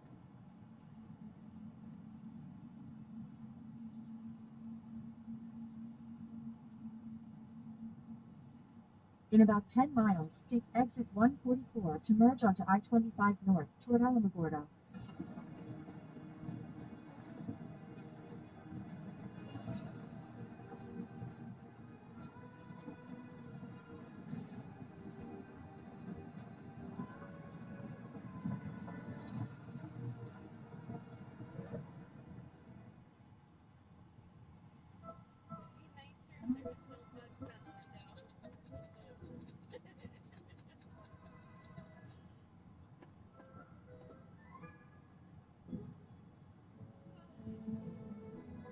Roll that one down and stick your head out.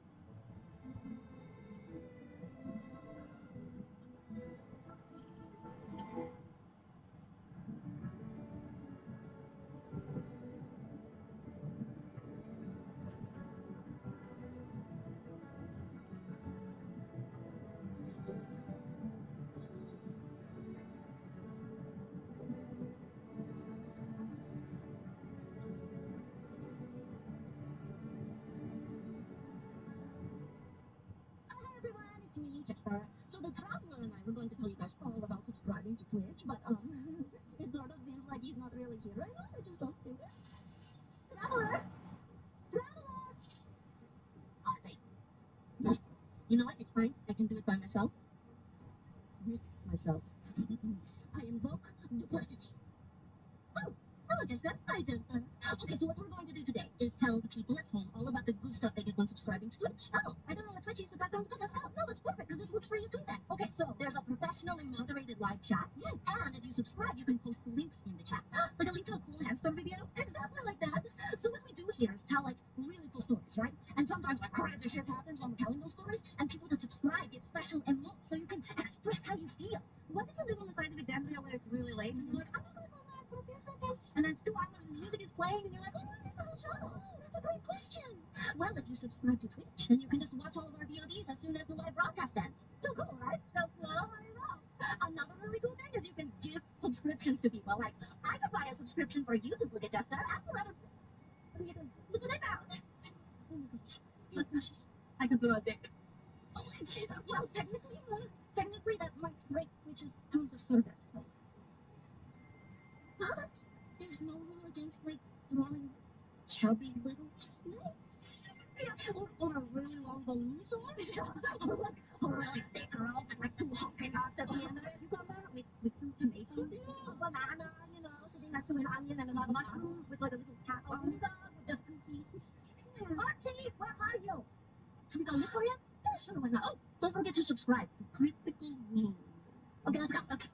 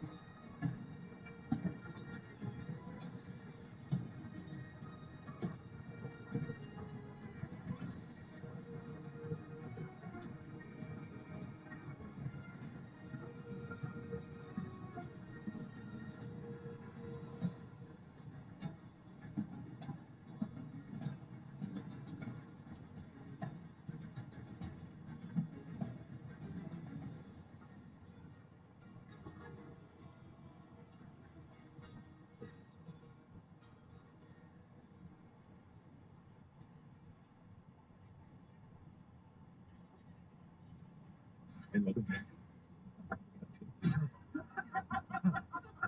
Stay down there, pray to the elders.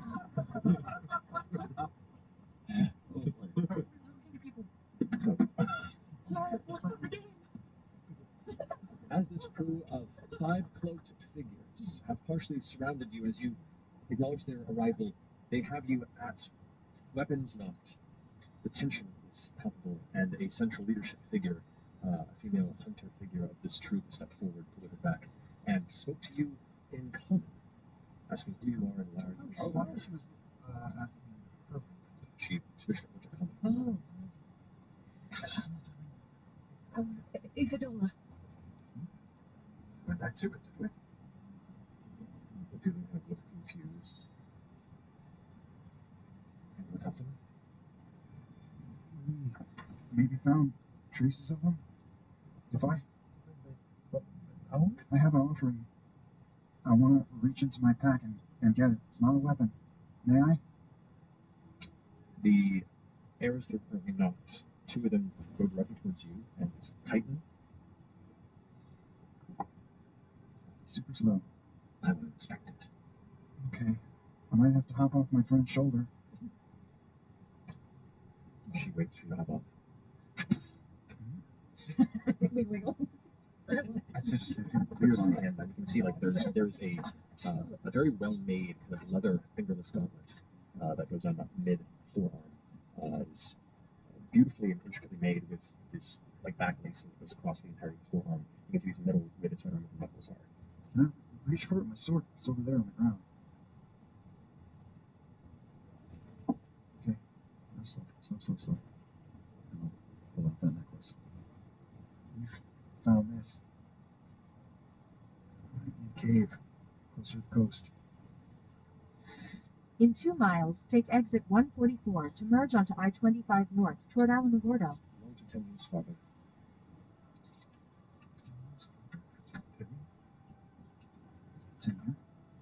No.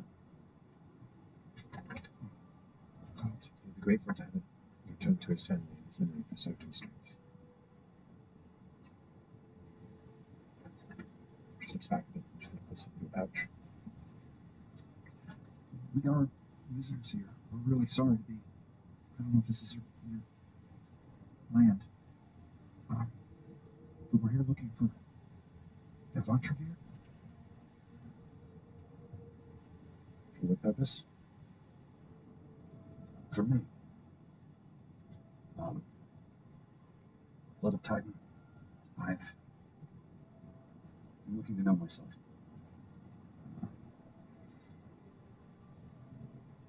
Ashton Raynor of the Hishari. If that means anything.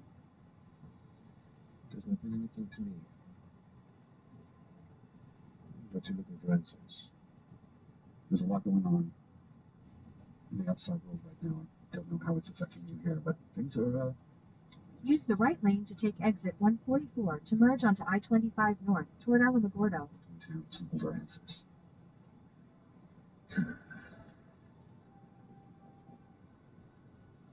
Well, do you know where you're going and what lies before you? Never. Take the exit. You just came on the wind and got this far. You were sent by Caleb of the Irishari. I do not know this person. But either you're extremely lucky, extremely foolish, both. Well, more recently, a woman named Joanna sent us, or gave us more specific directions. Do you know her? There's kind of some turns of heads of acknowledgement. We know of the Shoshu, yes. And she's a very wise, amazing person. She gave us a ride. And this isn't whim. This is necessity. Sorrow. Friendship. This is... People are going to die. And we need to know things. Make a persuasion check with advantage. Oh, me. Oh, boy. That's fun. It's really good for me. 9. 9. I have a -2. No. Oh, no. In 5.7 miles, take exit 6 to merge onto US 70 East toward Alamogordo. Done a service in bringing this back to us and to the family of the fallen. For that, we will not stand in your way. But we offer no guidance other than find your destination and be gone. In your hands here, didn't we find some armor of yours as well? Just gathered it all up, right?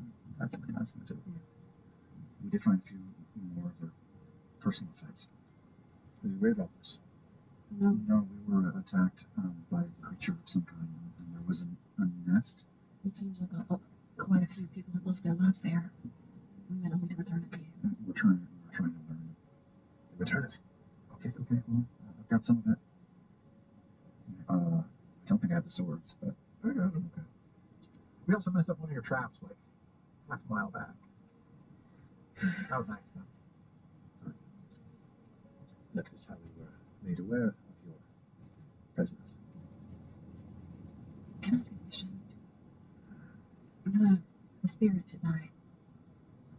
How do you keep them at bay? The bunch of you is rooted between worlds. They are a window between life and death. Sometimes things are drawn beyond that boundary, and this forest has become home to many. You keep your convictions close to you. You see as they tighten their grip on the amulet-type trinket that you return to them. We wouldn't expect hospitality, but we thank you for your patience. I promise on my own that we mean no harm here. We'll be quick about our business. With little guidance, we'd be quicker. You've got me this far. Good luck. So we'll just be headed, like, this way. Okay, let's get there. And they step back. You still have time that. What did I say? Roughly says stay safe. And the five of them, like Arrow's still they're not as tense, but they like slowly back into the brush until they become more and more challenging to see before the rustling gets quieter. Wait, what was your name? Forgotten. Shit. Keep your convictions close. The amulet had a list of things that mattered to people. My faith in the cycle of destruction and creation endless. My children, my promise to Shotas, maybe like a significant other. It's almost like a prayer or a cadence that you recite to yourself to not slip. Or forget. Or forget. Maybe it protects you from those spirits at night if you sort of have a deeply held belief. Maybe that's why they didn't mess with me. And maybe you're made of metal. In 2 miles, take exit 6 to merge onto US 70 East toward Alamogordo. Hey. It's not that way. Wait, it's a Timu's father, right? Tip. Yeah. Timu? But the amulet said my children Ro and Sakag. Psychology. I missed it. That was like. There's another. Oh, Mr. Shotos, my love of my children. You didn't ask about it. Come back here! We can go back! Alright. Trigger. Shotos, I promised to Shotos. We didn't ask anything. Cool. We're doing great. I mean, they seemed very done with us. Big stashed. Don't worry, we'll trigger another one of them. Sounds like getting fished out of the river. I'll share my fish. We know how to summon them. All we have to do is trigger another one of their shitty traps. Right. I guess we'll just keep going the way we were going. Direction. Should I like fly up and see if I can find the tree? You could. I can also ask for divine help, but it might be easier if you just looked and saw it. Yeah. All right. I'll cast fly on myself. All right. Fly. You race up past the canopy. Yeah, up and over so I can see a large tree. Okay. Use the right 2 lanes to take exit 6 to merge onto US 70 East toward Alamogordo. Rises up before it thins out towards the base of the mountain. The tree still climbed for a bit, but eventually the heavy, almost graphite-colored basalt rock that forms the closest mountain seems to take most of the color and shape as it rises up, and it's almost like the entire ground is pushing. And it's less of a Take the exit. Then keep left to merge onto US 70 East toward Alamogordo. And you can see the shape of two others, almost like the three of them kind of face. Use the right lane to keep left to merge onto US 70 East toward Alamogordo. Then keep right. Out. You can roll a perception check if you'd like. Use the right lane to keep right. I don't know why I chose myself to do this. Go ahead. 4. 4. The jungle, the rainforest beneath you is immense. For about 62 miles, continue straight. Traverse what you have so far safely. The best you can do is to try and follow the shape of the mountain or head back down, because other than that, it's just this constant canopy. Can I go down and pick up Worm and bring him up? Yeah. Oh no. Hey, whoa! I need your help. What are we? Okay. I don't see shit. I mean, I see trees. With the mountains. Yeah. What? They're weird, right? I've never seen mountains like that. Do you see a tree? I'll strain to look to see if there's any kind of irregularity in any of the geography. 25. 25. What you do notice is around the mountainside, the canopy seems to drop off, almost like where you're staring at the base of the mountain, this massive column jungle all around. Around the edges of it, where like the shadows of the mountains are, the trees almost sink out of view before you reach the outside of the mountain itself. So maybe you run out of tree before you reach the mountain? Possibly. Okay. Maybe the trees is the We'd probably need a better point of perspective to see any more. I wonder if the trees in the chasm. Want to get closer? Yeah, I only got 10 minutes of this, so we gotta get close and try in a hurry. Okay. All right. Are you returning, or are you flying in that direction? Trying to get him a little bit a better perspective. Okay. I'm following his direction of where to go so we can see a little better. All right. This is so cool. I wonder what they're doing right now. Probably scouting. Yeah. Coasting above the mists and below the cloud line, you begin to cruise to the right-hand side of the mountains, begins to shift and turn. And indeed, you can see while the jungle floors seem to be rising up to meet the mountain, between these mountains, the landscape continues to descend. And as we begin to push past, to look into the center area where the three mountains kind of act as like a trio, it is just darkness. A crevasse, a chasm that seems to... out of darkness? The mountains are the perimeter to This like a massive sinkhole. Sinkhole. So now any kind of volcano, there's gaps between the mountains. Gaps between the mountains, but the jungle just kind of vanishes and there's just darkness. But you can't make anything out. It might be inside that hole. And they said that it exists between worlds. Alright. Alright, so here, I guess we try here. Okay. Or we could just walk off to another island. Will I go? Oh, yeah.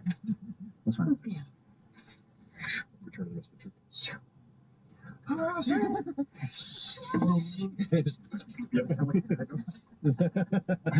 That's me right.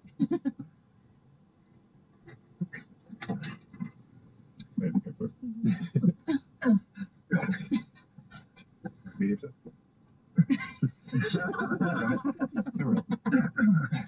Sorry, I'm looking down a little hard.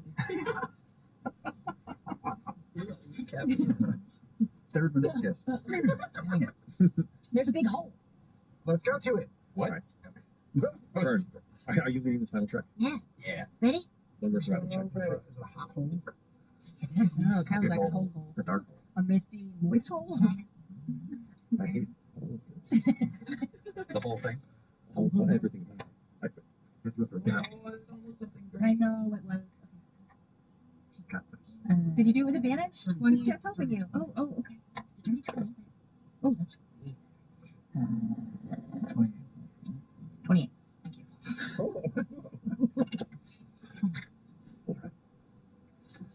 It takes you a few more hours as the air gets colder, the sky grows darker. Your knees grow painfuller. Really bad. You are racing to the sunset and the knowledge of what lurks into darkness, but with that roll, you manage to find a pretty clear path around the base of the central mountain that you've been racing towards, and begin to follow where the landscape continues to descend. You can see other rivers that have now gathered and begin to pour in this direction. As you walk alongside them, eventually you can see where the forest grows thinner and where the graphite-like rock begins to take over and then vanishes. It is a black expanse that is hundreds and hundreds and hundreds of feet across. A little bit of light comes through. You can see from the mists that kind of rest and fall into it. It just looks like this throat in Exandria that just vanishes into shadow. And you can just faintly hear the waterfalls cascading off the edges and can see a little bit at certain bases of where the jungle comes to an end. And some points grows over before no portion of earth or soil exists to take root for the forest, and just threads of thin waterfalls all cascading down into nothing. You can see there are some cliffside paths that do kind of punch out in various areas, like broken rock bridges that reach out into space and then end prematurely. In a similar pattern to some of how the island's formation kind of has that frenetic leap of stone pillars, but nowhere near long enough to go more than 100 or so feet from the edge in certain places. Even those start ways down before the lack of light takes over. Like dozens of petrified arms that are reaching out from the edges of this pit. Give me a roll perception check. What was going to call last one? 27. I think it's till you You can't see too far down into it. The light doesn't quite reach, but you do notice the pattern of this pit does seem to gradually fill past a certain point. Meaning the sinkhole isn't an endless straight drop. It looks like it does slightly begin to pinch inward the further down it goes. So we can climb down, find a bottom, go across that way, or we can just kind of fly back and forth. Or we can just run and jump. 100 feet? We'd float. Wonderful. It works that way too? Going we want to go across it. We're going in. Wait, you want to go down? That's where I think of Ocean We Beer think is. that the tree is not in this. Down there. Yeah. But it's scary and spooky down I there. know, there's probably really big spiders. MCG, you're not worried about scary and spooky. You've got the change for it. It's true. You're right. Send some lights down there. I'll also say, I don't know if anyone else has been thinking about this, but the island moves. And that's a very deep hole. Just the whole move with the island. Or is there, I guess it's maybe it goes somewhere else. I don't know. I'm not really qualified. The whole You're- move with the What are you trying to- islands. You're uniquely qualified. You're made of rock. This is a big rock thing. Don't you open portals with your brain? I'm not on purpose. This is a portal. Maybe it goes to like the shadow realm. That's the implication. Is that a real thing? The shadow realm is a real thing.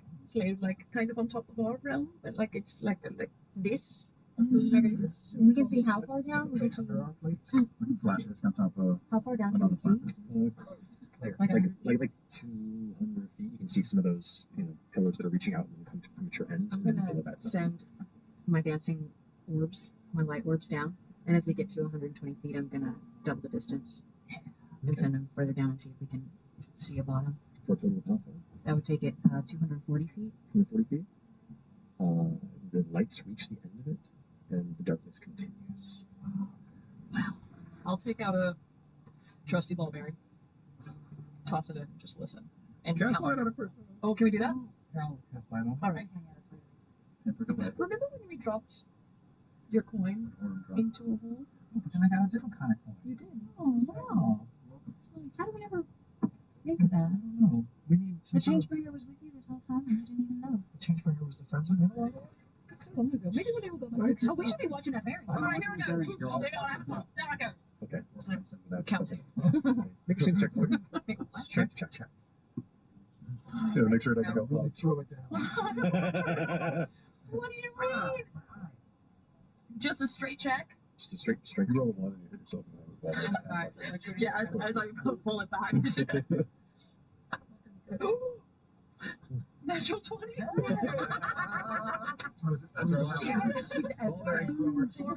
Hadron Collider. A natural one. It was one of those like throw it and like what? The cold air that grows colder as you approach the edge of this, you kind of can sense an odd connection to the energy of the space. There is a strong flow of you can only consider negative energy that just kind of emanates from within, and there's an odd surge of strength and determination that comes within you as you pull that solid area and throw it.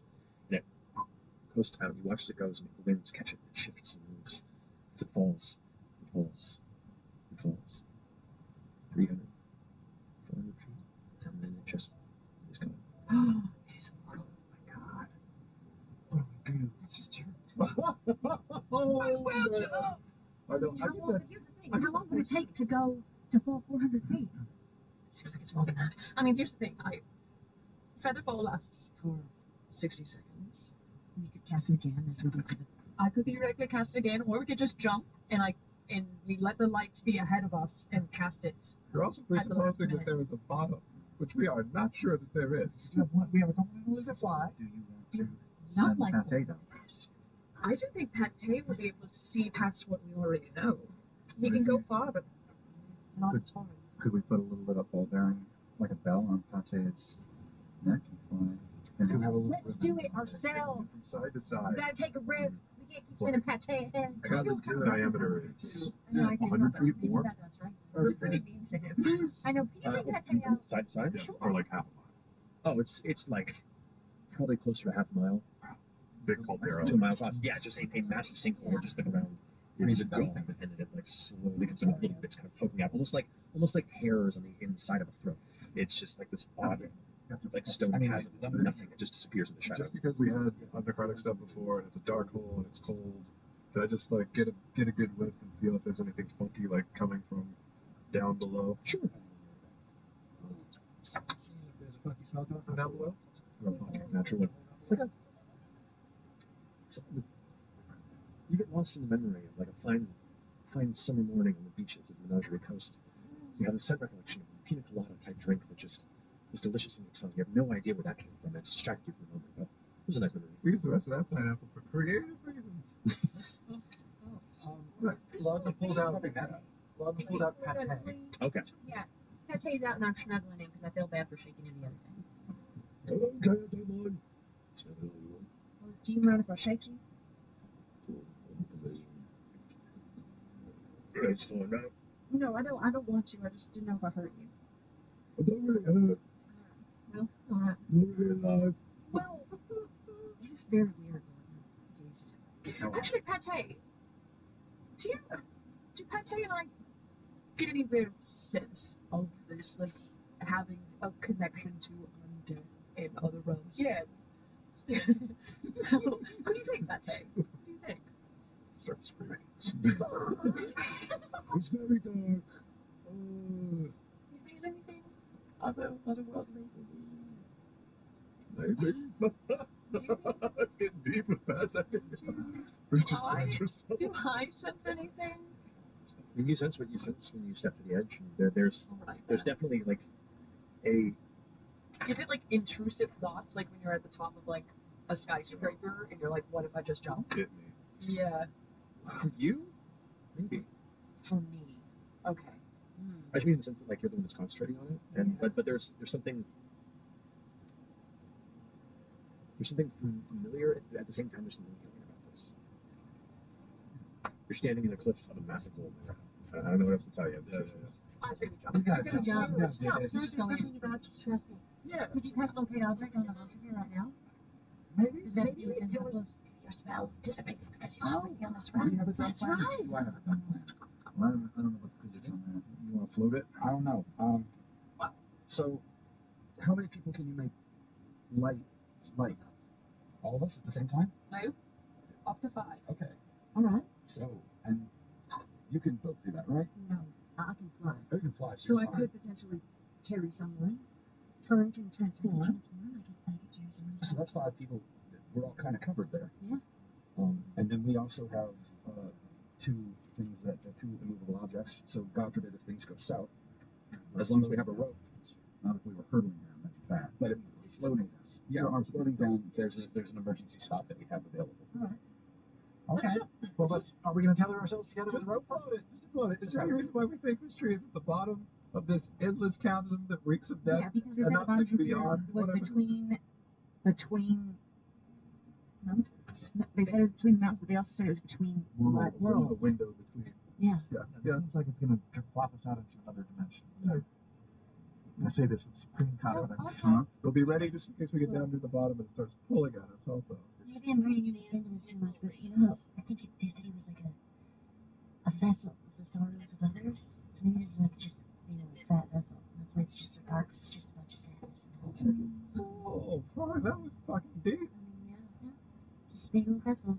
We have no guarantees, but this is the closest thing to a... Do you guys see any trees anywhere? Is that the convictions for it?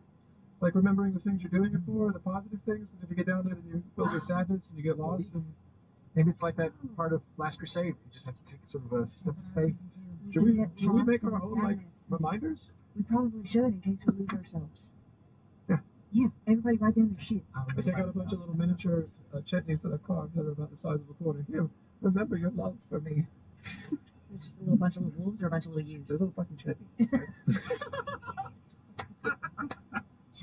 Do you guys if you guys are scared to do this leap, I can ask the Changebringer if it's okay. I'm not scared. Well, I'm going to do it regardless of what the Changebringer says. You're welcome to ask. I would like that. I would be interested in what she would say. Okay. I will ask her a yes or no question. If we jump, are we gonna die? Heads for yes. Tree through this hole? Okay. So using the actual. It comes up tails, doesn't it? Oh, we're good. Yeah. All right, great. Going to she betrayed you. We're gonna die. We'll do it. Changebringer, like, we'll see what happens. We jumping? All right, we jump it. Well, there's a couple things that happen first, right? Change, fly, then we jump, right? Tie a rope around. We don't even need to necessarily tie the rope. I was just saying have it available. Okay. Right. Let's know when we're getting to the end of that. I'll wait till you cast Featherfall to cast Fly. I'm not going to cast Featherfall right away till we feel like we need it. Okay. See, this is the shit that goes sideways. Isn't it possible to like fail on a spell cast if you're falling? This one just happens. It's Featherfall. It's literally designed to be cast while you're falling. That's true. Yeah. Concentration spells in extremely dire circumstances, like being buffeted by heavy winds from a fall, might require concentration checks. I don't believe Featherfall is a concentration spell. No, it's a reaction. Punch you in the head repeatedly as we fall. Then you guys want to say, okay, so can we have some lights To go with us? Yeah, of course. That's a concentration. They'll go away as soon as I start firing. I can cast light. All right, great. Let's go. All right. 3, 2. If you run start, you don't want to run into the sides as they get narrow. That's true. 1. Dart as far as you can with the strength of your legs and convictions you hold to yourselves. You, as a group, leap into the abyss beneath you. This up? Yeah. I slipped and I'm already starting to rotate. Fucked up way. He was on the way anyway. The wind rushes past you as you fall further and further, and you can glance up and see above you the circle of foggy daylight diminish. As you glance down, the lights below, picking up speed, the wind rushing past. You also watch the walls, you can look closer in from the sides, and the lights that you keep out there at a fair distance begin to light up a sudden glance of texture. There's a multitude of texture beneath you that is rapidly approaching. What? Like the floor? Yes. Featherfall. Okay. Featherfall on who? It's flat. Ashton, Forum, FCG, Oh, yeah, Laudna, Chet. Okay. She will. All right. Tribbles are flight birds, right? Good. We're trying to look. Musician through the floor. Can well, I mean, I'm doing giant evil, but I want No, it to look they like are a not human. flightless. They have an 8-foot wingspan. I just wanted to double check. Proportionally, they're odd birds, and I just wasn't sure. And that would have been amazing. I would have had a second goldfish. I just love the cadence of fly. Featherfall. Shoot Bill.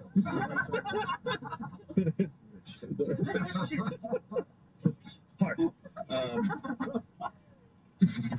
The 5 of you begin to drift down, still at a quickened pace, but not in one that makes you anywhere near as nervous as you were but a moment ago. While you transform into your massive, odd-looking bird. An image, and you catch yourself into the flight scenario. The lit orbs, they disappear. Concentrate. Yeah. Indeed. So there's no light. It's from your eyes. You have light going there. So you have this kind of like headlights that are kind of trying to show beneath you what you're approaching.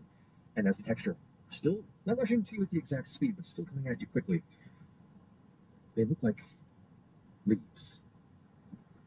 endless jet black leaves. It's creepy because it's just of You're just light. seeing Are they going through these leaves, or they're Yeah. just they're approaching from beneath. okay? What do we do? They go through. You start impacting with what is the top of a tree. And as you kind of hit into it, you start hitting branches. Not enough to take heavy damage necessarily, but definitely bruised up a bit as you're not catching yourself onto branches. For those of you that are just feather fall, the two of you can maintain flight above if you'd like, but the rest of you eventually catch yourself up in the boughs of this. And as you kind of stop, and you are currently the only one that is producing light, but as you kind of glance around, you can see the branches of this tree have an oddly textured, almost like striated bark that twists in ways and has like a deep maroon red coloration to it. And where the branches extend, black leaves just sprout out, these slick, long leaves that just kind of fold and overlap each other in places, particularly these clusters. And it is everywhere. If we look down, do we get a sense that there is these branches are, coalescing on a Make a perception stop at all? With 60 feet of dark vision. It might be. Yeah, I mean, there's plenty of branches everywhere. Perception, you said? Mm-hmm. 20. 20. Natural. Natural 20. Yeah. For a total of 27. 27. Glancing down, indeed, you can see, like, these are the thinnest edges of branches. And looking down, you can see them converging, and other parts converging into thicker limbs. Indeed, this is just the top of the tree, and the further down you go, you get the sense you'll eventually find the base. Go down next to Wagner. Hold on, we can go down. Sure. We all can go down. Right? Are we still feather falling, or is it over? Yeah, as soon as you touch down, it Oh, ends. it ends. You're right. I can come up and get everyone. Just give me a second. I've been in trees before. I'm fine. It's nice and tree. Not a problem. But I build chisels. Chisel the tree. I don't chisel the tree. Huh? Don't chisel the tree. Into the tree. Get this slip. Go fly down there. See what you see. Keela talks about this tree. I picture something green and large and natural. Atrophy. Cute. There's so many things you can make. There is. It's fun. This Atrophy. So, yeah, and touching the branches, it's all dry though. There's nothing like viscous or wet or. correct. It's dry. And the branches appear flimsy. Like you're catching yourself, but you're like holding on to multiple branches. So to hold yourself, you are, and they're kind of bending with your weight. And even as they converge, like they're thin branches. You don't feel like you have a strong hold. So climbing down will be a little precarious, but it's definitely doable. Yeah. Okay. So the two of you are flying through the canopy. Yeah, I'm gonna fly Lauder down too, and then. It is dense to fly through and to carry another person through this thick branches. It's still like pushing through a very dense tree canopy. So it'll take you a bit, but you can probably do it. I say for the sake of that, go make an acrobatics check for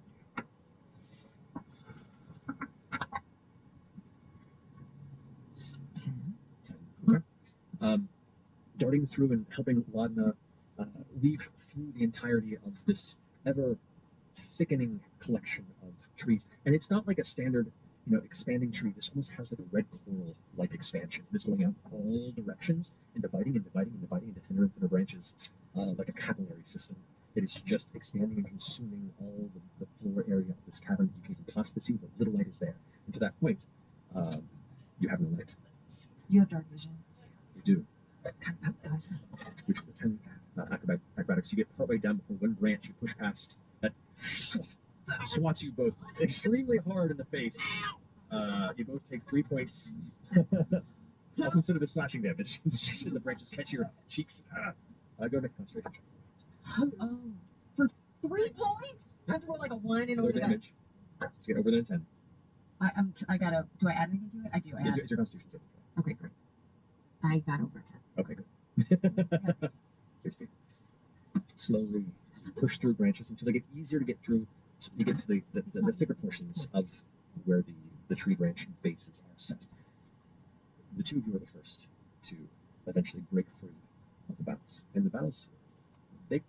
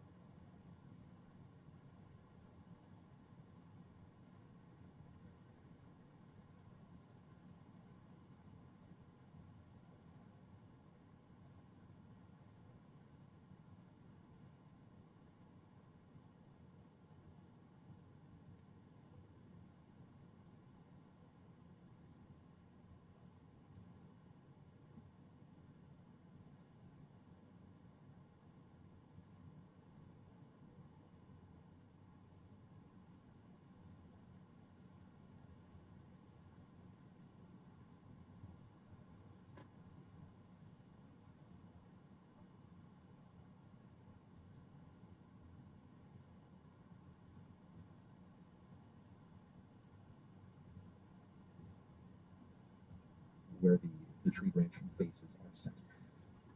The two of you are the first to eventually break free of the boughs. And the boughs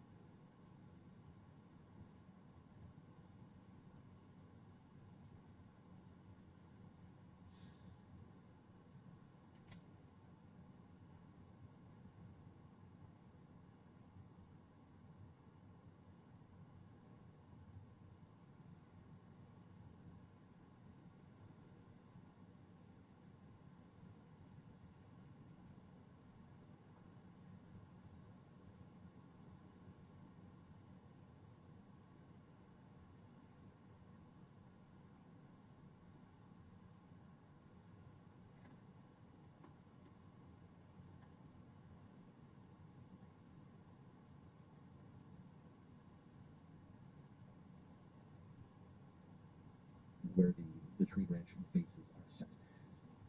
The two of you are the first to eventually break free of the boughs. And the boughs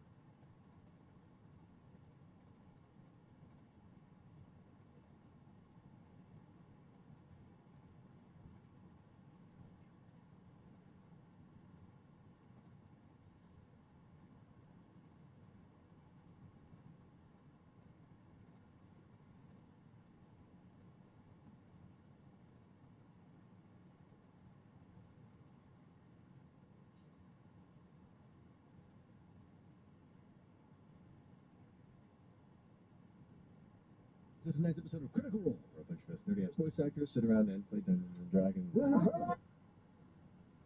go within more than 100 or so feet from the edge in certain places. Even those start ways down before the lack of light takes over. Like dozens of petrified arms that are reaching out from the edges of this pit. Do you want to roll a perception check? It's better fall last long. The exact same thing. 27. I think it's till you minutes of battle. White sands.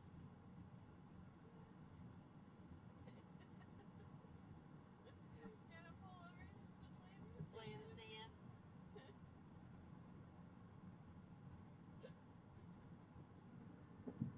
You can't see too far down into it as the light doesn't quite reach, but you do notice the pattern of this pit does seem to gradually fill past a certain point. Meaning the sinkhole isn't an endless straight drop. It looks like it does slightly begin to pinch inward the further down it goes. So we can climb down, find a bottom, go across that way, or we can just kind of fly back and forth. Just run and jump. 100 feet? It's about featherfall. It works that way too? Going you want to go across it? We're going in. Wait, you want to go down? That's where I think of ultra We bears. think that the tree is not in this. Down there. But it's scary and spooky down I know, there's probably really big spiders. But you're not worried about scary and spooky. You got the tree. It's true. You're right. Some pipes down there. I'll also say, I don't know if anyone else has been thinking about this, but the island moves. And that's a very big goal. Just the whole move with the island. Or is there, I guess it's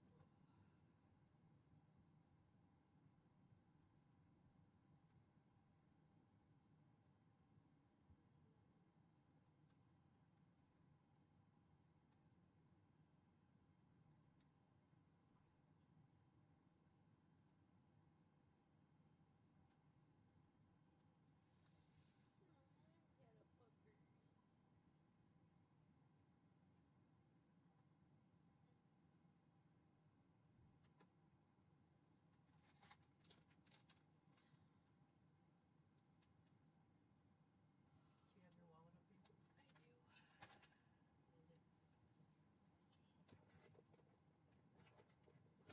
do. Want my passport?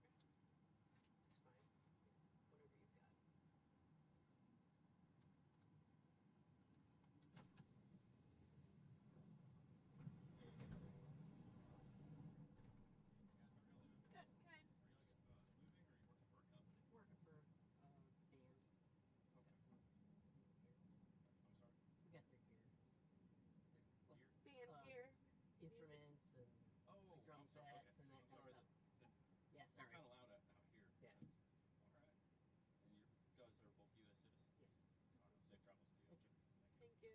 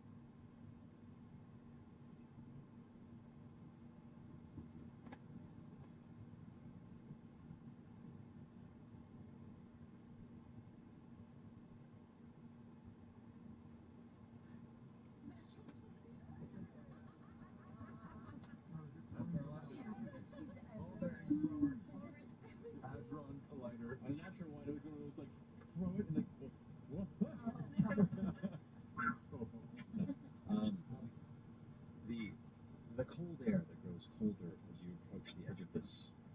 You kind of can sense an odd connection to the energy of the space. There is a strong flow of you can only consider negative energy that just kind of emanates from within. And there's an odd surge of strength and determination that comes within you as you pull back this whole area and throw it. And it coasts out. You watch as it goes, and the winds catch it, shifts and moves as it falls and falls and falls. 300, 400 feet, and then it just is gone. It is immortal. Oh my God. 400. The bell on Pate's. You like coming from down below? Sure. See if there's a funky smell coming from down below. Natural one. Look up. You get lost in the memory of like a fine summer morning on the beaches of the Menagerie Coast. You have a set recollection of a pina colada type drink that just was delicious on your tongue. You have no idea where that came from. It's distracted you for a moment, but it was a nice memory. We used the rest of that pineapple for creative reasons.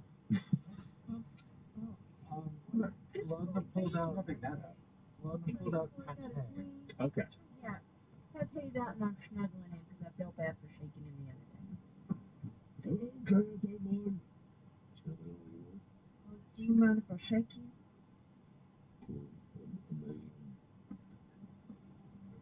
Let's find out. No, I don't want to. I just didn't know if I hurt you. It don't really hurt. Well, all right. Not really alive. Well, it was very weird, Marvin. Jeez. Actually, Pate, do Pate and I get any weird sense of this, like having a connection to undead in other realms? Yeah. What do you think, Pate? What do you think? Start screaming. It's very dark. You feel anything? Otherworldly? Maybe. Getting deep with Pate. Do I sense anything? When you sense what you sense when you step to the edge, and there's definitely like a. Is it like intrusive thoughts, like when you're at the top of like a skyscraper and you're like, what if I just jump? Hit me. Yeah. For you? Maybe. For me. Okay. I just mean in the sense that like you're the one that's concentrating on it, and but there's something familiar at the same time. There's something alien about this. You're standing in a cliff of a massive hole in the ground. I don't know what else to tell you at this distance. I say we jump. We jump. Just trust me. Yeah. Could you cast locate object on the Lunchville right now? Maybe. Does that give you Your spell dissipated because he's already on this We run. have it done. That's right. Do I have it done? I don't know what the physics on that. You want to float it? I don't know. So, how many people can you make light? All of us at the same time? Up to 5. Okay. Alright. So, and you can both do that, right? No, I can fly. Oh, you can fly, so So you're I fine. could potentially carry someone. Fern can transform. I could carry someone. So that's 5 people. We're all kind of covered there. Yeah.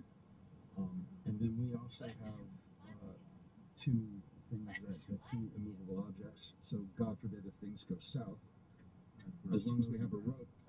Not if we were hurtling down, that'd be bad. But if it's floating down, if we're floating down, there's an emergency stop that we have available.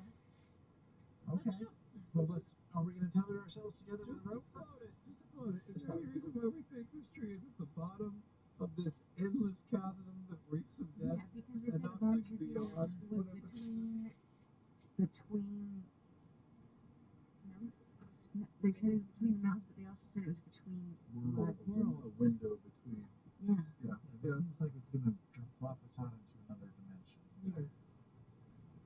say this with supreme confidence. Huh? We'll be ready just in case we get down near the bottom and it starts pulling at us also. Maybe I'm reading into this too much, but you know how I think they said he was like a vessel of the sorrows of others? So maybe this is like just a big old fat vessel. And that's why it's just so dark, because it's just a bunch of sadness. I'll take it. Oh, fine. That was fucking deep. Yeah.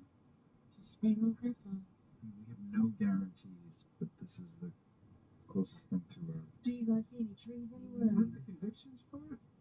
Like remembering the things you're doing it for, the positive things? Because if you get down there, then you go to sadness and you get lost. And maybe it's like that part of Last Crusade. You just have to take sort of a step of faith. Should we make our own like reminders? We probably should in case we lose ourselves. Yeah. Yeah, everybody write down their shit. I think I got a bunch of little miniature chutneys that I've carved that are about the size of a quarter. Here, remember your love for me. It's just a little bunch of little wolves or a bunch of little ewes. They're little fucking chutneys.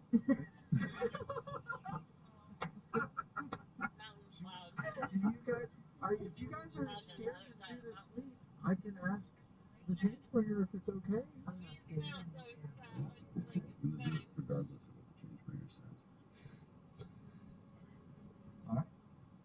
You're welcome to ask. I would like that. I would be interested in what she would say. Okay. I will ask her a yes or no question. If we jump, are we gonna die?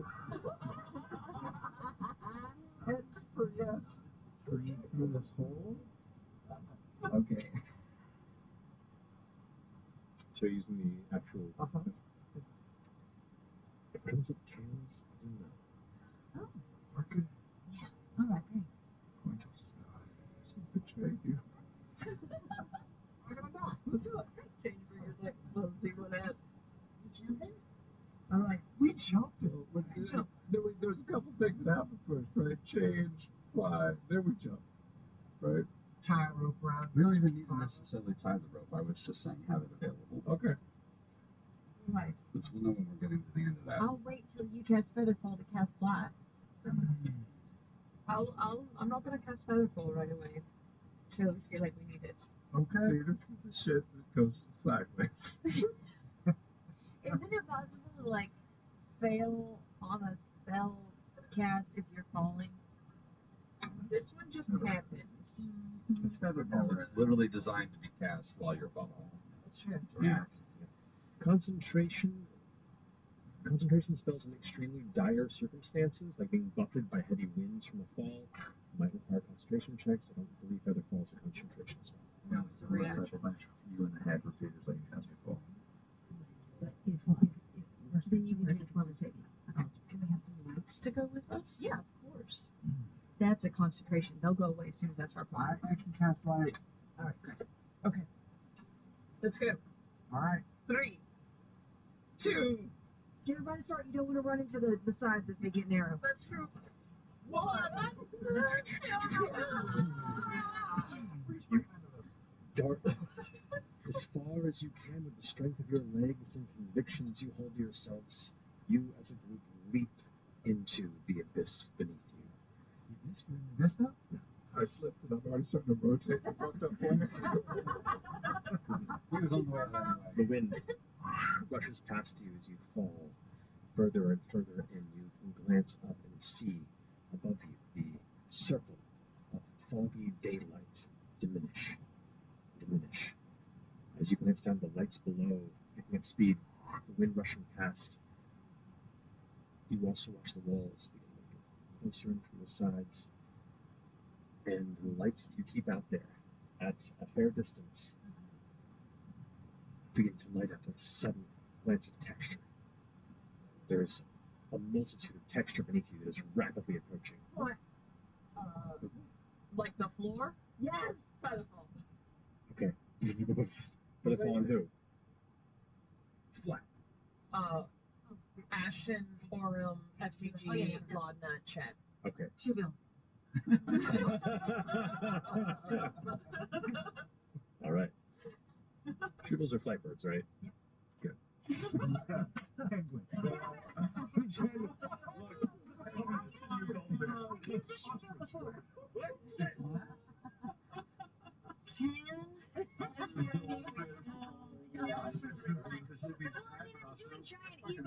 No, to look they like are a not shoe bell. flightlets. They have an 8-foot wingspan. I just wanted to double check.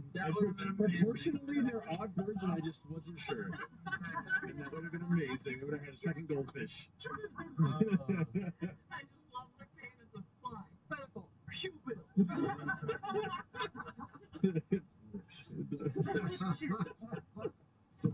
Heart. The five of you begin to drift down, still at a quickened pace, but not in one that makes you anywhere near as nervous as you were but a moment ago. While you transform into your massive, odd-looking bird, and imagine you catch yourself in the flight scenario. The lit orbs disappear. They disappear. Concentrate yourself. Yeah. Indeed. So In 1 mile, take a slight right turn onto Relief Route toward Tularosa. headlights that are kind of trying to show beneath you what you're approaching. And as the texture still not rushing to you at the exact speed, but still coming at you quickly, they look like leaves. Endless jet black leaves. Oh, it's creepy because it's just of You're light. just seeing Are we going darkness. through these leaves, or it's just a... They're approaching from beneath. Okay. Nothing we can do but go through. You start impacting with what is the top of a tree. And as you kind of hit into it, you start hitting branches. Not enough to take heavy damage necessarily, but definitely bruised up a bit as you're not catching yourself onto branches. For those of you that are just feather falling, the two of you can maintain flight above if you'd like, but the rest of you eventually catch yourself up in the bows of this. And as you kind of stop, and you are currently the only one that is producing light. But as you kind of glance around, you can see the branches of this tree have an oddly Stay in the second lane from right. bark that twists in ways and has like a deep maroon red coloration to it. And where the branches extend, black leaves just sprout out, these slick, long leaves that just kind of fold and overlap each other in places to create these clusters. And it is everywhere. If we look down, do we get a sense that these branches are, coalescing on a stalk? Use the right lane to take a slight right turn onto Relief Route toward Tularosa. Yeah, I mean, there's plenty of branches everywhere. Perception, you said? Is this for seeing 20. Take a slight right turn, then take the first left onto Charlie Lee Memorial Relief Route. 27. 27. Glancing down, indeed, you can see like these are the thinnest edges of branches. And looking down, you can see them. At the light, turn left onto Charlie Lee Memorial Relief Route toward Tularosa. Indeed, this is just the top of a tree, and the further down you go, you get the sense you'll eventually find the base. I'm gonna float down next to Ladna. Good, hold on to me, got it. Sure. We all can go down, right? Are we still feather falling, or is it As soon as you touch down, it ends. Oh, it ends. You're right. Okay. I can come up and get everyone. Just give me a second. I've been in trees before. I'm fine. This massive tree. Not a problem. I'll pull out dual chisels and put it in me. Chisel the tree. I don't chisel the tree. Huh? Don't chisel the tree. I'm going to chisel the tree. Just in case I slip. In 5 miles, turn left onto North White Sands Boulevard. Talks about this tree. I picture something green and large and natural.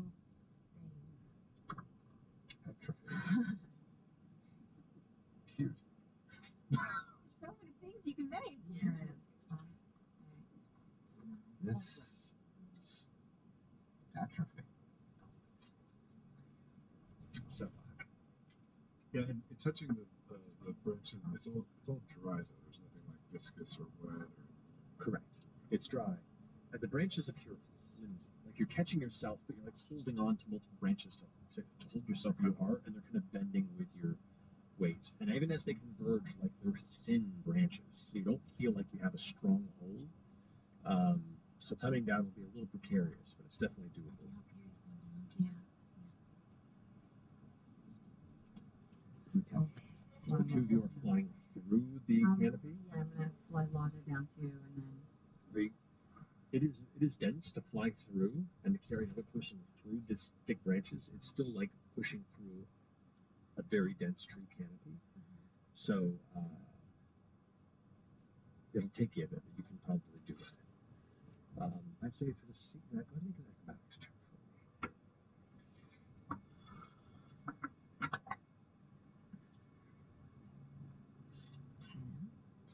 me. 10. Okay.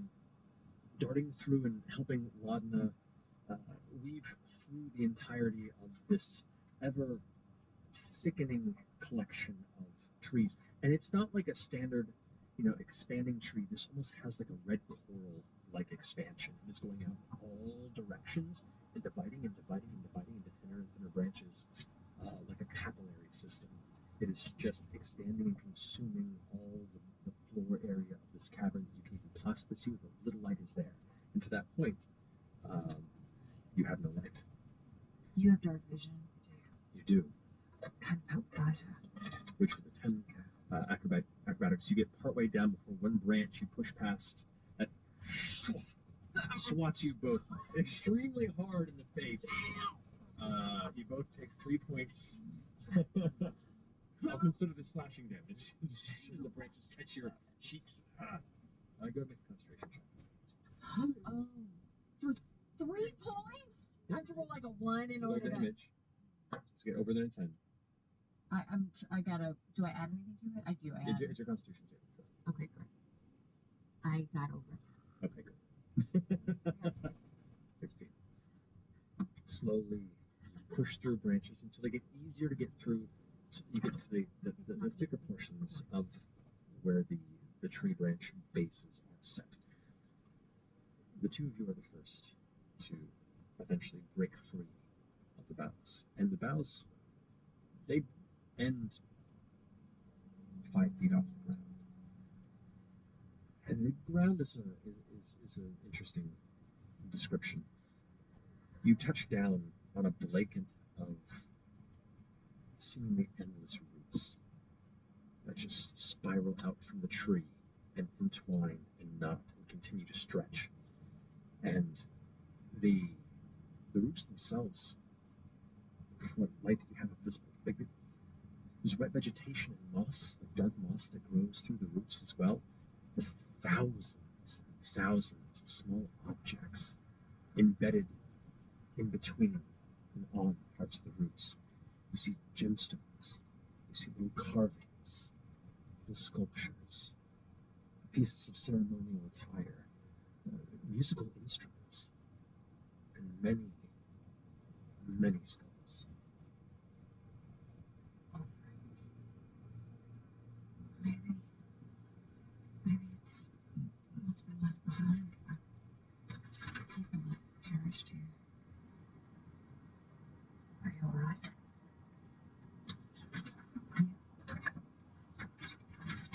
As long as I keep you at forefront of my brain, I think we'll be alright. Promise. Promise. It is extremely cold here, and you can feel yourself voluntarily starting to shake and shiver. You at least. You're a little more keen on that temperature than she is. I'll wait here. I feel weird leaving you down here. I'm supposed to be. Oh, I look up. I can't see shit. What if I just stay down here and I send some lights up to them so they can get down better?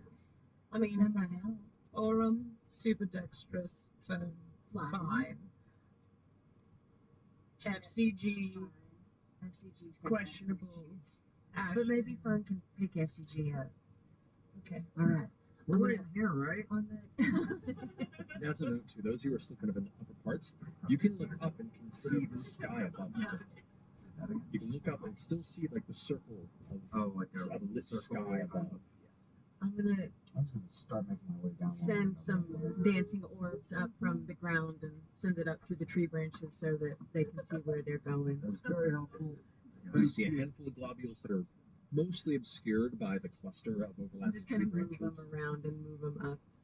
So they come up through the tangle? At the next light, Turn left. Like most of the tangled to a certain point, but even at what's the max distance on here? 120 feet. 120 feet. They don't quite reach to where you are. They're still somewhere in the tree below. This tree, probably at full height, is based on your flight down there, is close to 200 feet tall. I could Still up. I could double the distance again and send. At the light, use the left 2 lanes to turn onto North White Sands Boulevard. Scattered throughout the canopy. Those of you that are still up there, how are you getting down? Are we going? I'm climbing. No, I think they're gonna come back. Imogen said she was gonna like ferry us up and down. She definitely did. So we'll wait right. Turn left. We are told otherwise. Are you guys still up there? Oh no, it's going down. Athletics or acrobatics, Trent? Athletics. 26. 26. Definitely, you begin to pick up on the pattern of how the branches split and expand, and so you kind of can ascertain where the next stronger step will be. The kind of slightly bendy and untrustworthy branches become a little more sturdy. They're still thin and stretched in places. They're stronger. And within a few moments, you eventually climb down to the point where the leaves seem to stop growing from the branches, and instead it's just In 9.8 miles, turn left. trunk that, or a central branch that eventually merges with others. There isn't like a solid singular trunk. It's like all the branches eventually converge into a very short, stocky trunk that's only a few feet off the ground, and then the roots spread out in all directions. And as you step down, you are greeted by both Laudna and Imogen in the odd, reaching expanse of what this cavern's floor is. Just getting down there. What's up? I'm also gonna head down. Athletics, acrobatics. Can I see you? Where are you? Can we give you a lift down? Okay, I'm gonna go down on 25. Okay, yeah. You follow suit as well, kind of following in Chetney's footsteps and looking at the best paths. You eventually find your way to the bottom as well. Bioorb. They're gonna go up front. I instantly can't see and I'm all No, I have globules. I set them up. ready? Yeah, it's a little like globules that can help. It's still at a higher DC.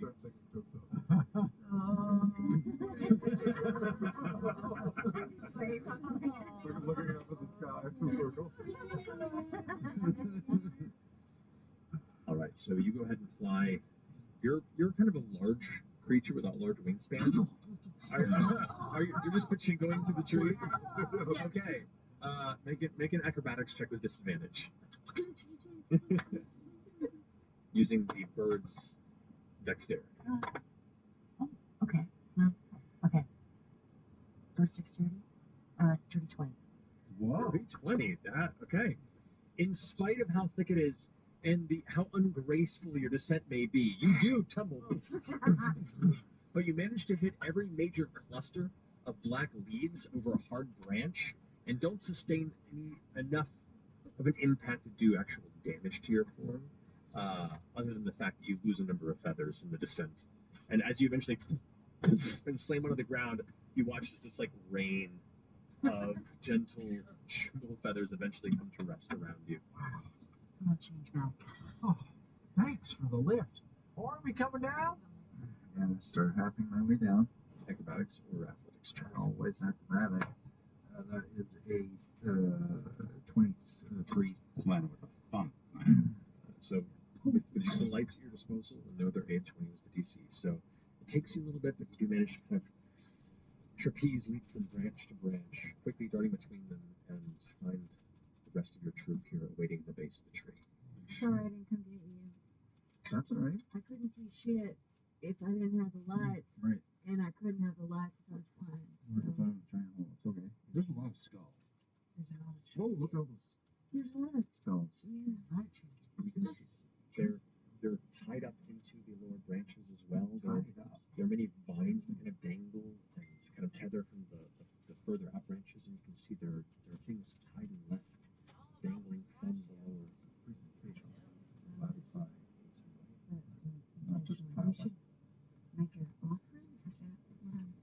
I don't necessarily know if it's not planned. Is everything that's here that we see, like, I know there's skulls, but you said there were like trinkets and kind of things. Do they all look like... There are art pieces. There are keepsakes. There are small statuettes trinkets. There are little porcelain knickknacks.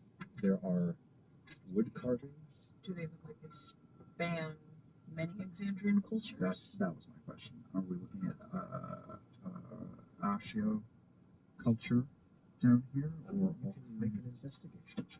Not that good at that, though. The acrobatics? 19. 19. Never mind, I'm good.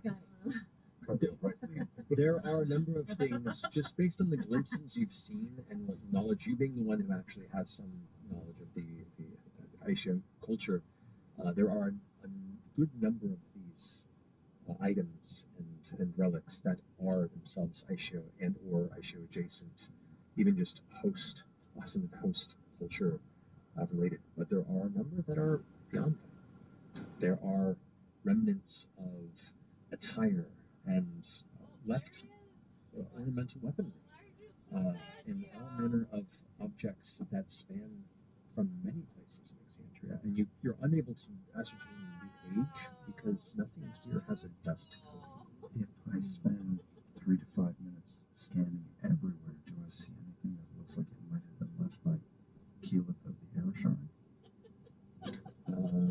Glancing about, do not, but you also recall that she said she did not actually see the tree herself. She had heard about it from Joanna, who she went to work through her grief. I can't help myself, but if I spot one of those little wooden sculptures, can I check it out? Yeah. You approach the nearest wooden sculpture, and it looks like a small egg, but it has features on it like a bear. Like a little gentle bear has been carved out of this chunk of polished wood. It looks simple, but very well crafted in its simplicity.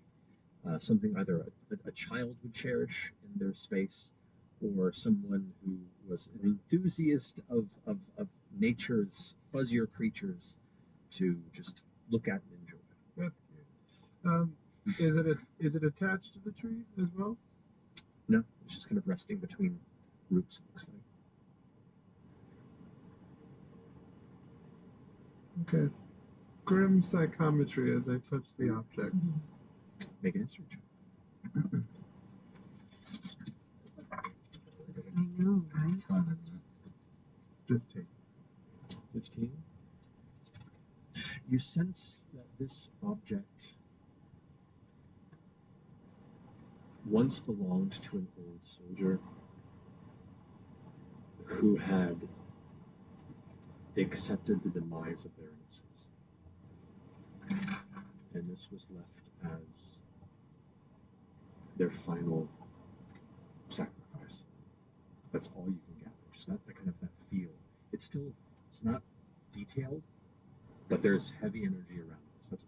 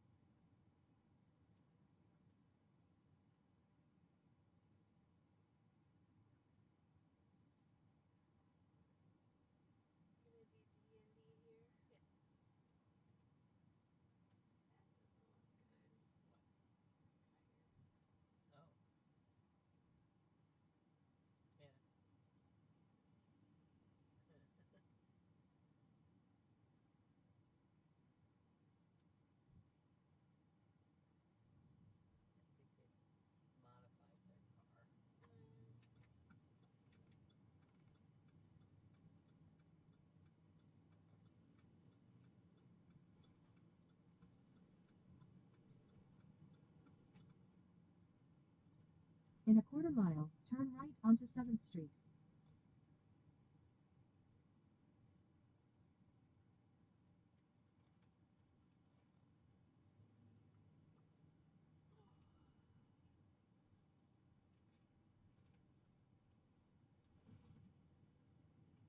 Me too.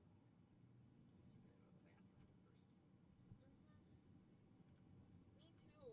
We can get some more stuff to drink so I see more. Watch yourself. Proceed to the route.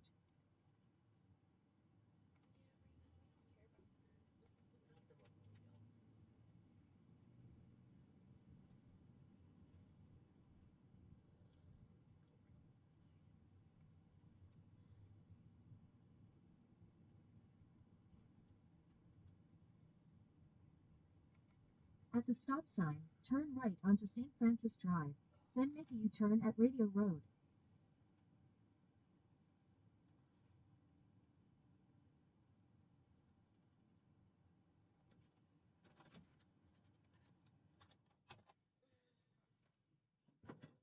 VIP. Do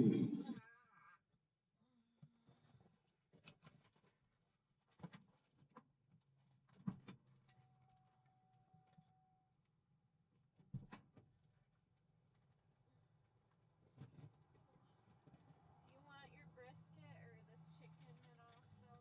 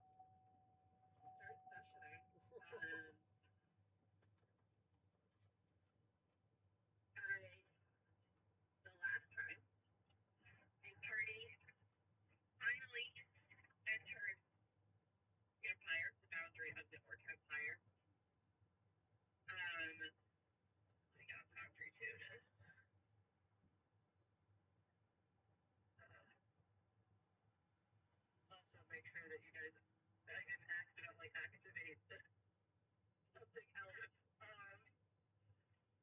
That's certainly not the first time. Okay, great. All right. So the party, finally getting through, finding themselves on the boundary of the Orc Empire, close to Barnold's homestead. On the way to the small town, finding a shrine of Nylea that had been desecrated and partially rebuilt in a kind of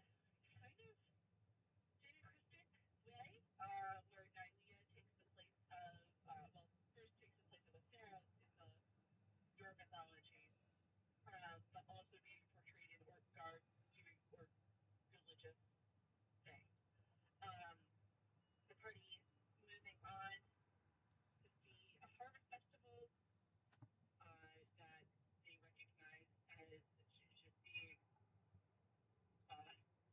like a painting of a Farah, and now it's a painting of one of their Yazadas. Villagers, mix of humans, orcs, going to Arnold's old homestead, where he meets the descendants of those who kicked him out, finding the hidey holes.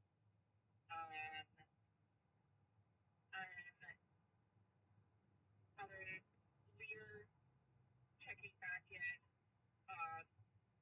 finding that there's rumors that he's a double agent of the Delabate family.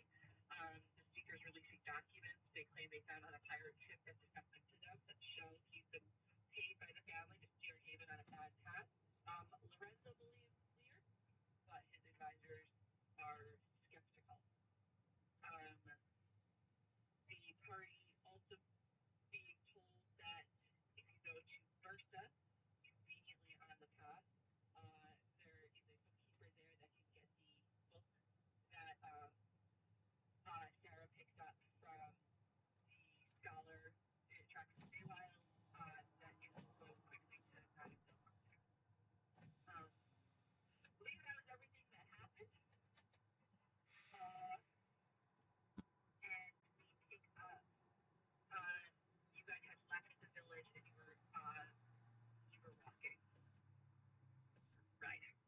So where on that map are we just now? You are right about here. So you were past the mountain pass and you're in the rain shadow. So it is very arid where you are. Not a lot of water.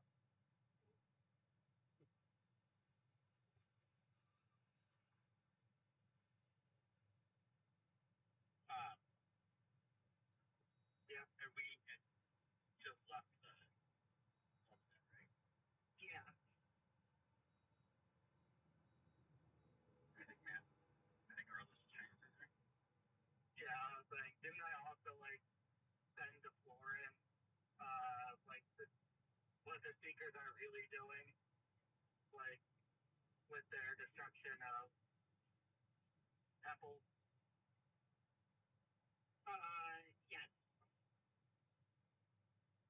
What? Yes, you had talked to him. Right.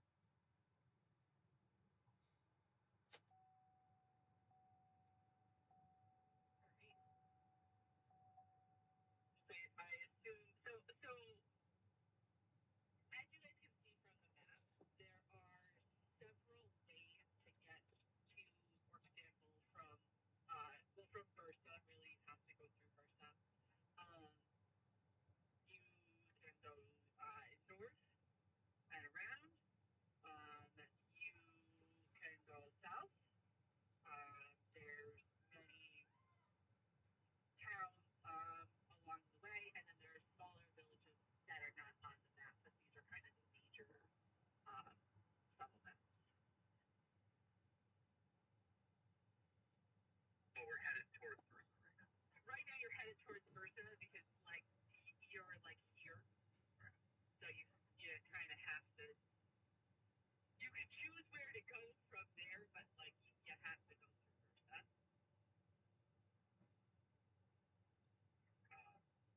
head towards Bursa.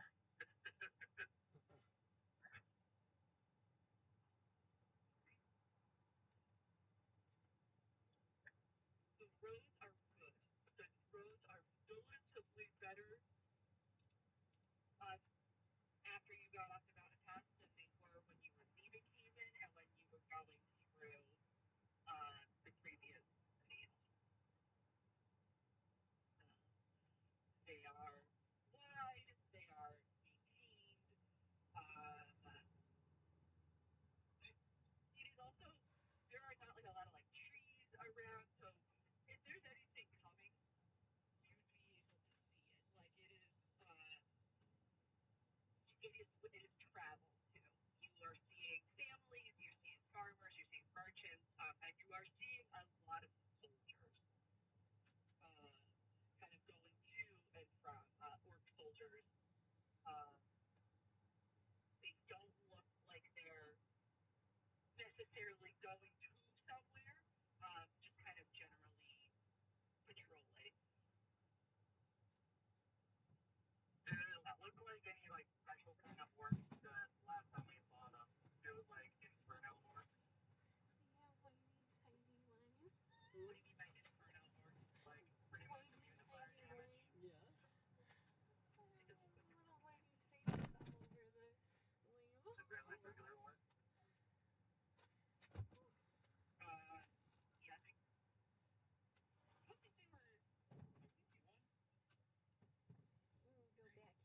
We'll go back in for margaritas when I'm done.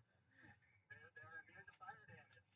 I remember it because I'm still salty about that. Do you want a strawberry margarita or you're not going to try to burn a random orc soldier on a foot patrol out here. But they look like regular, or I mean, yeah, but you could, because the choice is always there. They look like regular orc soldiers to you. Okay. Yeah. Okay. And they're definitely, they do not look like seasoned soldiers. Like, they look young. They look like they're, kind of young recruits being shipped out here. Yeah, so burning, generally grilling them would not be a good idea. Not more like a slow roast or something. Yeah. You get a sous vide. Does anyone give us any like second glances? Seeming. How long has it been since the morning? It's been a while. I would say, unless you recast it, you don't have seeming anymore. I would definitely recast seeming. I mean, we're in orc territory. The seeker is at most everybody else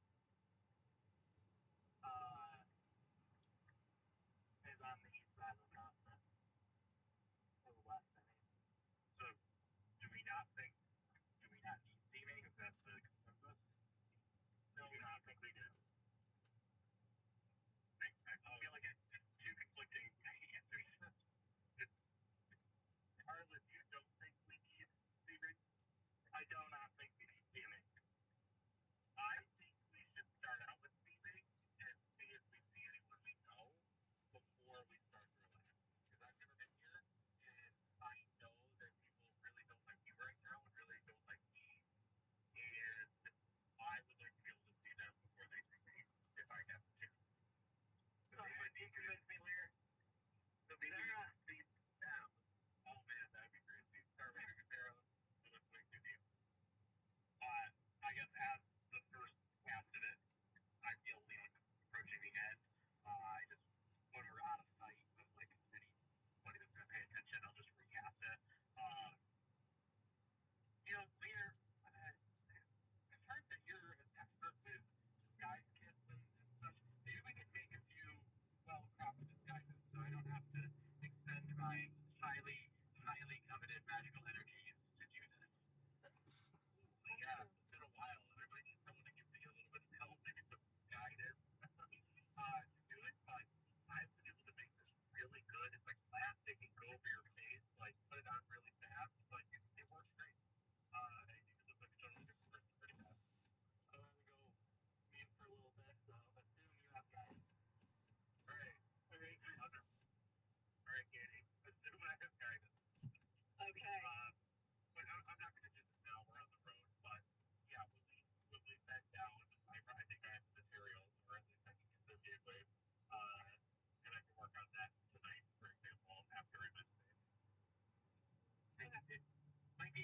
use of, and that way too, so you may work to drop from anti-magic fields or something of the like. We can still have some measure of disguise. Yeah, exactly. People, it's easier to see through TV than it is prosthetics.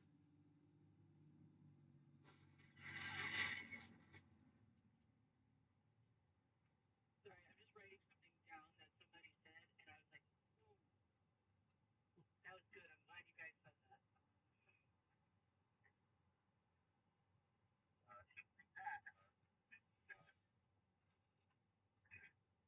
Not cryptic at all. Anyway, the party continues. It is nobody's giving you any second glances. It is a pretty cosmopolitan set. You were seeing a lot of different peoples. You're seeing gnomes. Obviously, you're seeing a lot of orcs, humans, half orcs. Um, but you know, you see some elves. You do see some, well, mostly half elves. Um, you know, you see gnomes. You see varied peoples. You see somebody you're like, I think that's an ogre. I think that's an ogre in a dress. Just dead. But he's not bothering anybody, so uh, you continue on. Um, you travel a full day. You are not quite to Versa yet, but you'll get there the next day. Um, find yourself in a little tavern. It's basic. It's busy. Bed there for the night. Um, and Lear, you want to create your disguise kit? Yeah. Okay. What do I roll for that? What is that? Performance? Probably could be. I have no idea. You like deception with that? You have to like. Yeah, we could do that. Yeah. Oh yeah. Dexterity, sleight of hand. Let's go. Oh my god. Dexterity, sleight of hand, that kind of stuff. Yeah, Lear's gonna roll his. With any guided.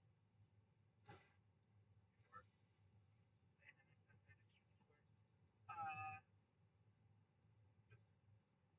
I went to roll a d4 and it just said d4 and it's like, you want Diablo 4, right? Alright, so that's a 31.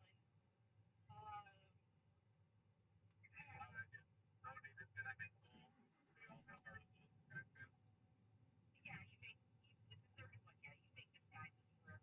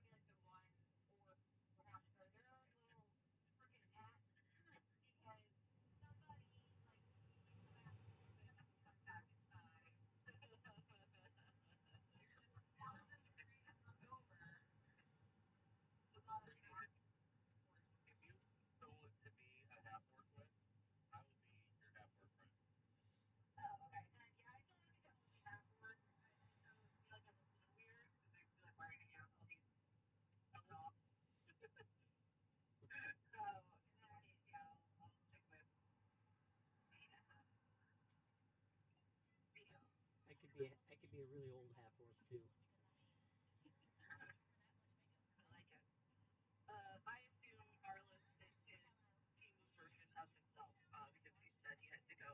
All right, your disguise is successfully made. You retreat to the tavern. There are soldiers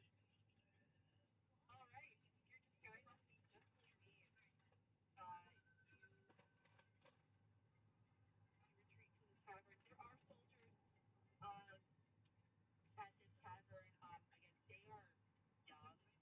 Like the oldest of them is maybe 25. And Arliss can certainly tell this from his days and praise. You two as well. This is definitely their first time going out, having their own command. Like they are green, green, green, green, and petrified that they're going to do it wrong.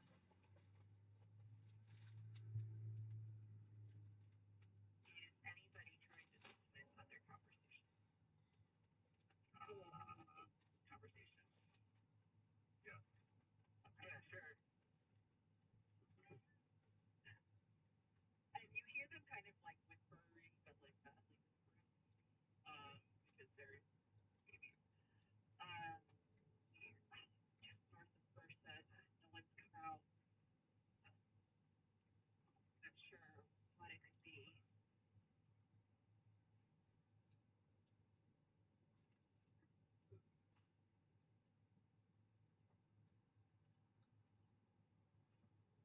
This is in the inn. This is yeah. Or in the tavern. Yeah. Uh, are they at their own like table or are they at the bar? They're at the bar.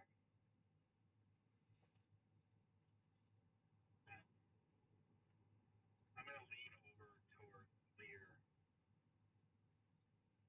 Lear, did you hear that?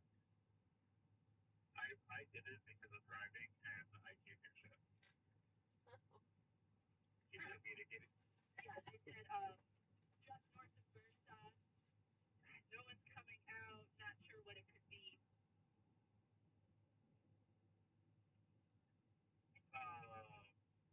Yeah, I heard that. I'm interested in learning more. I'm curious. We might end up heading that way. I don't know what's up there. You don't know what's north of Bursa? Is what you're saying? Just for like instant, I know that it's not the most direct path to Orksville, so I don't know what would compel me to go there yet. Yeah, but you're curious. To go north is one of the ways you can go to get to Orksville. Like, there's. I can't see the map. I know you can't see the map. That's why I'm describing the map. Thank you. So there's like a way you go north, and then you kind of go up around the Allen Ocean to Orkshire. You could go south through several cities, or you can go kind of through the center to Konya, which is at the foot of Mount Etna, which is a gigantic volcanic mountain near Orkstambul. And then you have to go south around through through New Nova Rosa and then up north to Orkstambul. New Nova Rosa, really? New Nova Rosa, yeah. So it it's kind of six of one, half dozen of another. Honestly, like whatever route you take is gonna take about the same. Yeah. Except the first one's not delayed. So it's coming back, then it makes something more clear.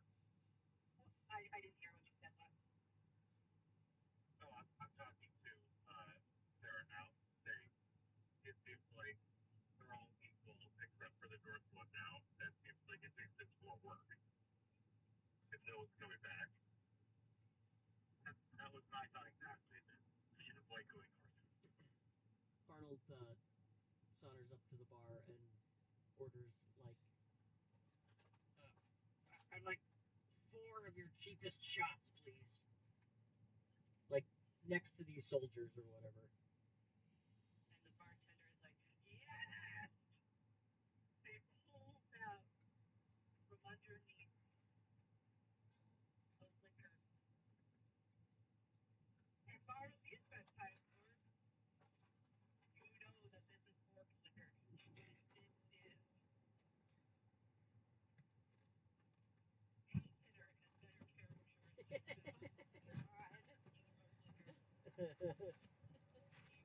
and then drops the entire cherry in each shot. And just as fast as he pours them, Barnold drinks them. Like cherry pang. The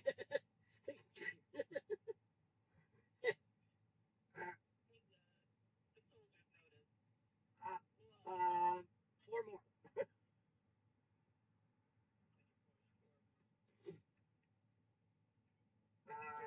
I'll do for now.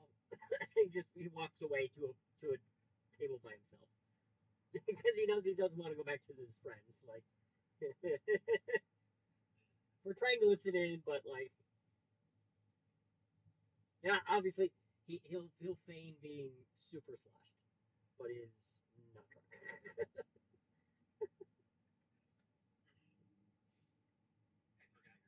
I can't choose to not. I read it like a web comic that's like a D&D one. It's like a monk who's married to a hag, and it's a comedy one, and so he's a drunken monk. So I've never forgotten about monks with alcohol because I read this comic. The soldiers are like openly staring at you, and then they turn to the bartender. A shot each, please. And 1 extra. And they very gingerly take their shots. Hey! As they hang at me. Yeah, Yeah. What? Want 1 more? I mean, sure. Yeah. Is it free? Yeah, sign up. All right. It's on the Sun Emperor. Yeah, some emperor.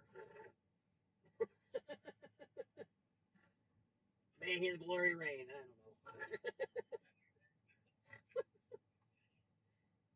he reign in glory. Yeah. right that.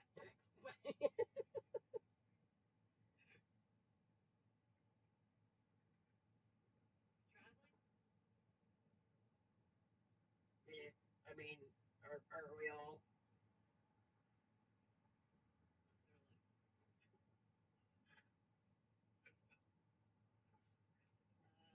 I mean, we're stationed here for like 2 years, so I guess not us. I suppose yes. We're just passing through. Where are you going? Nowhere. So deep, man. So deep. Yeah. Well, I mean, I think I'm gonna find a new place to die. Oh. Oh, well. And then one say, well, if you go north, you'll probably die there, so. Is that a good place? Is that a good place to go die? He doesn't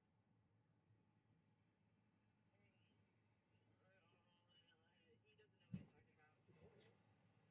Stupid young recruit. I mean, is it dangerous up there?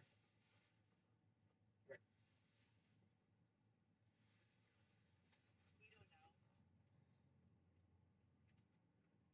Oh, you're stationed here, but like, right? You don't know anything about what's up north then.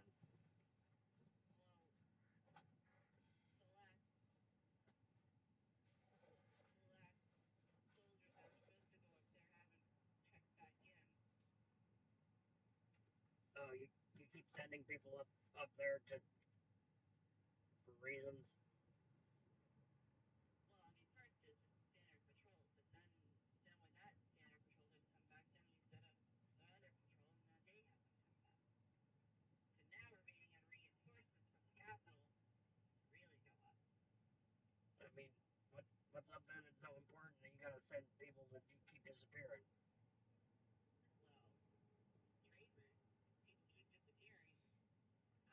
trade routes. People keep disappearing. How is our salt gonna get, like, from Odessa down here? What do we do? I mean, Night? somewhere else, or you could just eat less salt. But that's where our salt comes from.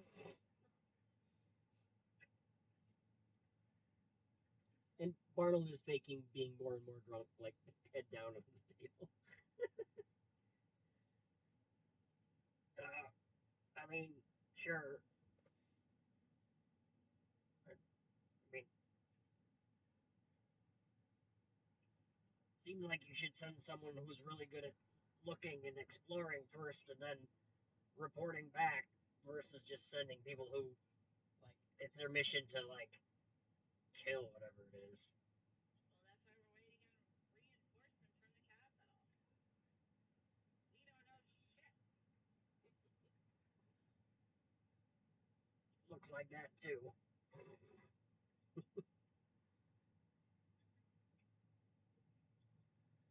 All right,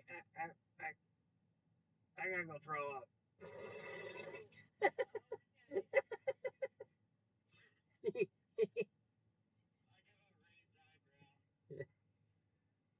He goes out the front door, and then like out the front door, and then just around the corner and just like stands up and walks around. Walks around to the back. If there's a back. Or Staples. There are Staples, yeah.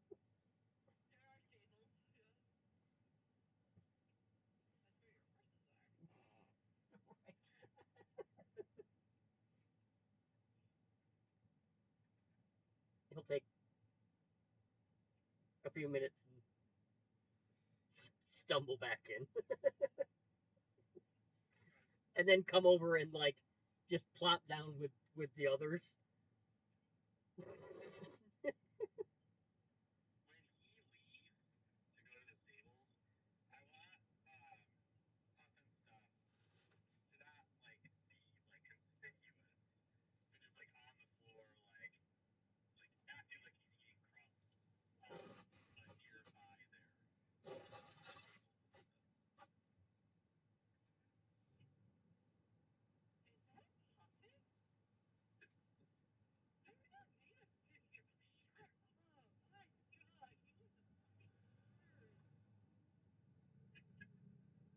the fucking worst. So, like, that guy's gonna die of alcohol poisoning, right? Because I just saw him take 9 shots. That's insane. Hey, at least maybe Colton got to go north? I don't know. I don't know if that did anything.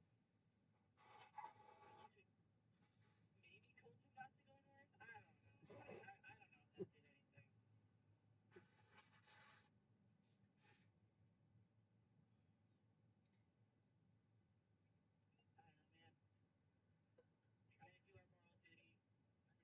trying to do our moral duty. We're trying to not let old men die of God knows what's up there. When Barnum comes back in, he like, oh, awesome, a puffin. Is this seat taken? Plop. Sits down with the rest of them. On the floor? No. Yes, sure. He'll miss the seat next to Sarah.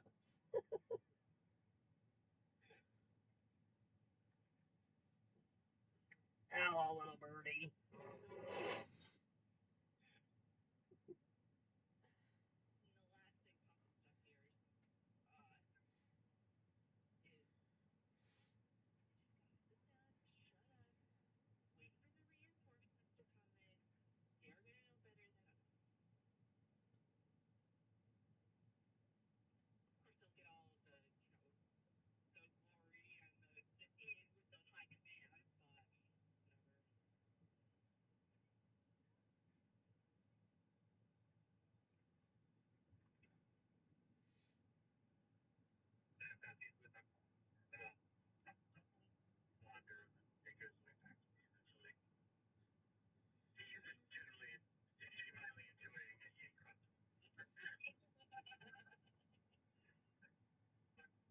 What did you say? I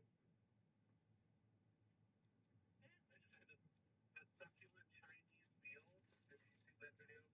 No. Oh, it's a guy getting arrested, dragged out of a Chinese restaurant. He's like, what did I do? What is my crime? Enjoying the meal? A succulent Chinese meal? And then you're a fish. Although there's America. And that makes sense because someone made that joke about Mark Sanchez. And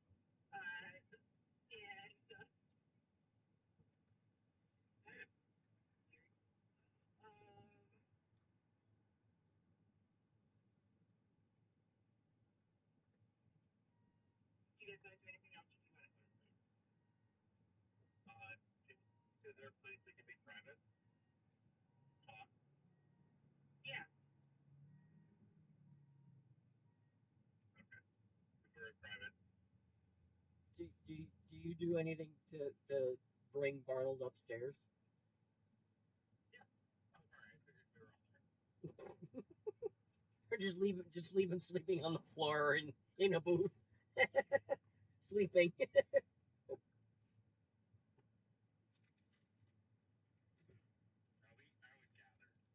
gather. His eyelids shit. Right? Eyelids too much.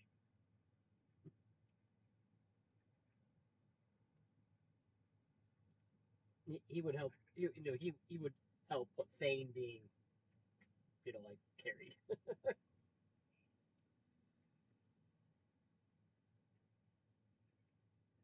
Yeah, they don't know. They don't know nothing. As soon as we're in the room, they just don't want to go north, or it's dangerous north, or something like that. Yeah, they seem pretty set on just waiting for reinforcements. I don't think we should go that way. Whatever's going on up there is. We should take an easier route. I agree.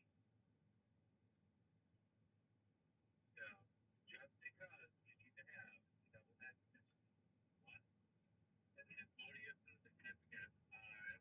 What they did say we would get an in with the High Command. So that sounds important. Yeah, but have I heard of the High Command? This is the first time I've heard of this. No, I mean, you just have heard of, they would have said also the Varangian Guard, which, is the elite, like, squad of the Emperor.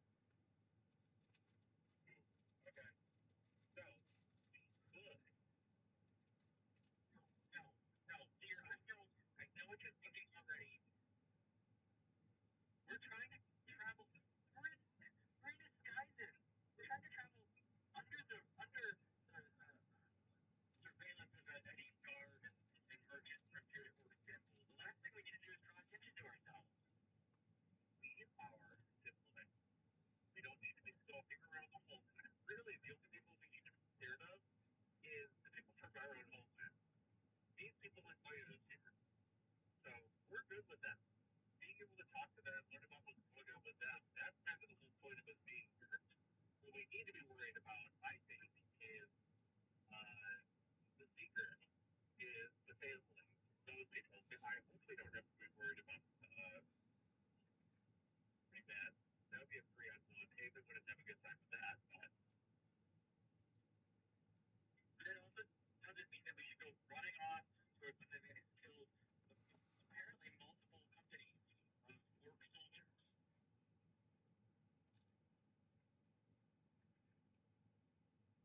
Join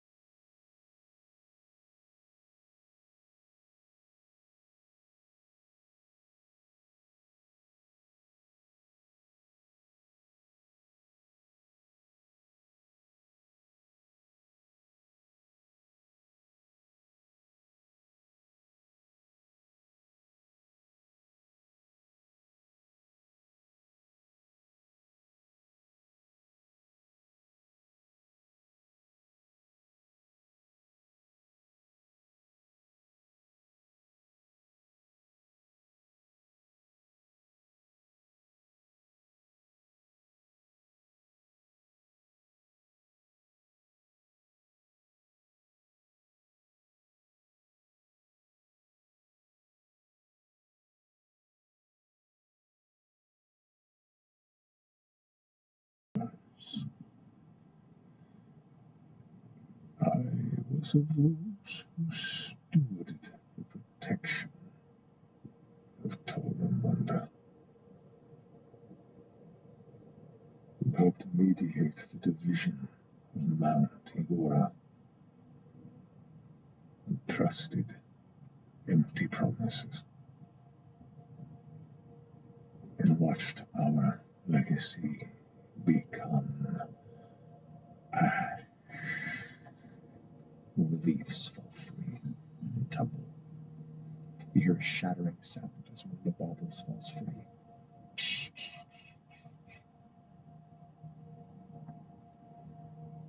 I saved the few that I could, and still carry with me those I could not. And it falls quiet.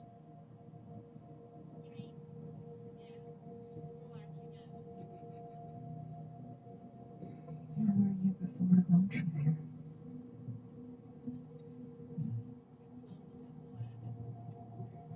It is hard to remember.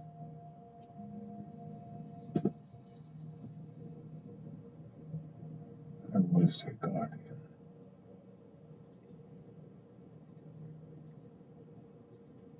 And you recall hearing this individual who became this tree was one of the surviving Galdushari, the Cataclysm. I have a very insane idea.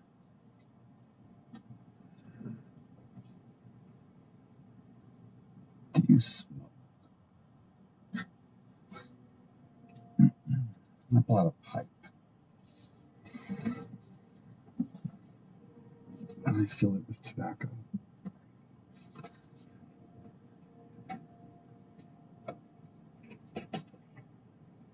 This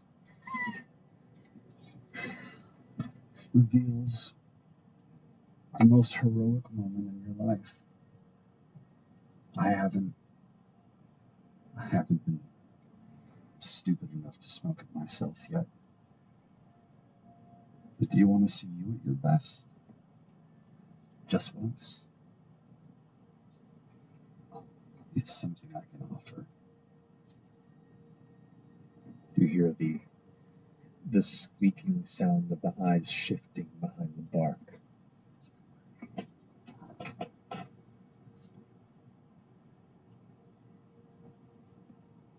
I find myself curious. I step closer. I don't believe in destiny.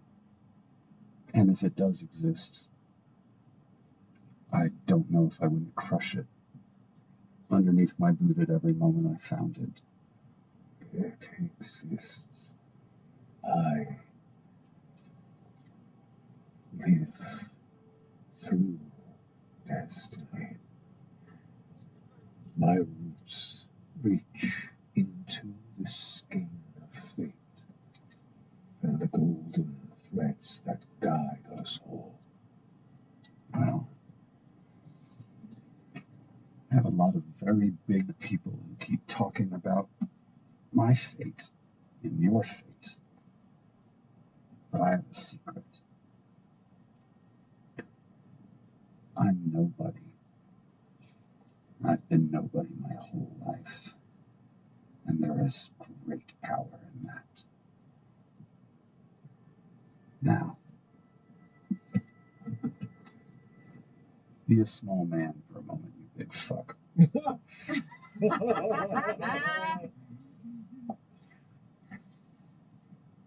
He's a tree. I don't know what to tell you. There is a mouth. There is a mouth.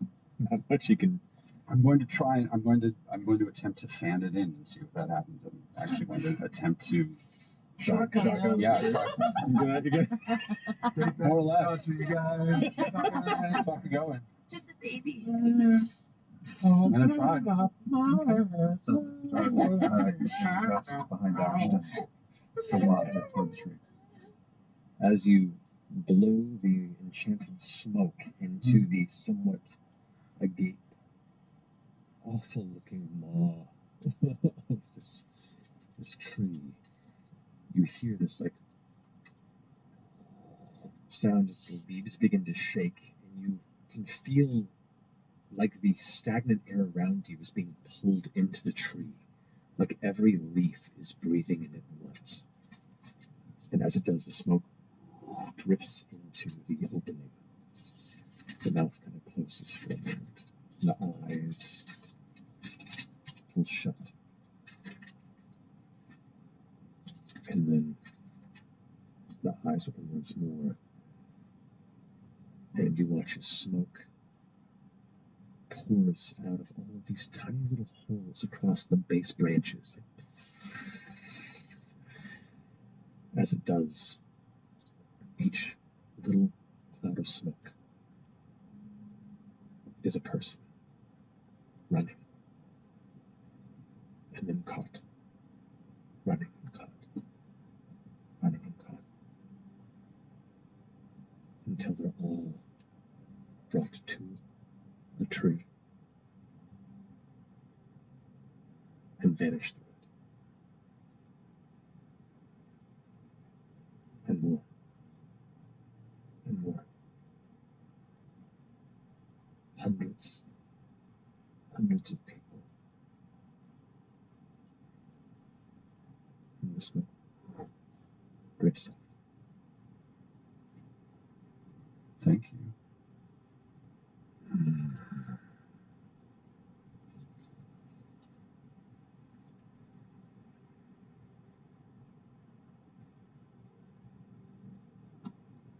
I think I might wish to be great like that in my own way. You must soon wrestle with the changes you cannot avoid.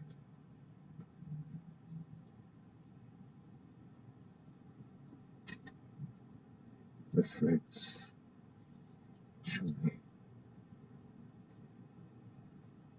you have no choice but to be somebody soon.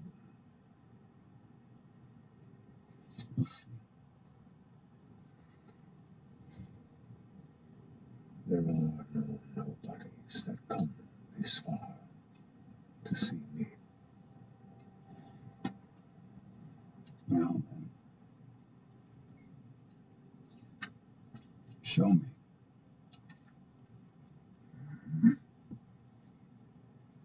A spark of Ravshan burns in the heart of the Chinese Mall, a volcanic mass on the island of Ichtholus, but within the side of Athos Peak.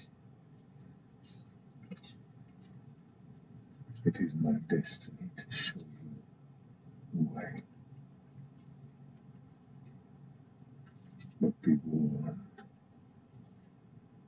holding the strength of the two in one vessel might sunder it. You bear the dormant strength of the Empress. Find and bestow the might of the Emperor.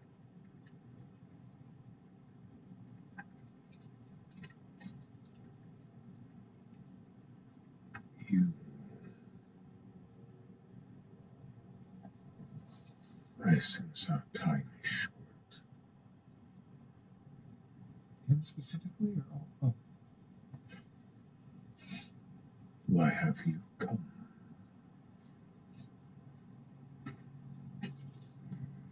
I'm not scared. Ah, the red moon, Rhodus, Predathos. Do you know anything of this? I've seen it. The threads come together. The tangle that you have been racing towards your entire life. You are that tangle.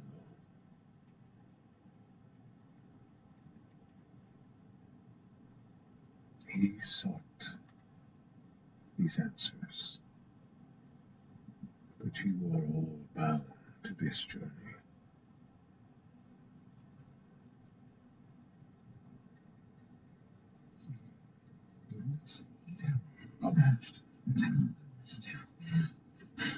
I am the gate and the boundary. I am one of numerous passageways into the realms of death and renewal. My roots reach into the skein of destiny, and I see what paths can be taken, some harder to deviate from than others. I am balance to the enemies of the natural cycle of life, and one of the many caretakers of the fate of Exandria itself. Some come to seek a meeting with ones they've lost. Some come to see their own death. Some come to seek direction, a glimpse at their fate and hope for opportunity. Not all find what they want. Many find what they are meant to. What do you seek? How do we stop Predathos? How do we keep him from devouring everything?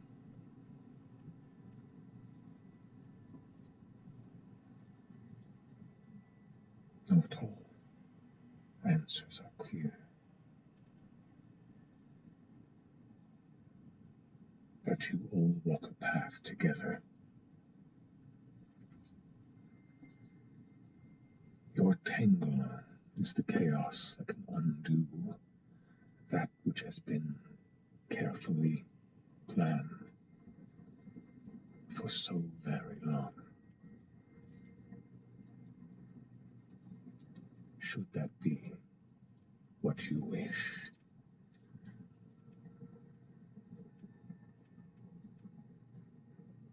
Your journey puts you on a particular path to make the choice to guide the future of the gods.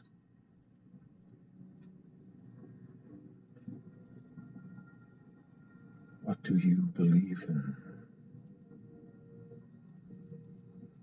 What is right for this world?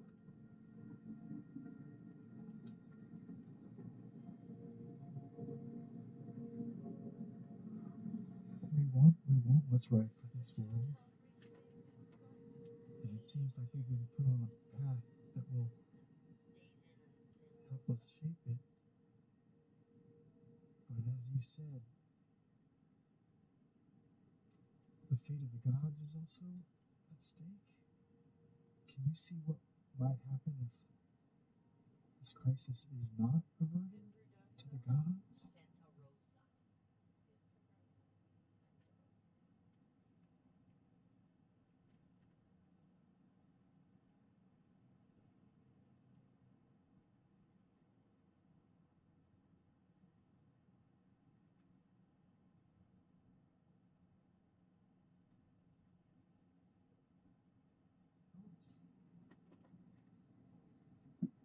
The eyes close and you feel the wind pulling once more. The air goes cold. And for a brief moment, you almost feel a shared vision.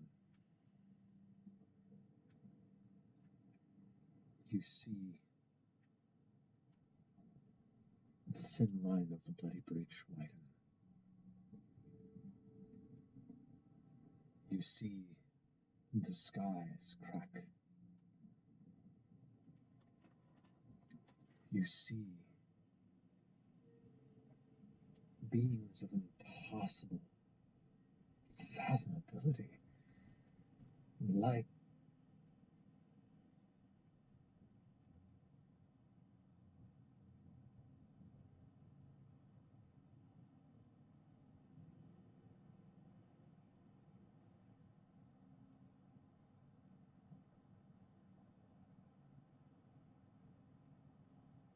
light and shadow alike stepping from the heavens.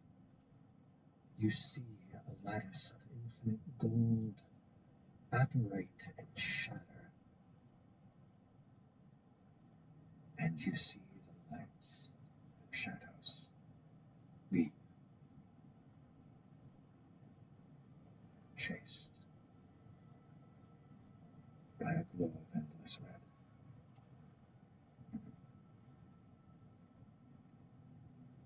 And as those lights fade, left below, the blue waters and green of the world lay bare,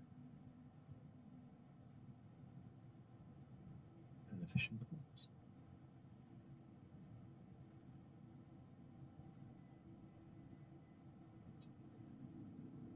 What of the Titans? We know they were here first. The gods have also done have done quite some harm. Where's the balance? I cannot say whether the gods are a blessing or bane upon the world. Some seek to harmonize with the ways of things. Others wish to subjugate, destroy them. With each epoch, the pendulum swings.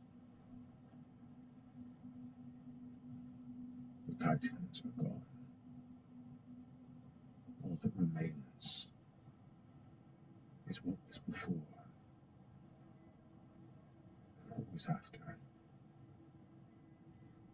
The divine are pilgrims made idols.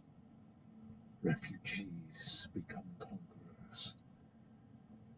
They are not makers, but crafters, shapers, and their devotees follow in their image.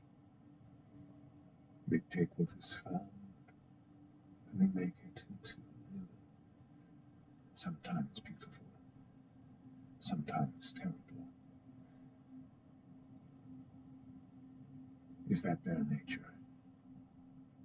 Or are they a reflection of us?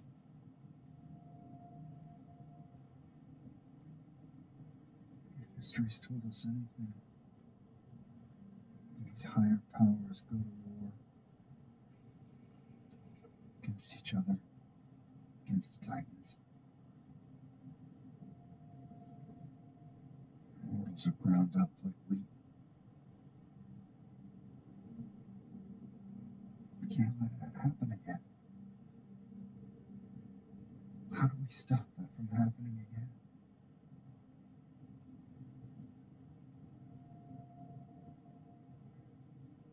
I cannot tell you what is right.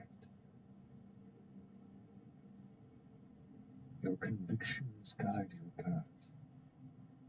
Your choices can change where the threads pull you. What I offer is the knowledge of what can end that path. But not all take to that knowledge well. I would die.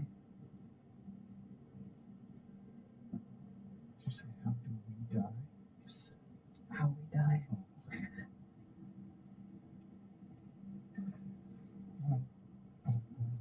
Lewdness. He's unnatural.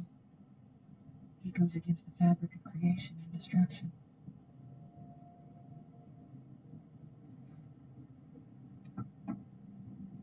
What will it take to defeat him?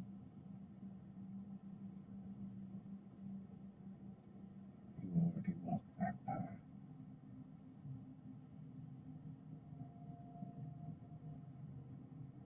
smiles once more. And as the tree does, you see blurry flashes of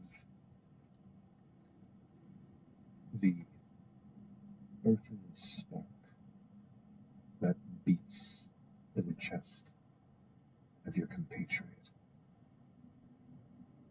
You see the flickering flame that is embedded within the roiling fires and molten earth of some distant cavern.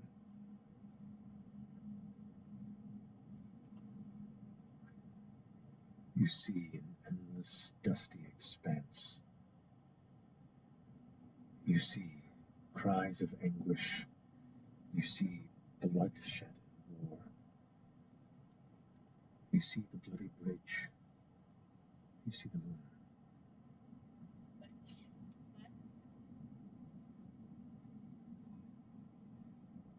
This is the path you've chosen. Follow your convictions or change them. I cannot tell you what is right.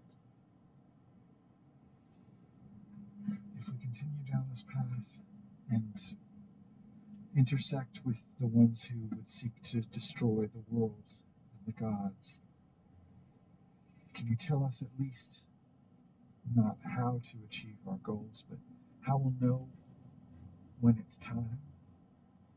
Will there be an ally, a weapon, something that will tell us that we're ready? The spark of life, no matter where it's sourced, instinctually wishes to be free.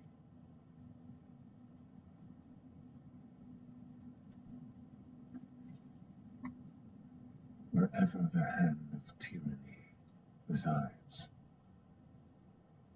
there are those that will rise up to tear down the cage,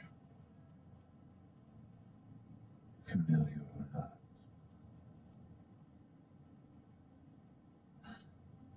To do what you need.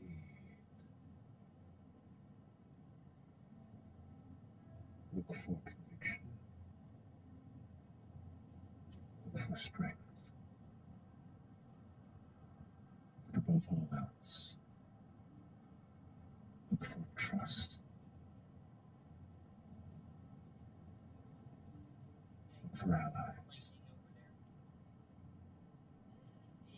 And look to each other.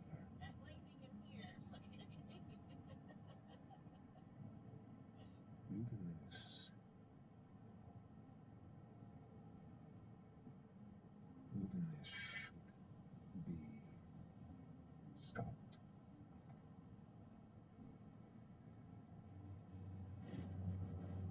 Not all disagree with this reasoning.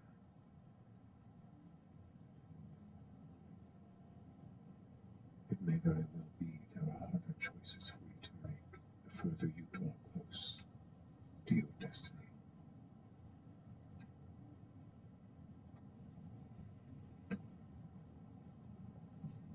This Isle of Picteldos, Athos Peak.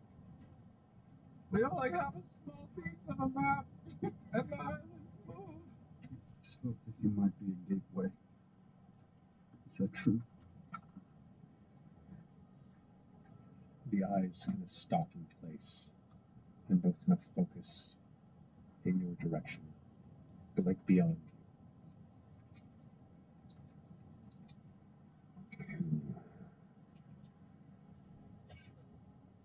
You are being watched. Right now?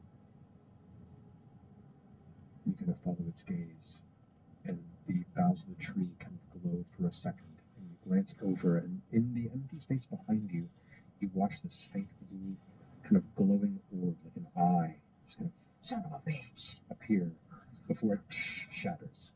Son of a bitch. Son of a bitch. You must hurry.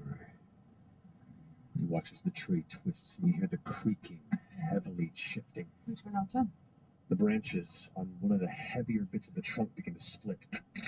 And as it pulls open, it's almost like seeing bits of red flesh kind of pulling apart until it shows an opening doorway. Beyond that, you see what looks like cold snow and wind blowing. We're so nice. Go, okay, let's go. It's a good way to die. After we die, should we leave an offering or anything? An offering? Go, go, go, go. Leave a Chet name statue. Ting, ting, ting, ting. Just Gotta collect them all. As you all quickly dart through out into this area, you immediately sense this rush of cold wind blowing. You feel the snow and a bit of sleet kind of slamming into the side of your face. And you all stand now on what looks like the cusp of some sort of a mountain range. There is mist surrounding the base and the scenery beyond a certain distance to where you can't quite see where you are. You just know you're very high up. Why did I choose a sheer dress? What? And as the sound of the magical gateway closing behind you, you turn and see a secondary mountain, or like almost like a dual peak that splinters off taller. And it looks to be an area where the ice and snow doesn't touch. Oh, it's the flame he was talking about. Can we see where it is? You just see mists around you. And you get the sense you're likely still somewhere in the Shadow Teeth. He said there were flames within a cavern nearby. Yeah, okay. An eternal flame in a cave or something. You hear a familiar, if louder, rumbling sound. As the guttural call of one of the skywhale creatures seems to drift through the mists, and you can just faintly make out the shadow of this massive beast just faintly crest past the mountaintop where you stand and vanish to the cloud and fog beyond, as you bubble yourselves up, staring at this one cavern entrance. Process what the hell you just saw, and where you are and where you're going. Let's refresh the episode. Who are you? Yeah, what the hell? Champion of Titans. Yeah, they want to put two big old hunks of Titan. I'm a fucking pebble. Mommy and Daddy. So yeah, so are you you're the keymaster? We gotta find another person to put that or are you supposed to hold We might get a replay of that. Yeah. They've both been, but it's risky. No, but he said But he's both. one. He's Yeah, the he said Empress. one might, both of them in one might sunder them. You're the Empress, and somebody else is supposed to be Emperor. The embodiment. And you gotta Gotta do the two. I mean, after I am priest sundered, so Also, you brought Tormund in. Shattered Teeth, man. And What was the relic? Was the tree? when the tree smoked up and saw what's that type of proudest moment? no, your most heroic moment. Heroic moment. So was that was this the past being alive, the being's past life saving hundreds or thousands of people?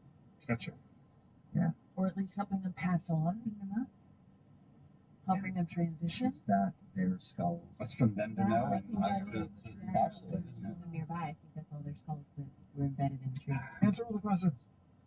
Maybe inside. Shadow version in a volcano at Athos Peak. That's where we are. That's where we are. Okay. Where's the best place to punch Ludinus? Is it as Gooch? Say it's as Gooch. I know. I kept asking, how do we defeat people? Like stupid. So he was basically a Galdrashari from pre-Calamity Times that helps like broker the deals between Upstairs and downstairs. Upstairs and downstairs. Broken trust between the flying cities. Between the flying cities and Terra Exandria. What was the relic? Was the relic a seat? Was it the tree? Was it the tree at the center of the city? Was it the Luxembeacon? With the relic, the relic that he gave to Ash's dad. He said a shard of a shard of Terramunda? A shard of Comort. Comort is the Comort is the Titan, the Empress. The Empress, right. What Comorda is named after. So you were made from the shard. I suppose so. Comorda is loosely named after the element because of its tumultuous kind of earthen geothermal. So many questions. Or at least it's something that happened to me at some point. So. Okay. Okay. Don't know. We'll get a reply as soon as you stop rolling. We'll pick it up. We'll pick it up next time. Cloaks? Do we have the cloaks from Basuras? There's snow. There's places to put the hole now. A bare arm with a rib window. I've been shears. I've been talking to a shear sheet. We got flaming poop. We'll be fine. This tracksuit is comfy as fuck. We'll be fine. There's a volcano up ahead. We'll pick up in the spirit next time. Thank you all so much for joining us. I love you very much. And is it Thursday? Yeah.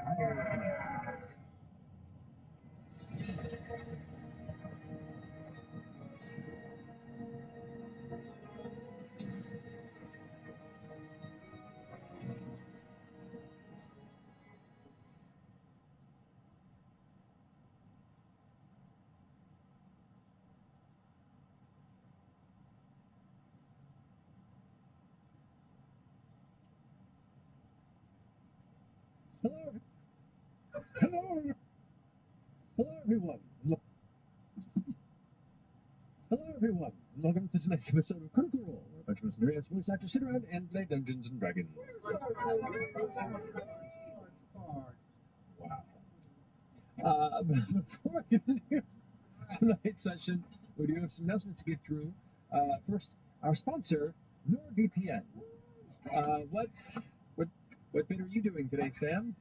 Is it a horse magician, like a lead speak gag, sack of laptops? No, Matt, no. Those are hacky, lousy comedy gags. Low-hanging fruit.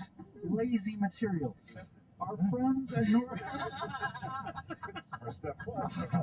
Our friends at NordVPN deserve better. So you're actually going to just read the copy they provided? No, Matt. I'm going to do something even better. I'm going to give our sponsors at NordVPN something I've never done before. Hit it.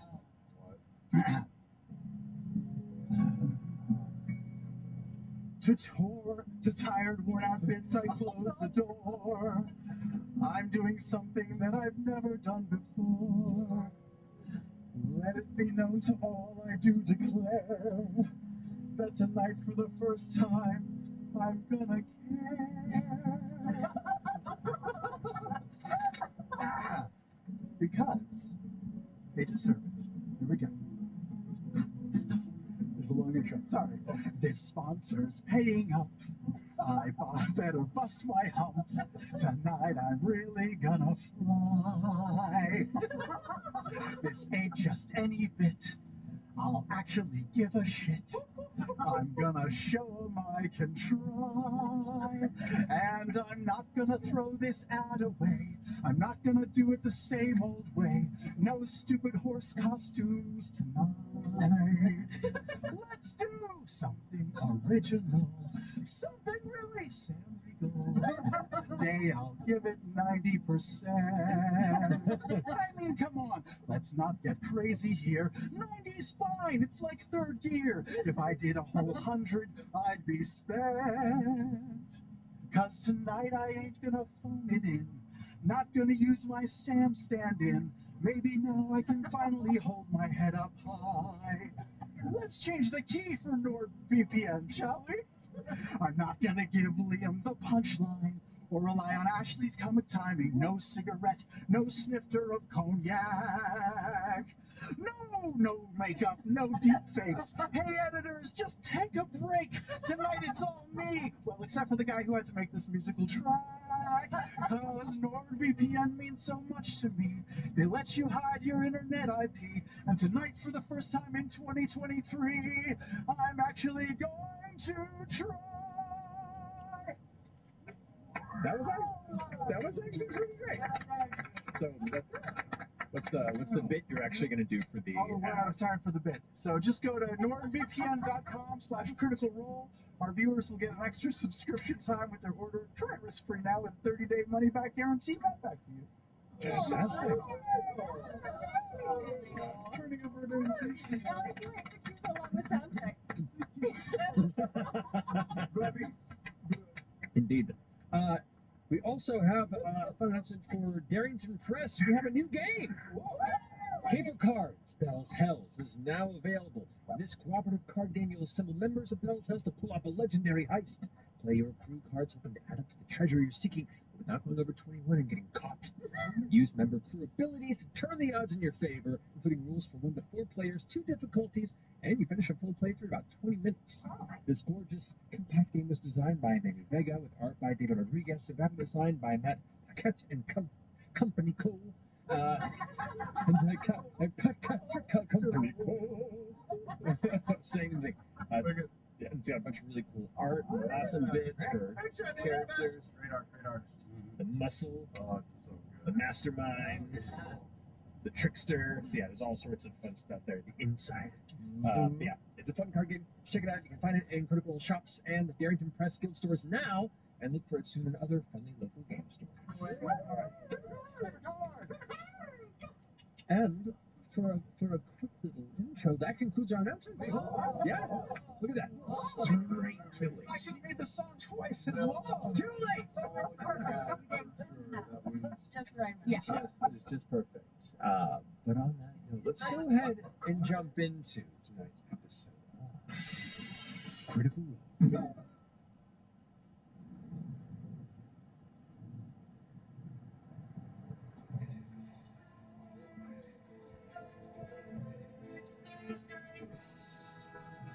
One by one we climb until we reach the top. 2 by 2 we fall.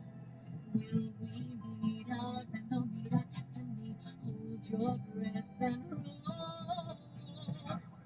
It's Thursday night. All you critters come join us. It's time to continue on. There is magic and mystery. Who knows what will happen tonight? One thing's for sure, we never give up on the fight. From the healer to the renegade, we all share the same goal. Adding more allies, taking more chances. Hold your breath and roll. You can certainly try. It's Thursday night. All you critters come join us. It's time to continue on.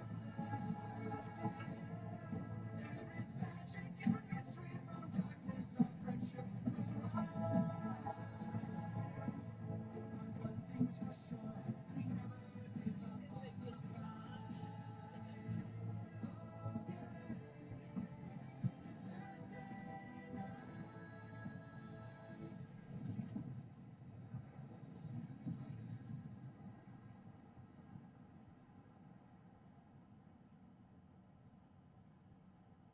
And welcome back.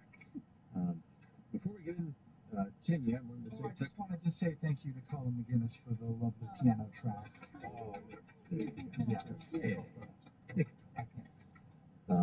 Last we left off, Bell's Hells in seeking answers to the strange history of Ashton and the unique tie it seems to have with some of the ancient history of Exandria, and hopefully finding some means of preparing for an eventual showdown with the enemies that walk the Red Moon.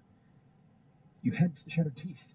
You traversed the sea in a ghost ship. You went to the island of Clutha.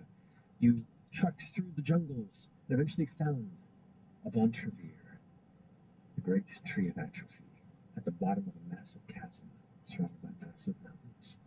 There, as you slunk into the lightless expanse, you met the ancient Galdrashari turned death tree that sits between the realms of life and beyond. You asked a bit about your history in the Hishari and learned that within you lies the dormant shard of Kamort, the Empress, primordial Earth Titan.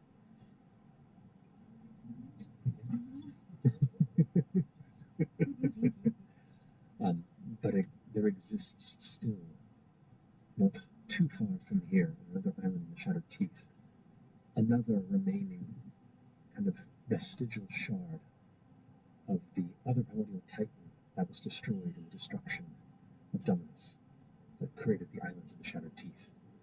Upon given direction where this was, inquiring as to possible futures and possible failures, through some visions and discussions, your time was cut short as the tree took notice of an invisible, floating, spine arcane orb.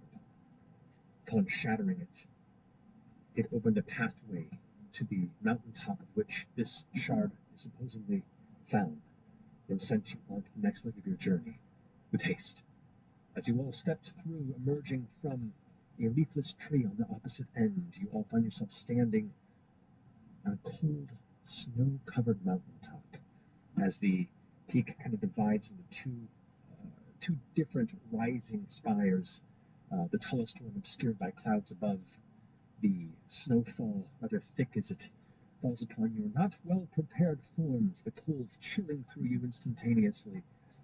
You glance about in the vicinity of your limited vision, and can see that the taller of the spires, around its base, there's an area in which the snow does not seem to set, but instead melt, and you can see a bit of green, and it looks to be some shadow that is casting heavy into a small, low-slung cavern entrance.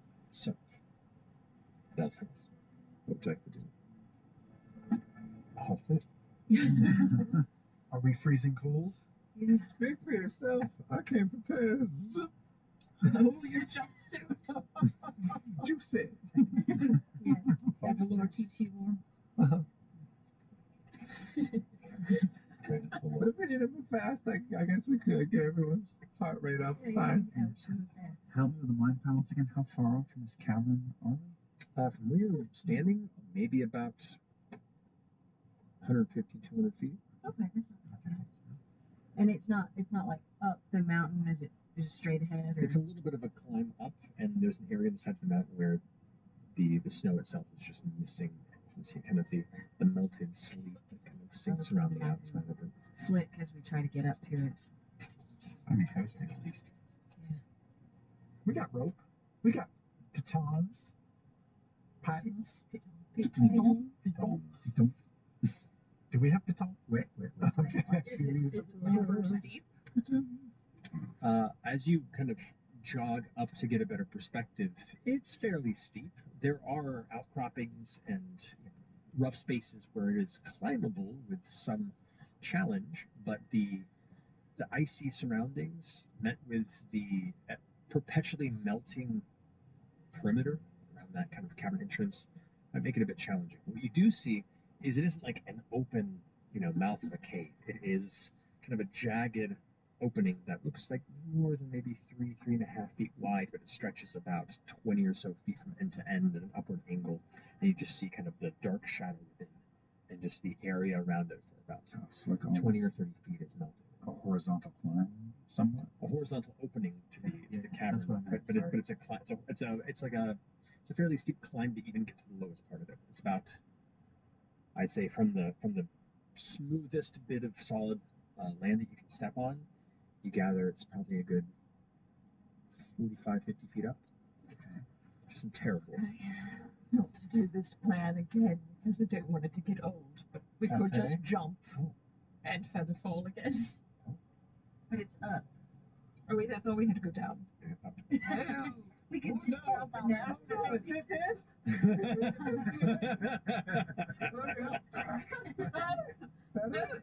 No, that is better. Released it Yeah, all, didn't it? Yeah. Okay. nerves, you know. Do you want to send Pate up to take a look, or should we just go? I don't think we're gonna hang out down here or something. Someone who's good at climbing go up and then throw a rope down? Well, Oh, yeah, that's the best plan. Yeah. Sure. Flying. Yeah, with the immovable rod and the rope. Oh, okay. Because yeah, it hasn't been an hour. How long does fly last for? 10 minutes or an hour? That's a good. I think it's only 10 minutes. Yeah, I'd have to cast it again. Okay, so you have to cast it. I do. Okay. All right. Okay. You coast up. Hold on, All right. Goes. Get to the Hold edge on of to me. it. Hold on to me. I'm not that strong. As you approach the outside of Put the your little arms around my neck like a little thanks. Now, there isn't a shelf at this cave to stand on. You have to actually kind of step into it to even get any footings. It's a pretty like sheer rock wall with just this crack that seems to have opened within. And as you kind of step inside, it's about 4 feet full height, so you're comfortably standing there, but you're having to crouch and kind of put your hand on the ceiling as you get there. The air that surrounds this entryway is warm. That's great. I'm so glad we came up. Yeah. Okay. Did we hear anything inside? Perception check. I'll let him start perceiving while I set up the immovable rod and rope. All right. The rest of you go ahead and have a group athletics check to climb up. All right. Relatively low DC thanks to the setup. Athletics. Yes. Mm-mm. Not to do it. Don't do it again. I haven't No, done she's it done yet. great. Can you hold on to somebody that can climb? Oh, you can spider. Probably just spider climb. I didn't try to say. I'm gonna just spider climb. Fuck this. Okay. Yeah. Then your spell slots. Go Exactly. for it. But also, Nice. I got sucked into a raging river. My muscles are warm from my velvety tracksuit, and I rolled 27. 27, alrighty. 13, okay. Natural one.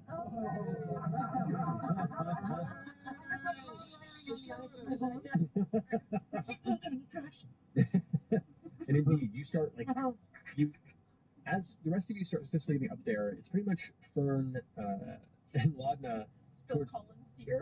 Yep.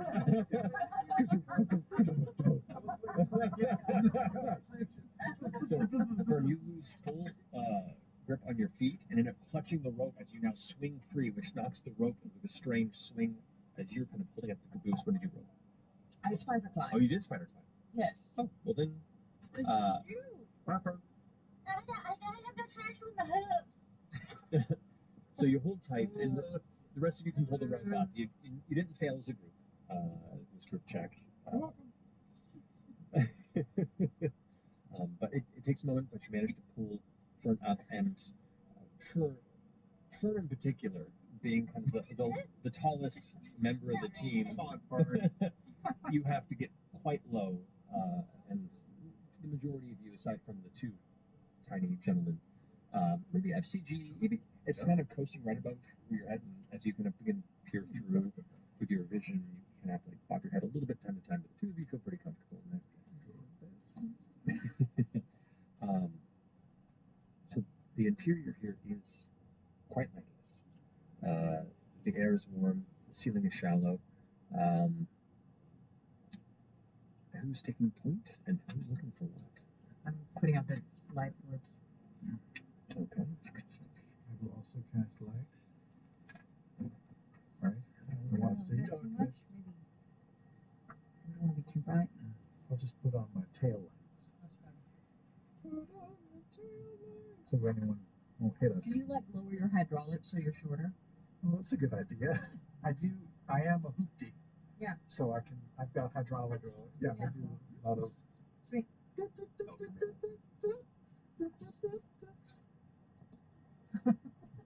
So. Alrighty. Glancing through the interior of this subterranean space, you can see that the passage rapidly, even just like 7 feet in, begins to kind of push into a very, very thin space. And then one part of it looks like it's either collapsed or intentionally damaged. and there is a very small, tight, spelunking type cavern that drops into a pretty steep decline. That's about wide enough for one person at a time to slowly descend. I know. So on one side it's collapsed, whether it's natural or You can see there's like bits of rock that have fallen and kind of settled into it, Okay. and the other kind of begins to funnel into this immediate small drop. So this pancake gap we're in, one side's collapsed and one side just goes down tightly. Can I skitter over to the collapse and carefully try to see if there's the remains of anyone who was here or intention behind the collapse? Make an investigation check. That's cocked. That's not great. 10. 10. It's hard to pick up anything specifically. You can tell that the best you can make out is that the collapse here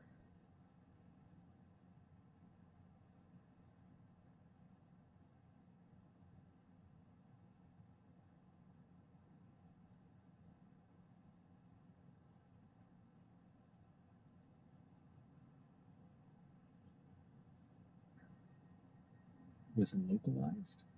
The rock isn't everywhere. It isn't like a quake shook it free.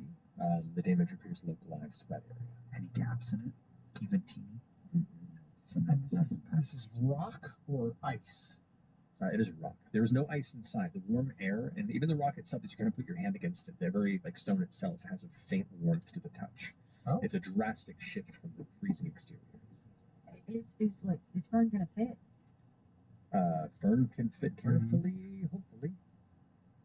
Well, It's not fair enough. fur. I've got fur, I've got lots of obstacles. Didn't we get some like slippy, slicky oil from the shore shrew? We certainly did. Slick shimmer oil. What does that do? The sorcerer slick shimmer. Well, it makes you really hard to like grab for like a minute, and it gives you 10 temporary hit points. I think. It gives you what for a minute? Makes you really hard to grab onto. It makes you slick. Slippery. Well, maybe let's use that if someone gets stuck. It makes Yes, what? yes. No, but it makes you slick. Slippy splash sploosh. Sounds It's gonna be doing this all day. We don't have right. Slippy. Yep. Soppy slippy. Slurp. Well, I mean, Let's do it. I could go first, and then you all could just like push me. I think we should probably send someone in, at least one person in before you, so that if there's a rope we could pull.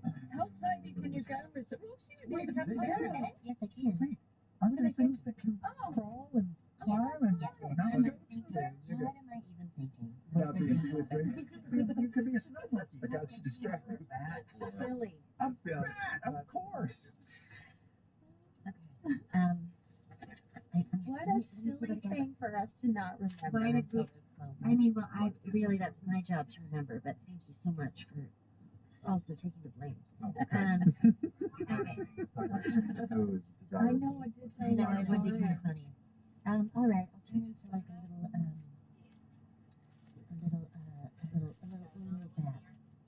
Okay. A snow bat. Yeah, a little snow bat.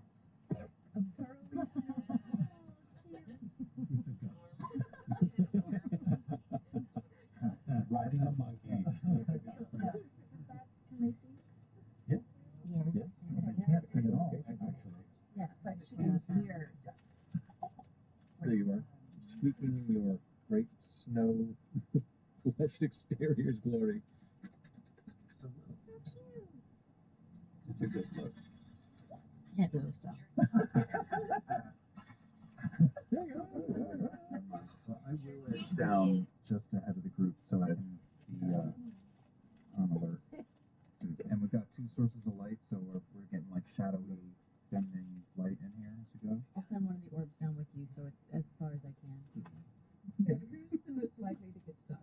Ashton? I mean, maybe. Okay, I think.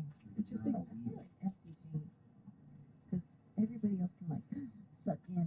Yeah, but they got a grapple strap a hook. That's not. But if I do get stuck, it's We'll like, have to dig you out. yeah, my body doesn't really move. Like a flat surface. So maybe the two of you should go in tandem with Chitney in case we need to How's that move you hole? up. Okay. What? Also have a hole. Oh. Is there a What? surface though to put him Not in? really. It's too jagged in here. Shall I, go lipsies? Go look. Are you already at that? Yeah, I don't know even how I would even tell that to you. Go looksies! I'm gonna just go down the hole.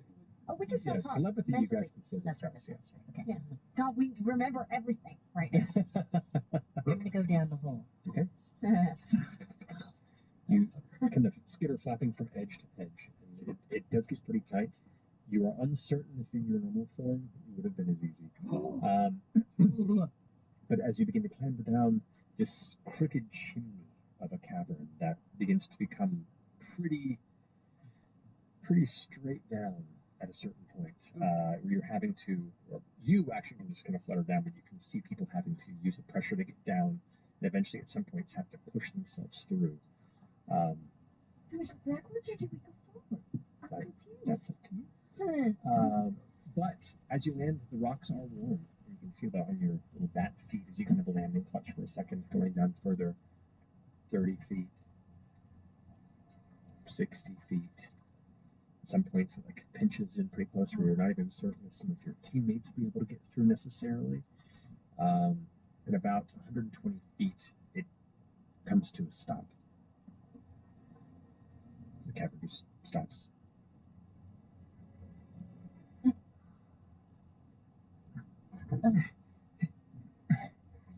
I am. Well, yeah, I had to, but she zoomed past me. Am I able? We can still talk. We can still talk. Okay. All right. I'm down here. I came all the way down. There's many, many, many tight spots. I don't know if we're all gonna fit. It's gonna take a little bit. Maybe some slippies. But it stops. What do you mean it stops? Like I'm just hanging out here. There's no doors. At the There's bottom. no cave entrances, or I'm gonna with the bat. I can use echolocation. yeah.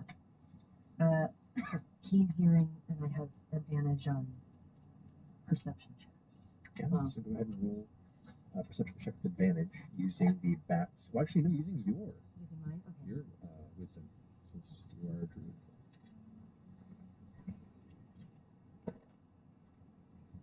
I'm not. This is I rolled one with that one twice tonight, so I'm not gonna. Oh, okay. 25. 25. Where it comes to an end, you realize the rock, the texture of it continues, and then where it comes to a complete stop is actually a smooth stone that has blocked the passage there. Okay. All right. There's Similar, like blackened colors, the rock around here. It's like a similar stone color, just more of a smoother texture, but it's definitely blocking the passage. I think right now a glowing orb has come down with me. You do. And if I'm flipping about that stone, what does it look like? Is it like semi-buried, or does it look like a cork placed in a hole? I mean, it looks more like it's something that has fallen and wedged in there. Like a boulder from Indiana Jones. Yeah. It is in a tiny hole, blocking hole. Does it give? I'll try to pull at it with my fingers. Okay, make a strength check. Oh, that would be good. I'm gonna land on his shoulder. A strength check, right? Yes. 16. 16. You reach for it and gonna pull, and as you pull, like one of your fingers kind of scrapes it, and you watch it. Some of the darkened color pulls away, almost like a soot layer pulls away, and there's like a bit of a brighter color beneath. Right as it comes free, and you like kind of pull back and wedge yourself into the cavern, holding it to your chest. As you pull it up, two things happen. One, you hear the clattering of something falling below, and you look down at the charred skull that currently is looking back up at you. What? Wait, what? It wasn't a rock. It was like somebody was going backwards and their head got stuck. I met you. That was awesome. Oh, hey. Okay. Let's get you and all of us out of here, buddy. How big's the hole now? Can a halfling fit through it? Halfling could likely fit through there. Most of you could probably fit through there with some challenge, which we'll have to do some rolls to do so. The head, as you look at the skull too, it has the features look a little more like thick. You can see the bone itself is a hardy bone. The jaw itself is a little wide, and its tusks beneath it looks to have some orcish blood to it. Let's go. Yeah. Okay. All right. So I hold it in one hand like bowling ball. Fernie, can you let Imogen know for everyone to come down? Yes. I'm gonna pop down through this hole and have a look around, and I'm gonna start to slide down. Does the cavern keep going though? The cavern keeps going. I say in Fern's head. Does the cavern keep going though? Well, yes. So what just happened was Oram picked up something that was blocking the hole, and it was a skull head. Right. So, did I tell you I don't like small confined spaces? Because this is. You're a bat. You're a bat. Remember, you're a bat. Okay. I think some of you can fit. Maybe Chet. What about I'm really loud now. What about SCG? What, you guys talking about me? Well, yeah, somebody's skull got stuck, and Orm prodded out, and apparently a head got stuck, and the rest of the body fell. Not Orum's head. Not Orm's head. No, we found a skull that was closing up the cavern. It says Why don't we just get down there? Well, that's going to affect all of us, not just me. Why don't we just get down there and we can solve this together as a team? Do I feel like they could fit with some Make body? make an intelligence check. Magic. And it doesn't look like it could be widened if we sort of chiseled at it with a blade, but I can shape it. Possibly, if you have the material and the rock happens to be pliable, but you're uncertain what material this rock is made of. And past that hole that was blocked, it's just more of the same, down and down and down. Correct, but it looks like it's still moving, and it's kind of almost corkscrewing at a point where you only can see a few feet, and just glancing down with what that light orb is currently presenting, you can see like 3 of the bones that have fallen and one of them kind of shattered. You can see a few shiny points that kind of reflect off the light on some of these like small ledges that pull out, and that's all you can see. 17. 17. You think most everyone who get down there, if they're flexible, FCG might be a challenge given the kind of broader and more I've been working out. non-flexible torso, but You're just a bit barrel-chested, literally. yes. Okay, I really thought so. I mean, if we look at this, his head is bigger than anything else on his body, though. Extremes. Clearly that was the problem with the last I feel person, like too. everybody might be able to make it down. FCG's a little bit tricky. Right. Your teeth still on the table. Oh, Oh, no. you should put them on. Should I put them back in? Yeah, put it in. Just wear them the rest of the game. So weird. I hate it. Nice picture. Don't put them back. Ew. Vanish it. So the rest of you kind of track down one after the next. I'm trying to get a feel of the marching order. I'll go last. That's what we're I'll go trying to last. do. That way, if I get stuck, I'm not holding up that. What if I'm down there. what if other people get stuck though and you're You should be behind? first, You should be the first one, so that it makes it easier for anybody else. so we know whether to kill you and disassemble you first. All right, I'm going first. I will go after FCG, so if I can use some sort of magic-y And I'll magic. go after you. I just watched a documentary about Matthew will this. descend into the form, sort of inspect whatever those Yeah, shines you two aren't going to were. be a problem. While they're descending, can Orem inspect what the shinies were? Okay, Like well, the dinner roll wall, or are we talking about on the bone? to descend past this point, this is going. Each person's going to have to make an individual check. even with your size, it should be a much lower DC for you. So as you descend from this point, go ahead and make an athletics or acrobatics check for me. 18. 18. Switchback's a couple moments to like an odd ledge point, but you're a nimble athlete, and so you kind of crawl down, find the right path, and swing your legs under, and then catch it. And you look at where some of these shiny points where they're catching the light. It looks like a number of silver and gold coins um, that have melted across the rock. Yeah, we keep skipping the charred part of the skull. Mm-hmm. Yeah, I think there's like a, and it was covered with soot. And maybe he was flogging that skull like a Volcanic fire vent. shoot. Yeah, I mean, we're at the volcano. We're heading into the Fire geyser. Fire thing. Fire. Touch one lightly to see if it's super hot. It's as warm as the rest of the rock. It's not super hot. But glued to the rock. It is like from above. It looks like a coin. As you get there, it's full on like Salvador Dali across the rock. So what was that word you said? Ledge point? It's a ledge point. And we've definitely woken up. The ledge point. Ledge. Yeah. Ledge. And then while he's down there, can I just give a, because I haven't used the schnoz since we've been here. It's just like, I don't know. 18. 18. There's no sulfurous smell here. You've been around various places that have geothermal volcanic activity, and you're picking up the heat, temperature, in some facets of like smoke and burning and carbon, things that have burned. But you don't pick up sulfurous scents. You don't pick up the things that are usually associated with natural volcanic activity. Or Bay Fiend or Undead, right? You don't pick up any Bay Fiend or Undead. Okay. You're fine. Before I go down, I do have some ratchets and some screwdrivers.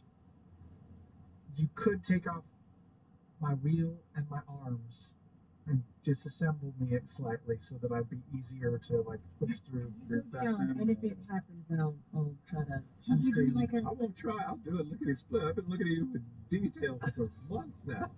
I've been thinking about this in my sleep. I'm going to reassemble you all fucked up. It'd be great. In some context, that would be really disturbing. all context? I don't know about Mr. Potato Heading you. Yeah. Do you, Travis? I think it'll be easier to disassemble me now before I get wedged in the thing. Well, would we take up just your wheel? My arm. No, you need your both arm. my arms. You need to pull My yourself with your wheel. arm. How else will you get through? I'm not. Well, I'll just be a thing that you're getting through. This dragon. You can even take off my head. I don't know. Who is the showman? Consent is all I need, okay? No, we're not I got a whole talking belt full, a harness full of tools. I don't think it's your arms and your wheel is going to be the issue. You can do the I stuff. think it's my dick. It's your giant dick. Yeah. You were from Stone Shape. Yes, I can stone shape. I'll do that. And it takes spell slots and stuff. So, we might find something down there. I need to be able to heal you like I always do. All right, let's go. Good. Okay. So you're just skittering down, not taking things apart? Okay. I guess so. All right. As you reach the point where you had noticed, where it begins to get extremely tight, and the rest of the trek is going to be kind of hovering around certain choke points of a similar tightness, I need you to roll an athletics or acrobatics check, your choice. I will say athletics. That is actually cocked. 17.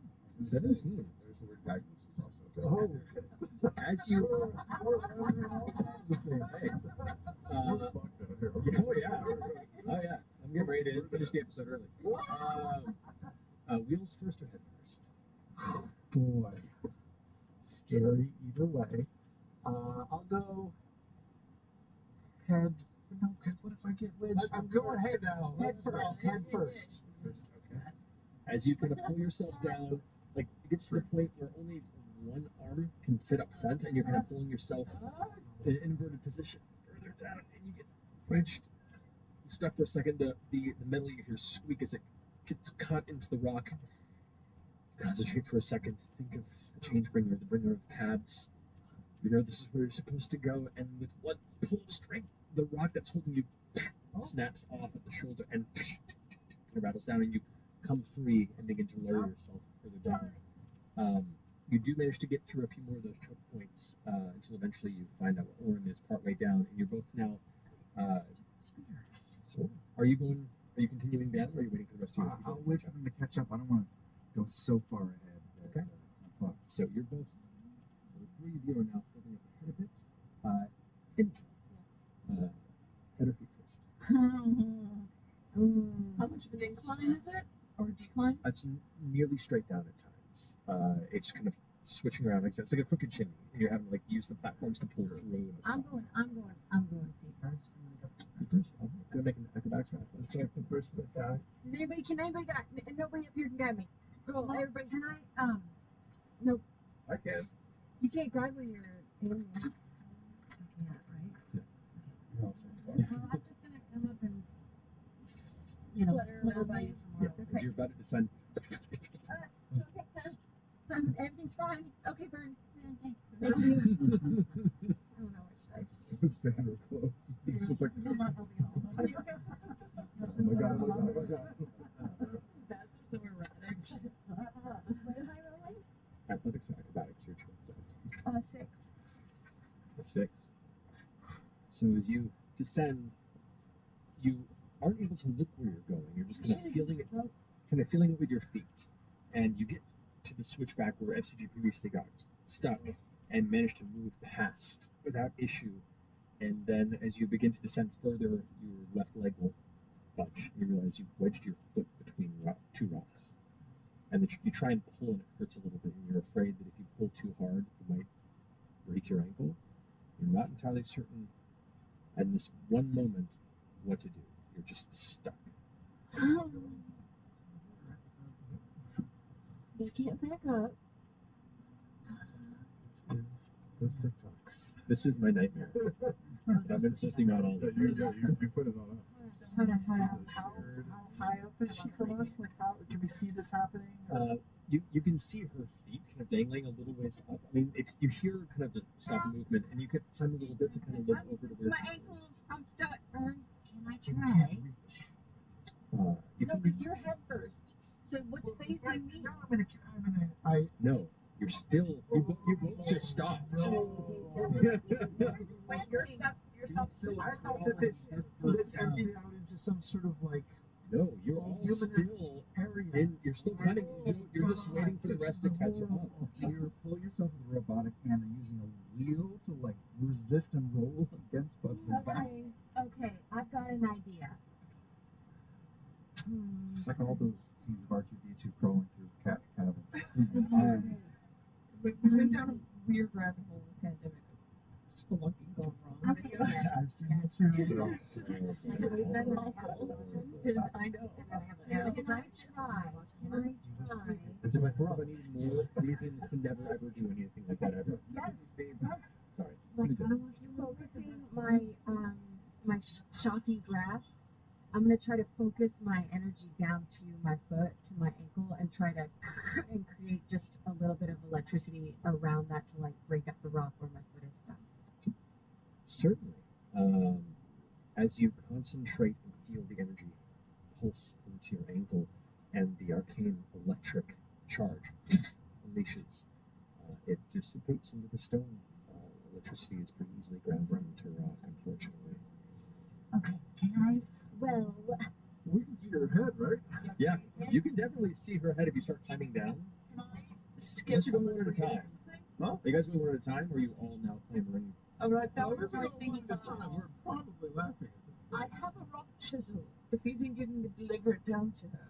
But you also still have.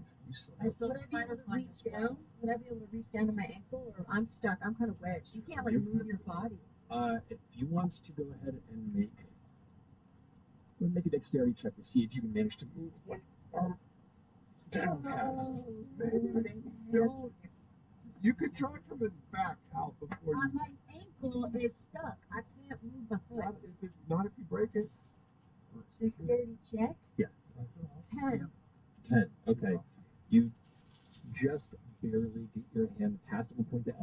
against the rock and you're not sure if that's going to get wedged either before you manage to like breathe in and exhale and the hand slips down and you can just barely reach down to your ankles. Okay.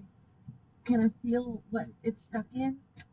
Yeah, there is a portion where there's like a sliver in the rock or like a small gap that you stepped into and then wedged your foot in there. You thought you had weight as a platform, but it just kind of got stuck between these two kind of flatter bits of stone. Can I work the laces on my boots and try to take my boot off so I can pull it out of the boot? Yeah. So you go ahead and quiet. It takes you a good solid minute or so, but you undo the laces and then pull your foot free. So she's free. She's free now? Your ankle's now free. Okay. You lost a shoe. Well, on my way down, as I try to shimmy past it, I'm going to try to yank my boot out. Okay. Keep going. You eventually shimmy down another like 15 or so feet before the bottoms of your feet touch something smooth and round that kind of rolls for a moment. And you realize, You're on me. Oh, that's your wheel. Hi. I should have gone the other direction. This sucks, FCG. Yeah, it sure does. Any idea how long the others are going to take? Because this is uncomfortable. We should keep moving though, because I do not like No, being we right. can't. We're waiting. Especially because I'm like this right now. so are you still waiting in your spots? Well, I know Or are you continuing down? I will always stay like 15 or 20 feet further down and listen. Your passive perception tells you that there isn't any noise at all except for the occasional slipping stone and your friends moving up there. If you want to listen to anything in the vicinity, directly make a perception check for me. I mean, I'm straining to hear anything. No. This sounds like if we have to get out of there, that's the biggest pinch point. Mm-hmm. Yeah. We should continue every dot to the bottom before everyone else, and then you'd be able to come back outside. All right, we'll keep going. The three of us will keep. Okay. So the three of you continue to descend. I can still send a message. Yeah, if need be, I'll check them. Okay. But the rest of you are staying up? Well, yeah, we're getting into second so that the tunnel clears. Okay. Water slide. So the three of you need one more athletics acrobatics check. I will guide myself. Actually, Oh, first one up. are you? Bird is above you all because How are you bad at this? I'm real bad at athletics and acrobatics. Well, me too, but I care about you, so through my wheel, I will guide her. okay. My foot is touching your wheel. Yeah. Right? My Yeah, foot is and touching your wheel. your one foot begins to glow with a warmth that is warmer than the surrounding rock. What are you doing? I just farted on your foot. Right. Alrighty. So we're going to do roll. 19. What are we rolling? Athletics or acrobatics, your choice. Plus a D4.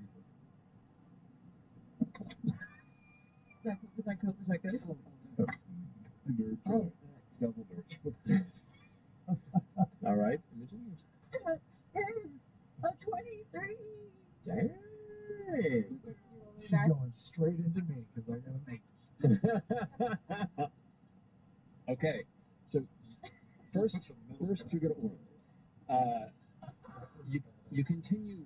It doesn't seem to get much tighter overall than it has been. Just occasionally when it changes direction or begins to curve, it creates another pinch point that becomes a little challenging. But you kind of snake through for another 50, 60 feet down before it eventually begins to widen up a bit. But you lose light because the orbs aren't able to follow you because Imogen at the moment isn't. It's within 120 feet of me, though. Right, you still have to see where it's going, and you're looking upward. God.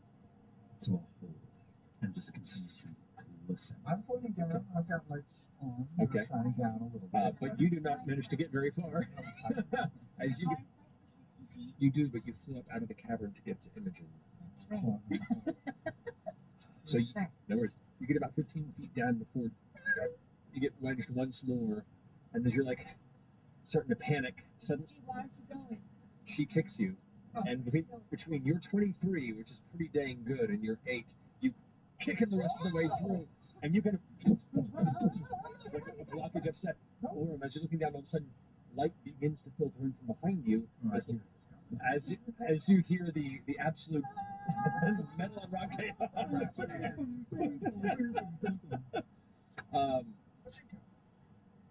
Make a dexterity saving throw. I will. Now let's take it. It's an 8. Roll low. I want you to make a strength saving throw. Saving throw? 4. I have a feature. I could reroll. I could add to this, but this is better. Okay. As you sit there waiting, you hear the shout eventually to get louder, the impacts of stone and falling metal squeaking. There's just not enough time.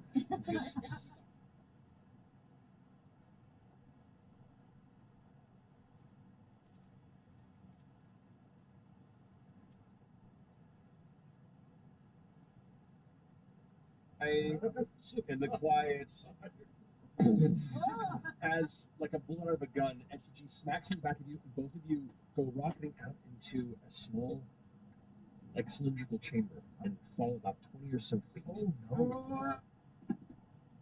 You both take 5 points of bludgeoning damage as you SG lands on top of you, Orem. I'm sorry. I'm sorry. Your wheel from my goose. Trying to get some leverage on it. And you do. It's at a 20, 25 foot cylinder. It's like at an angle. It's about 8 to 10 feet in kind of width from all sides. And it does seem to come to an end as well. And it is significantly warmer than the earlier up chambers. The air itself and the rock as you touch it, kind of getting yourself there. It is, I'd say, getting hot to the touch. No egresses or no doors, no tunnels, no pathways? Other exits. At a quick glance, no. It's just a chamber. You finally begin to climb down to the point where all of a sudden your feet find no stone. Hey, what's going on? It's okay, you can just drop. We'll catch it. Well, okay. It's a drop. It's like 15 feet, maybe 12. Maybe 20. I feel like that was not what I... We'll get you. We're down here. We'll lace our fingers together and catch you. Basket catch. You listen to me. How long have we been climbing? You've been climbing for all this conversation, probably a good 25, 30 minutes. It's a slow climb to go through spaces like this, especially if you're not familiar with it. At least we're not cold anymore. Yeah, I'm very hot. My arms are sweaty. Just drop. All right. You drop. One of you just go and roll an athletics check. You have advantage because they're helping. Yep. Okay, I'll do that. You said advantage? Yeah. All right. Okay with that. Yeah, good. 22. 22. Both of you together, like, catch Imogen without issue, and you're now standing in the same chamber. The rest of the light orbs descend and light up the chamber around now as well. You now flitter down. So there's a little chamber. That's good. That's good. Do we see an opening in this chamber? No, but when you do look on the ground, what you thought was just like rough, loose rock, and there's a lot of like loose rock that's fallen and tumbled through here. There are more bones. There are more skulls. There is like a bunch of just incinerated materials and tools and what look to have been the remains that tumbled down, as well as other bits of like gold, iron, and other metals that have kind of melted and formed over the nearby stone. But where is the fire coming from if there's no vents or holes or tunnels?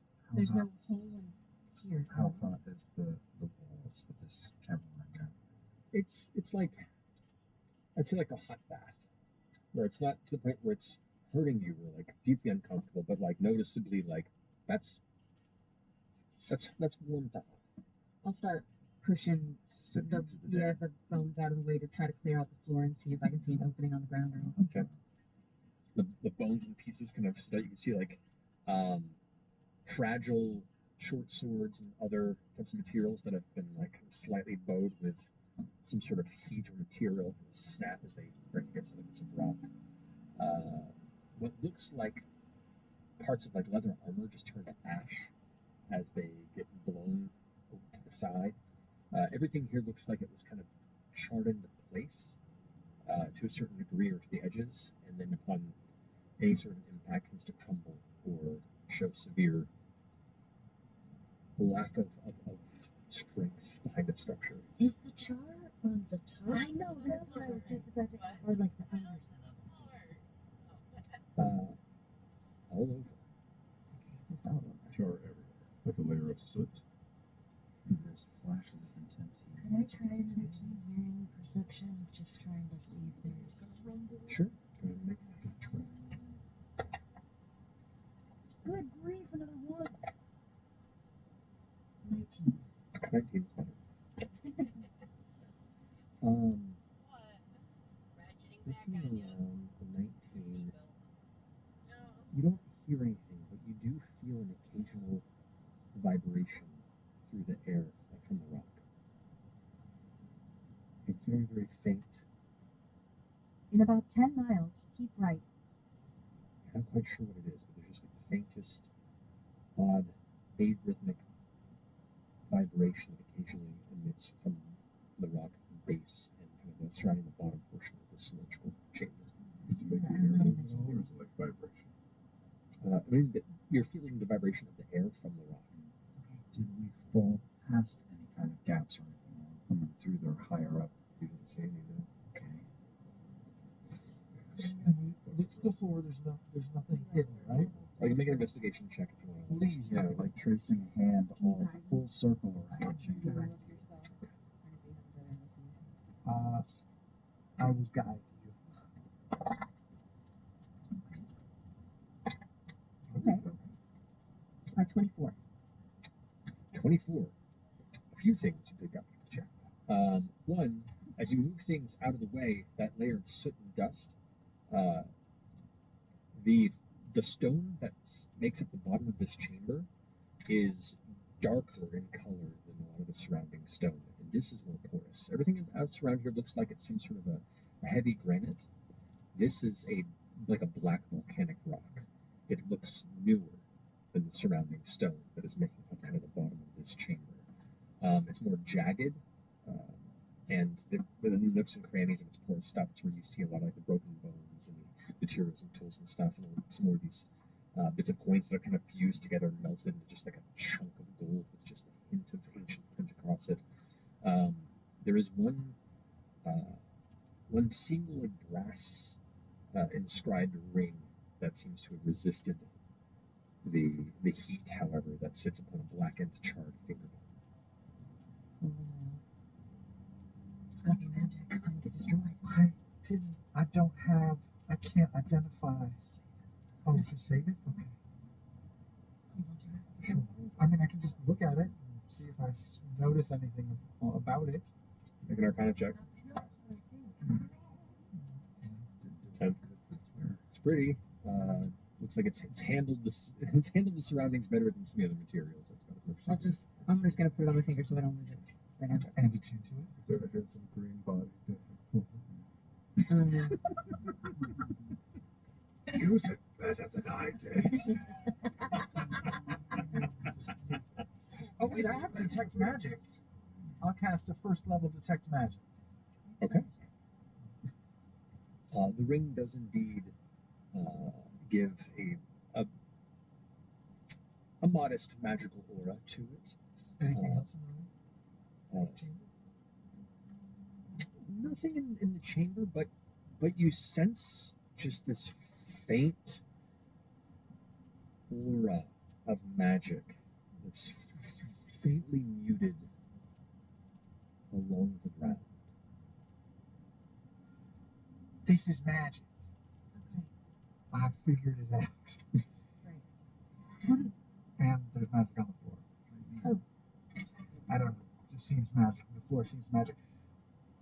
I feel like there's something down there that maybe we can uncover if we either dig, or I do have a spell I could sort of shape shape it. Ground? Yeah. What if it's like a lot of lava under there, and then when you open up the ground, it fills up the chamber, and then we all die? Yeah. Yeah, that is a thing. But this is porous rock, so if there were lava down there pressing on it with a lot of pressure, it would be through already. Isn't the bottom granite? Thought he said it was porous. But I thought the bottom was granite and around us was porous.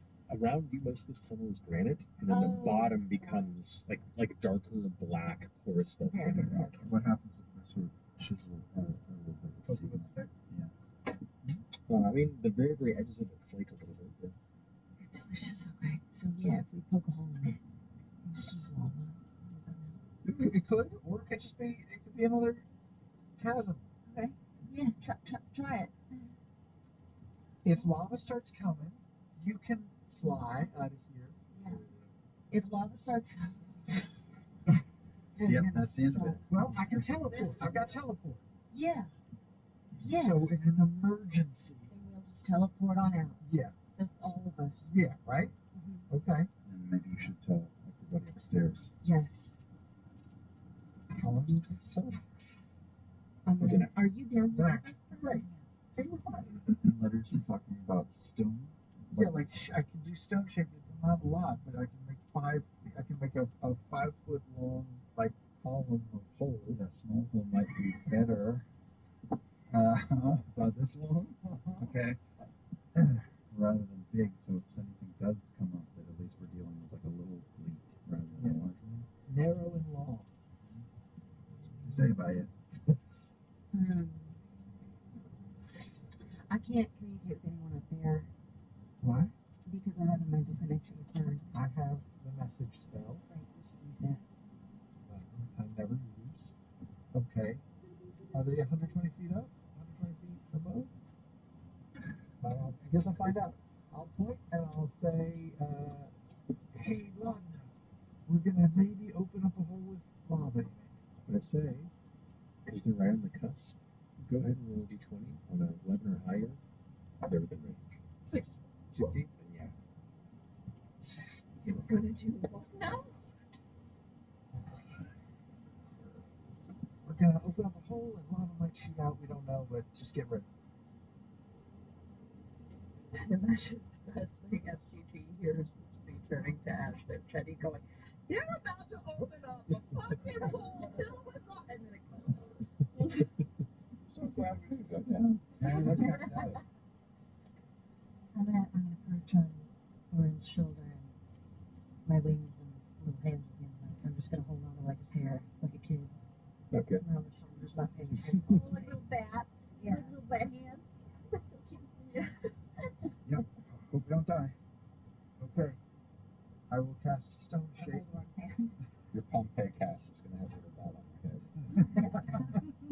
It can be up to 5 feet in any dimension. So yeah, like a long cylindrical hole, but not big enough. Like just like this wide, right? A long, too wide. This wide? Yeah, just a skinny one. Okay. That goes longer, right? The skinny one will go deeper. It's 5 feet max. Oh, okay. Okay. So you're just kind of putting it straight down at an angle to the wall. What are you doing? Can I actually make it? It's gonna go straight down, and can I actually start it wider and get like a comfort? Yeah. A taper. I'll allow that. So you taper it almost like a 5 foot wide funnel. Yeah. That tapers down to a smaller. Yeah. Sure. As you concentrate, you focus on the surrounding kind of earth and stonework of this mountain. You beseech the change bringer to find and make a path where none could be found. And as you finish your silent, brief prayer, the rest of you hear the stone crack and shift like a sudden collapse happens in the chamber. You watch as a whole chunk of massive volcanic rock just crumbles away into nothing, like it's falling into a sinking sand pit, but there's no, it's just disappearing in the shadow.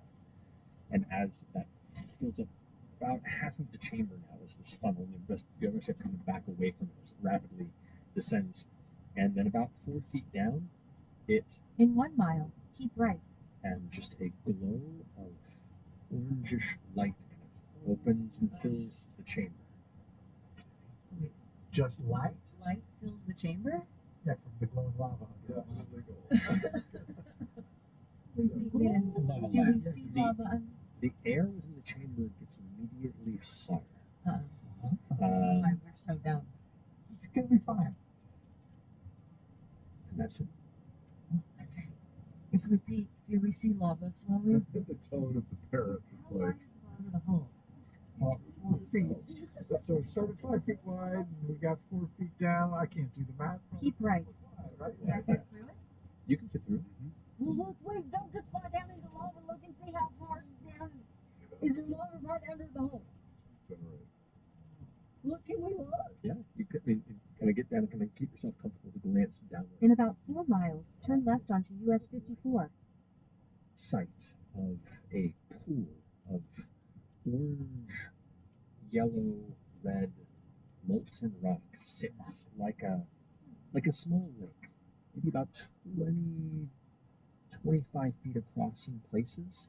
That just sits in the middle of this large, almost like pumpkin-shaped empty chamber. It is directly beneath you. We were all seeing this. We were able to lean out. You lean out, you can see, and as you kind of get towards the end, you look within the end of the rock. Can we gauge how far the whole opening is from the actual lava? It's about a 40-foot drop. Oh, okay. So we're okay. That's right. I can cast fly on us and we can flash on it, and then we can go down. I'll have to cast stone shape again just to make the hole a little wider for us. Is our view limited, or can we see in this chamber, is the entire floor lava, or is there any horizontal? or is there any kind of purchase for foot? Make a perception check. It's so hot.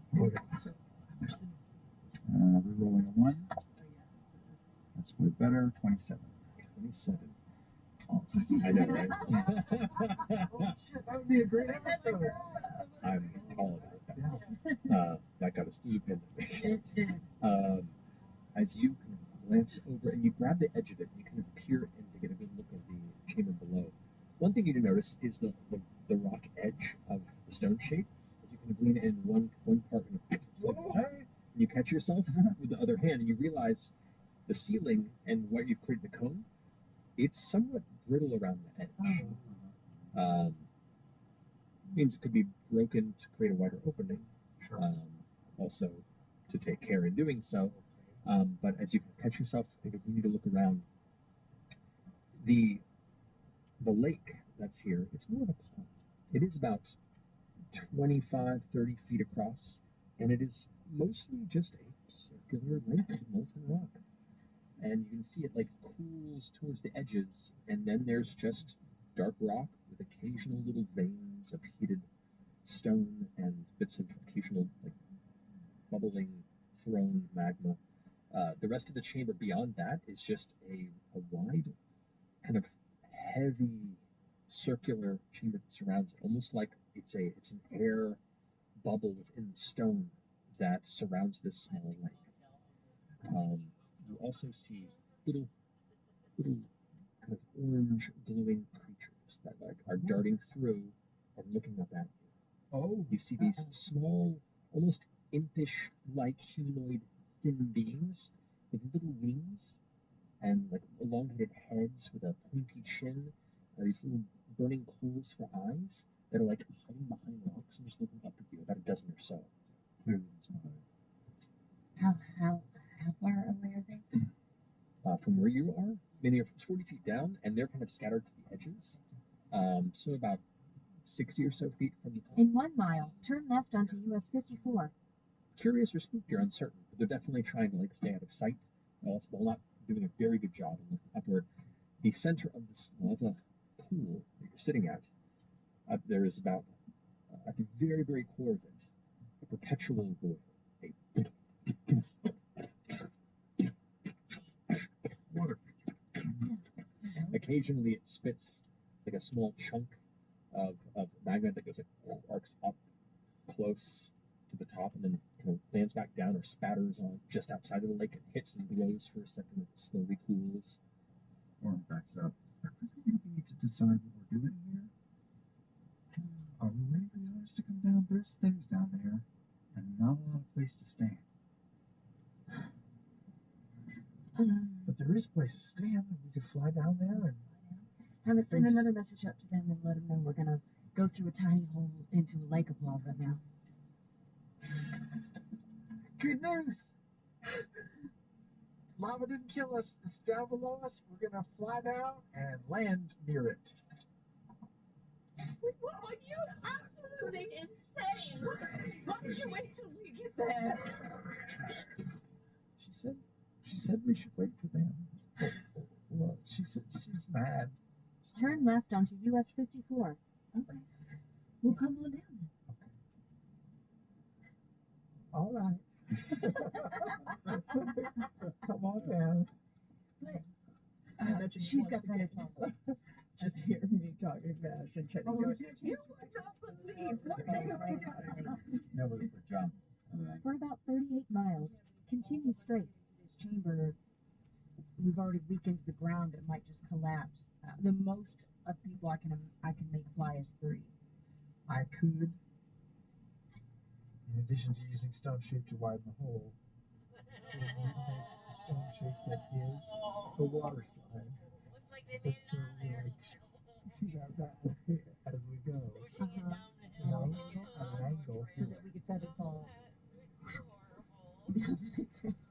What could go wrong? Things that catch on camera. Sounds like you're really smart. Your mathematics won't fail us. That's playground. I can take the slide and jump the monkey bars. I've worked it out. Honey, how'd you get that bloody whip?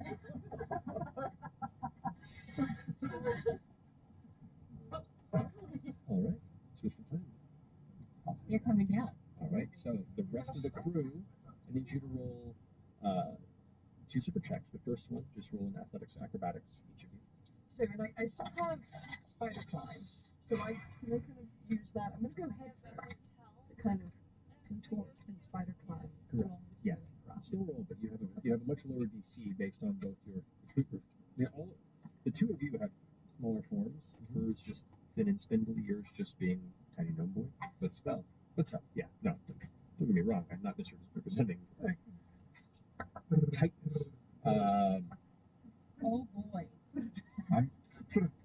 Why does this keep happening to me?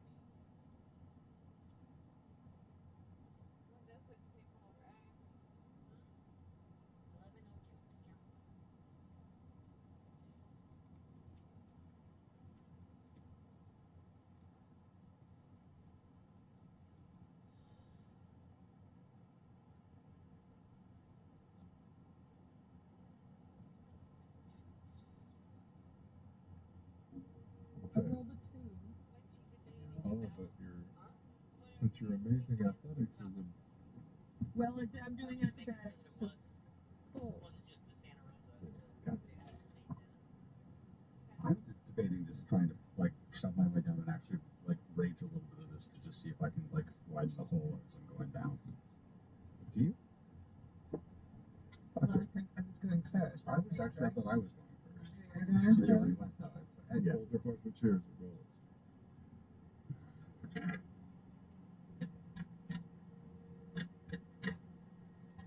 All right, Ashton is first. Yours first. All right. I'm going to. Yeah, I'll burn a rage, just trying to see if I can just like actually like force my way through anything that I can. Okay. So roll athletics with advantage. All right. I'm also so curious to see like what. Raging jackknife. My rage is not my rage is not a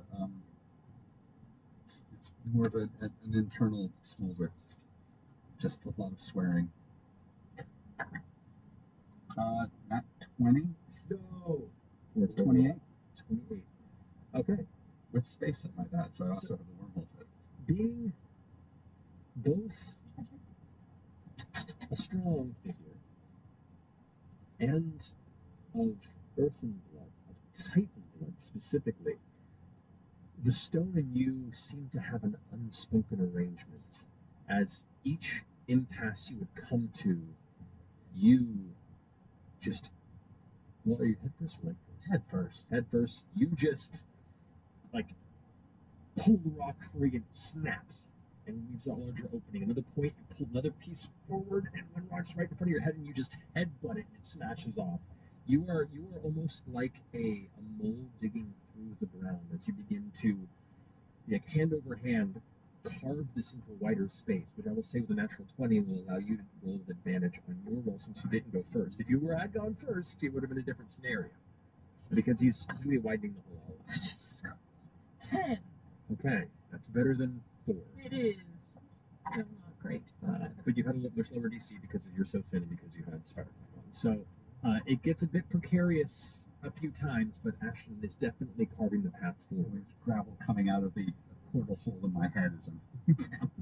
Occasionally, will dislocate my arm to contort. I'm heading back up. I'm not following these idiots. You're not following them? Nope, I'm going back up to Okay. the surface. See y'all later. All right. Really? I rolled 14. Okay. A couple moments. Really want to know. At a couple. So stupid. At a couple of moments, you watch as Laudna kind of dislodges bones from sockets to fit through some areas, but then forgets to put them back in. And you kind of catch up and have to help pop them back into space. See that? My hip. That's a hip? Letters and all that can both disassemble themselves. For the remainder of this journey, which becomes something easier thanks to Ashton's burrowing, which is happy what it is, I need one more check from all three of you. I still have the rage, or have I dropped the rage? You dropped the rage, Right. but the DC is lower. Yeah. Did you? 22. Okay. 27. 27. Okay. So the DC was lowered, and this, Laudna, sandwiched between the two of you heading down here, becomes like this perpetual choke point beyond just the natural rock choke point. Hurry up! Be patient. There's part on their skull. I feel like it's going to give. But eventually you do emerge towards the top of the chamber where the others are and begin to climb down to meet them. You're all pretty jam-packed. This is a tight chamber, and you can see the orange below that kind of spills out from the opening in the bottom of this slightly angled cylindrical room. Why are we down here? Have you gotten eyes on something? We have a hole in the ground that we can go through, and there's a lake of lava underneath us. And there's Doompa Loompas down there. That's what we came down for? Doompa Loompas? We gotta And a find a lake of shard. magma? Yeah. What's a Doompa It's Loompa? an evil Oompa Loompa. It's like a little orange Are fire. you sure the shard is down here? We're not just going into a lava It's bed? locate things. If I prepared it today, let's find out objects or creatures. Object. Can you locate a shard of? If I'm familiar with it, prepare, locate a shard. No. My foot got stuck. I had to crack like every joint to get through. It was not great. Oh, also, I could have done that thing where we can all talk to each other. I know I could have done that too. I realized it when I was here, and I was like, well, too late now. This was the time. Has anyone tried to talk to the Doompa Loompas? Not yet. But Fern could fly down there and become a not bat and talk to her. She could become a Doompa. She could. I don't know. Once she's there.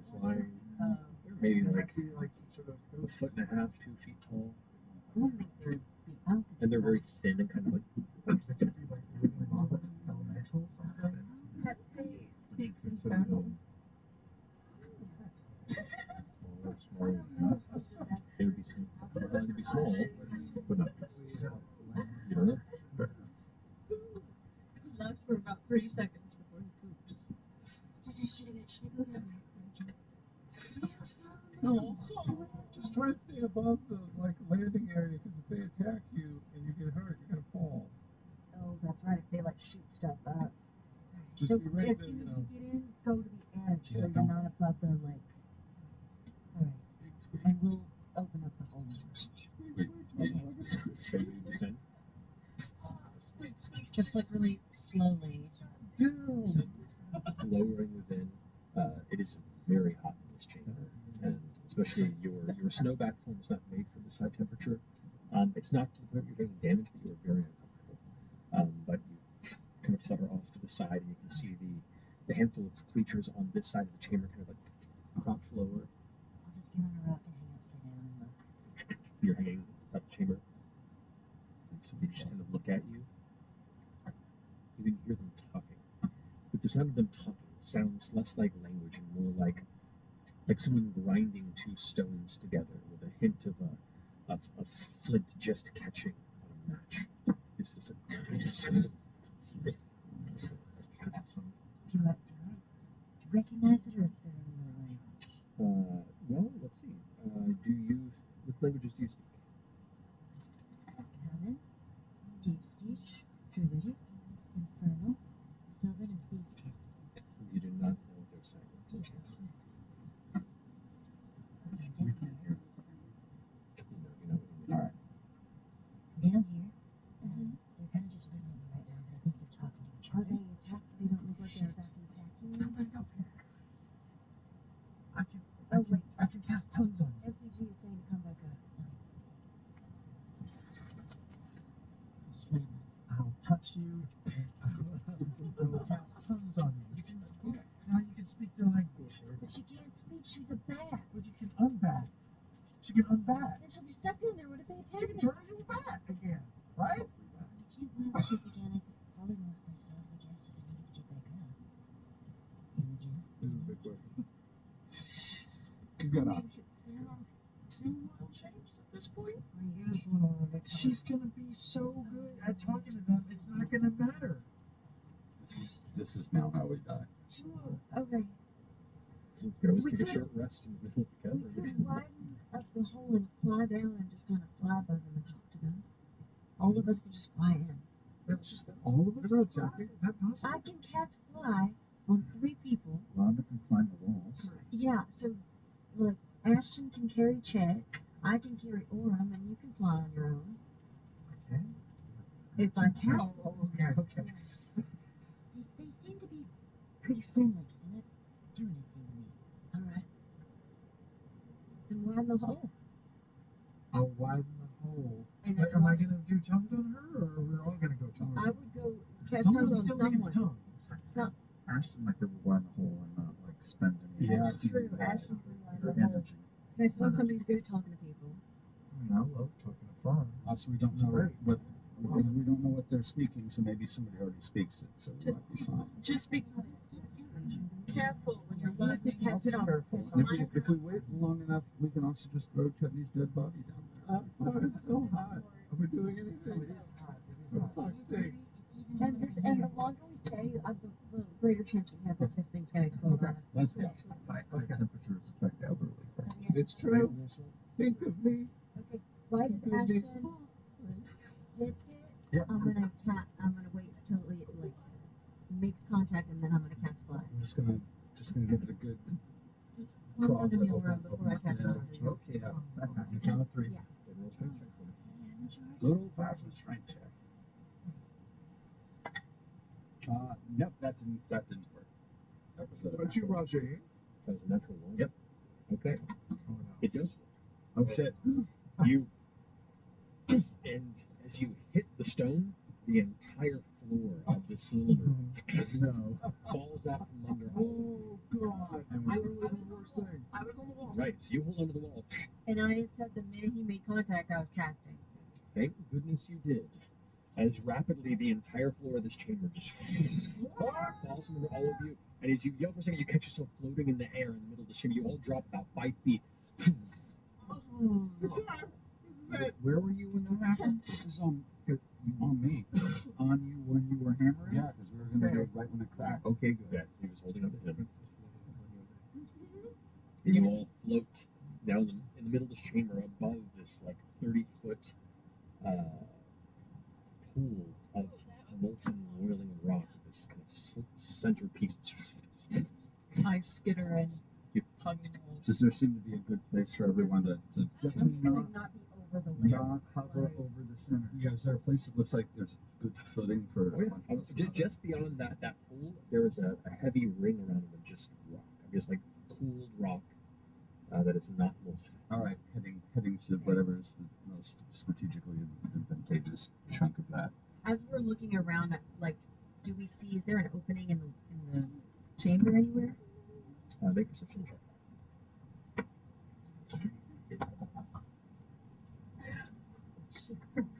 17. 17. Best you can see, it is an entirely closed off little chamber. We fucking came down here for no.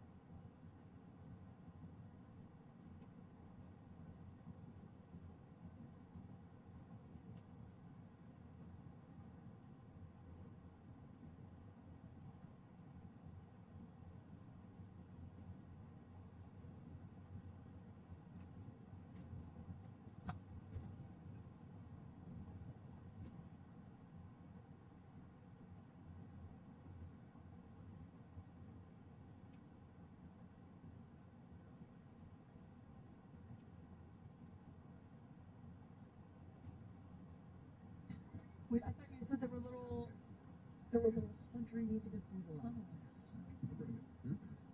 Down here, no. It's just an open kind of like pumpkin-shaped bubble that surrounds this pool of lava. Well, maybe those little creatures will know where the shard is. I take out one of the little, the failed chutneys, not one of the collector's editions. They don't do damage in creation. And I'll just into the middle of it. In the middle? Yep. It's lava. Well, it's good to know. Scientific process. Most don't understand it. How are they behaving now that we're in here with them? As you've kind of landed, they've all hidden even further. They're just like peeking around bits of stone. I'm gonna give it a go. You want to go? Don't talk to them. Why not? Because you suck at talking. Don't be the first one to start talking. She's got a point. He did put tones on me, but maybe you could. Do you want to put it on him instead? Oh, God, no. Just talking. Okay. Just say we're looking for the shard. As you cast tongues on her. I did? And you've transformed back. Yes. To the cold Sorry, water? Ashton. You're a wonderful person with so many good qualities. Oh, don't just fucking start. Just don't fucking start. I can cast tongues on more than one person. I don't want anyone to know what I'm thinking, what I'm saying, or otherwise. I barely want to know what they're thinking. Just let's It's too soon. I'll try to walk up and get a little closer. Okay. A safe spot. Hello? Hello? Excuse me? Three of them kind of lean out. You're looking for the. You hear them like. I can hear her. Oh, that's me. I know. I can hear you too. This is weird. The three of them kind of step out of it. You can see them closer up. They look like tiny, thin, like Jack Skellington elves, made of like red stone with like molten eyes, and little flames kind of flicker off their bodies. They have these little fiery wings that are folded up, and as they kind of step out towards you, they kind of hop a little bit, and the wings, and they can just hop. And the three of them get really close to you and look up at you. You are darling. This is so weird. I'm speaking a language. I'm speaking a language. You I'm are. speaking a You are. language. You sound crazy. Okay. Is it primordial or no? Yep. Okay, cool. What languages do you understand? Common monkeys and primordial. That's my short. I have thieves' cant. Hi. So, we are trying to get to a, am I gonna go right into this? Hold on like 2 seconds. Small talk first. You can see How's your day? How's your day? Lava in the room with us. I think you could skip this wall. Okay. Pretty uneventful. And you watch as another like large clump of rock kind of like spills, like flies out of the central kind of burbling fountain and hits the ground and expands. And as it cools, it cracks open, and you watch as another one of those creatures kind of emerges out of it. Where's that fire from? In the middle? In the middle. In the middle. Where it's coming from over. It's kind of another dimension. Laura, remember when we went to that one place and there was a little fire and then we stuck our hands in and then Mister came out? Yeah, that was a mom. And I thought that was something you could do. I don't know if you should do it now. That was a I want you to dance. About 16 more of these creatures begin to emerge from little alcoves and folds in the surrounding darkened rock of the chamber walls. They all kind of come out. Curiously, slowly. You watch as one of them kind of steps forward and then kind of like its color darkens and it kind of crumples in the stone. The others don't really notice or make any mind of it. Wait, one of them just Die? kick the bucket? Yeah. Because it got far away from the toilet? Maybe they just age. They just have like 3-hour lifespan. That's so sad. We're not here to hurt you or anything. I have a question. Is there a way out of here? All the three that look at you kind of look up towards the hole that you made in the ceiling and go, Probably. Is there possibly another way, like the lava shoots up and then we can go in, or is there another way? I don't know. I think the witch has always been here. The elder I know. Who's the elder? they all point over. Before you go, the elder. Who's the elder? They point over in the direction of the one that just crumpled. And they go, You're the new elder. they point to one of the three is next to them. Goes, I'm the new elder. and all the other ones go like, Alright. Have you heard of something called the shard of Kemort? No? I shouldn't have said this? The shard of Kemort? they kind of look at each other like confused. That's the wrong shard. Sorry, that's not what I meant. That's what's in you. My bad. Hang on. The shard of Raushan. I'm very sorry I said it. When you say the name Raushan, all of their eyes light up and their small, kind of crooked, rocky grins widen. And all the other ones that were like slowly scattering, that kind of looking at the rest of you, all of them kind of like shift over and look in the direction of Fern. Raushan? Oh, right. Do you know where the shard is? You do? Tales are told of those who have come before. It burns us. Look. And they point to the very center of the lava where that whirling fountain is. So the shard is in here? It's where we came from. I wonder if we take the shard, does that mean that they... Are we taking the shard or just communing with it? I think we take the shard. The other shard got put into Ashton. I'm gonna stick out my finger to one of them and say, would you mind touching my finger? In about 10 miles, turn right onto I-40 Business Spur West. Familiar with heat, and while the pain hits, it doesn't cause you to recoil heavily. Being a wildfire druid. Okay. I'm gonna try. I don't know. I guess you could ask, does the lava ever stop for a while? Or does it calm down? Does it explode? Oh, do they remember anything before they are here? Yeah. Are they coming from somewhere else? Another dimension? Where do you come from? Did you come from somewhere else? Like another dimension type of a situation? They'll look at each other. And the new elder goes, You're born from this one. Do you remember before all of this? What was here? What was... No.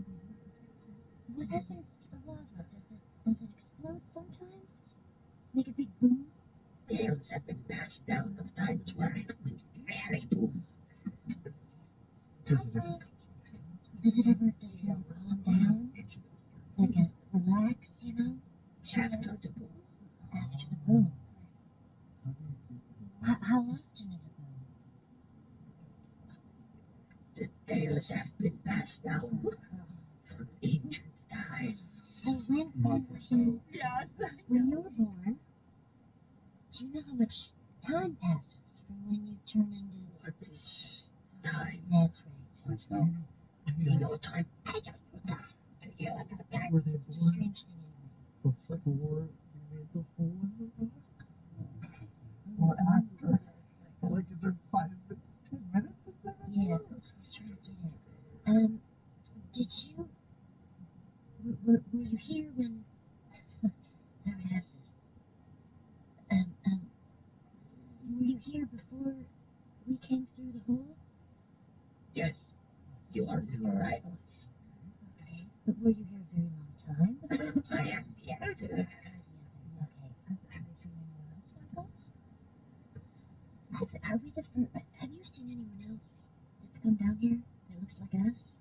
I have not, but the elder before me saw others that came before. If I pick up the elder and put him back in the lava, will he come back? I don't know. Can we spell dead with the coal? Others have come, and they angered the spark. And then fire. And all of us go, Fire. How do we get the spark? How did we get it? Lava pit. Well, I mean, we do have a stone man We with have a us. stone man that could melt, and you have reached into fire before to pull out mystery. No, I have, but I don't think it's the same. You I'm think just we could go reminded. into liquid rock? My telekinesis is pretty strong. I feel like I could maybe use it to like hold it back. Got some stone shape. I also have. We've got blink. I mean, not blink. Sorry. Misty step. Misty step. Use like the flawless protection or something with the boom. Were you asking, like, does it vibrate? What happens right before a boom? How do you know when a boom is going to happen? And does it fill the whole chamber, or is it just straight up and down and then it goes away? It has filled the chamber. Everything is fire. We enjoy the fire of which we were born. Everybody needs to get out of here except for only people that have any chance of doing something. I am already climbing out. Here's the question. We're gonna need a way out of here. Do we have a plan on how to get out? No! But it's I'm about to do some shit. We have the staff teleportation. Okay. How long does that take? It's instantaneous. Okay, it's all of it. But here's the thing: didn't you just use it? Have you used it? Today. No, you used it to do another spell. That was yesterday. Okay. I checked and I have Okay, you 8 have it. charges, full charges. I'm ready to rock. So, can you tell them that I'm going to go over towards the You're gonna try to touch the lava. I don't know. Let's see what happens. Is there a warning that happens before it goes boom? Have tails? Have any tails? There's never a warning before it goes. they all look at the elder. The elder goes, Probably a rumble. Okay, the one that has some ice stuff. Whatever you're going to do, I'm going to do it. She just needs to make a little rock for a second. Just to get us down in there. it'll to do an in-depth check for a pattern. It'll take you a good 15 minutes to go around. Okay. Her fight spell will end in that time. Yes. And no one has. Which has about 5 more minutes on it. I'm. Type of Ashton, what are you But thinking? if the thing it'll explode. The thing, like I think if we I'm going to fuck find- with it, it's gonna just. While they're talking, I am starting to find the closest straight walk into where it is. Like straight into the lava. Yeah, like closest to that bubbling point. Wait. Hey, he's going. Before you go, can we just review the legend we were told? Get your shit together. Like it was something about like there's these 2 shards. There's 2 shards. There's 2 people. There's a group of shard and a master. The Emperor and the Amor's Empress. shard is already in Ashton, and there's Raushan's that is here, we think. And we were warned that if the same vessel holds both, it could break the vessel. Yeah. So Good. And what is the upside to this shard? I need more from Power Rangers. you become like a vessel of fire, basically. So probably possibly immune to the things that could kill us in this room. Right. He also said that the shard in Ashton is dormant. So what I'm saying is maybe it doesn't. We don't have to take the shard. Maybe the shards just have to touch, like complete like a yin yang thing, and then. Anybody got anything that's going to help? I'm going to go in there and I'm going to find this thing. Go back. We gotta link you a path. We gotta freeze a path for you. Figure out what you need to do. You're just gonna walk You in. still have fly on them, right? Yeah. Five Well, more it minutes. lasts for 10 minutes. Yeah, so you got 5 more minutes. Okay. Guidance on you. Guidance I'll take. This is my friend. He's great. He's just gonna check some stuff out. They look towards you, and they all speak in Terran, which you don't understand. I don't think. It sounds like gargling quarry rock.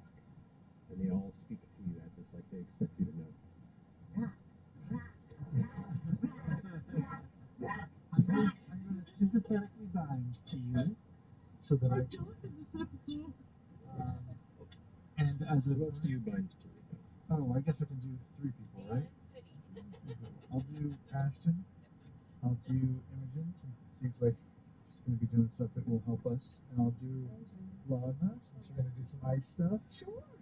And I think as a bonus action, I can give him 4 extra hit points. I'll do it.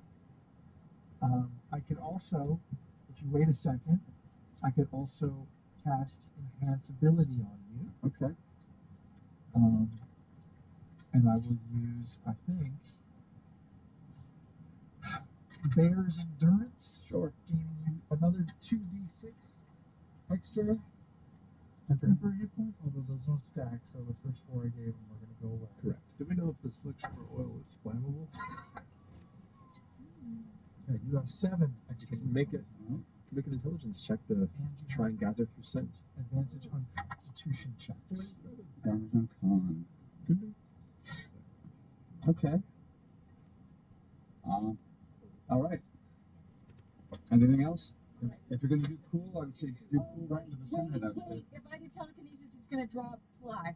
Then don't do telekinesis. What, flying is better? I'm going to go in and I'm going to do what I'm going to do. She's going to do some ice for you. She's going to do some ice for you. Okay, I'm gonna do a ray of frost into the center of this thing to try and cool it off. I don't know. Okay. If you just terminated through this thing, I would fucking laugh. Yeah. You shoot your ray of frost, which is a cantrip, right? Yes. Yeah. Ray of frost in the center, and you see the extremely bright, kind of orangish yellow center of the roiling. It darkens where the ray hits, and you watch as the immediately cooled stone kind of cracks and breaks and is folded back into the surrounding roiling molten rock. Wow. Ashton, you're a wonderful person. Fuck you Are too. you saying it's fine? Nice knowing You bye. were just flying? Yeah, Like, a little bit. just flying towards it? I think I'm just going to try and I think I'm just going to try and delve down unless there's anything. At the next stop sign, turn right. How about a Fire shield, which I know is for self. Is that something that I can cast on somebody else? Does it say self? Is the yes? yeah, unfortunately, no. Unless you want to do it. Here's that $5 I owed you. At the stop sign, turn right onto I-40 Business Spur West. Okay, here, I don't know, put it on. But you should attune to it. It's not going to do anything Make unless sure it it's. rests some fucking. Maybe it doesn't need attunement. Going. I'm going to try it. In about 1.5 miles, turn left. What happens is you evaporate. Well, I'm gonna get close, and I can always reach. We should take a short rest. We don't know if that ring will help. Most Well, magical items don't get ruined in fire. Get in there. It could be You're right. anything. You're right. So I'm going to breathe deep. I'm going to try and concentrate. Oh my God. It's great. Doesn't kill you instantly. We'll know if it's wrong. Yeah, well, Is that what happens in the real world? I'm made of rock. I wouldn't die if I gingerly entered, but and you step into the lava pool. Oh, I know I'm gonna fly and I'm not gonna walk. I don't. Wait, are you diving? no. I'm going feet first, not right. Okay. I don't know, you guys. Okay, so let me figure out. So you're flying towards it and then diving into the lake at what point? Here's In 1 mile, turn left. It's about, I'd say, 15 or so feet from the edge. okay. So I'm about 10 feet. I'm gonna just try and so I don't have to walk across all of that. I'm just gonna try and see what happens if I go in that direction. Okay. Yeah. You What pick happens up. there? How unbearable does it hit? Well, you lift up off the edge of the pool, and you glide about 5-10 feet towards the center. You can see it like your bubble, and the piece is like flying off. Another one is made on the side. As another one crumbles. The elder you were speaking to. Oh. Yeah. In the spot. Orem, you notice as Ashton begins to glide towards it, the roiling calms slightly. The begins to lessen the intensity of the core. I fly down into it. I rage. Okay. You yell fucking bloody murder, and I rage. Let's go. Oh, let's go. Yeah! J-E-L-L-O. The rainbow sparks start going full fucking force. Sure. This is like the rest of the battles are just like, hold on. Shit goes wrong. Motherfucking full. Oh yeah, I'll be right there. No, really. For that. I'm gonna get close. Shit. I'm gonna get close just in case. You take. It's too late. No, he rolled one. You watch him just vanish into the lake of molten rock. You take 34. Turn left, then take the first right. As your entire body is wrought with searing pain. Reduced to 7. Reduced by 7. Because I'm wearing a ring. That's true. So 35 minus 7. Actually, 34. Minus 14. Turn right, then the destination is on your right. That's true, yeah. So that's 20. 20 points of fire damage. So I take 20 points of fire damage. I'm grasping for it. All right, you dive into where that center part is. You can't see anything. It's just white hot pain and white hot light. As you are pushing through the heart.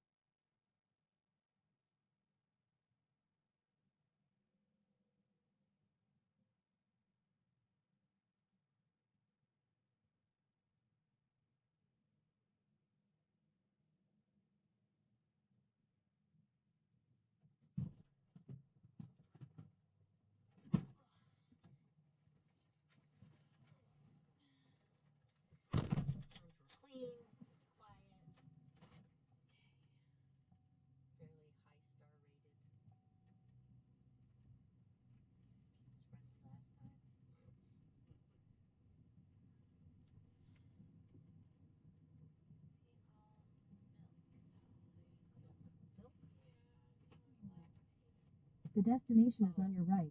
Days Inn and Suites by Wyndham Santa Rosa. I'm gonna have that exact same video.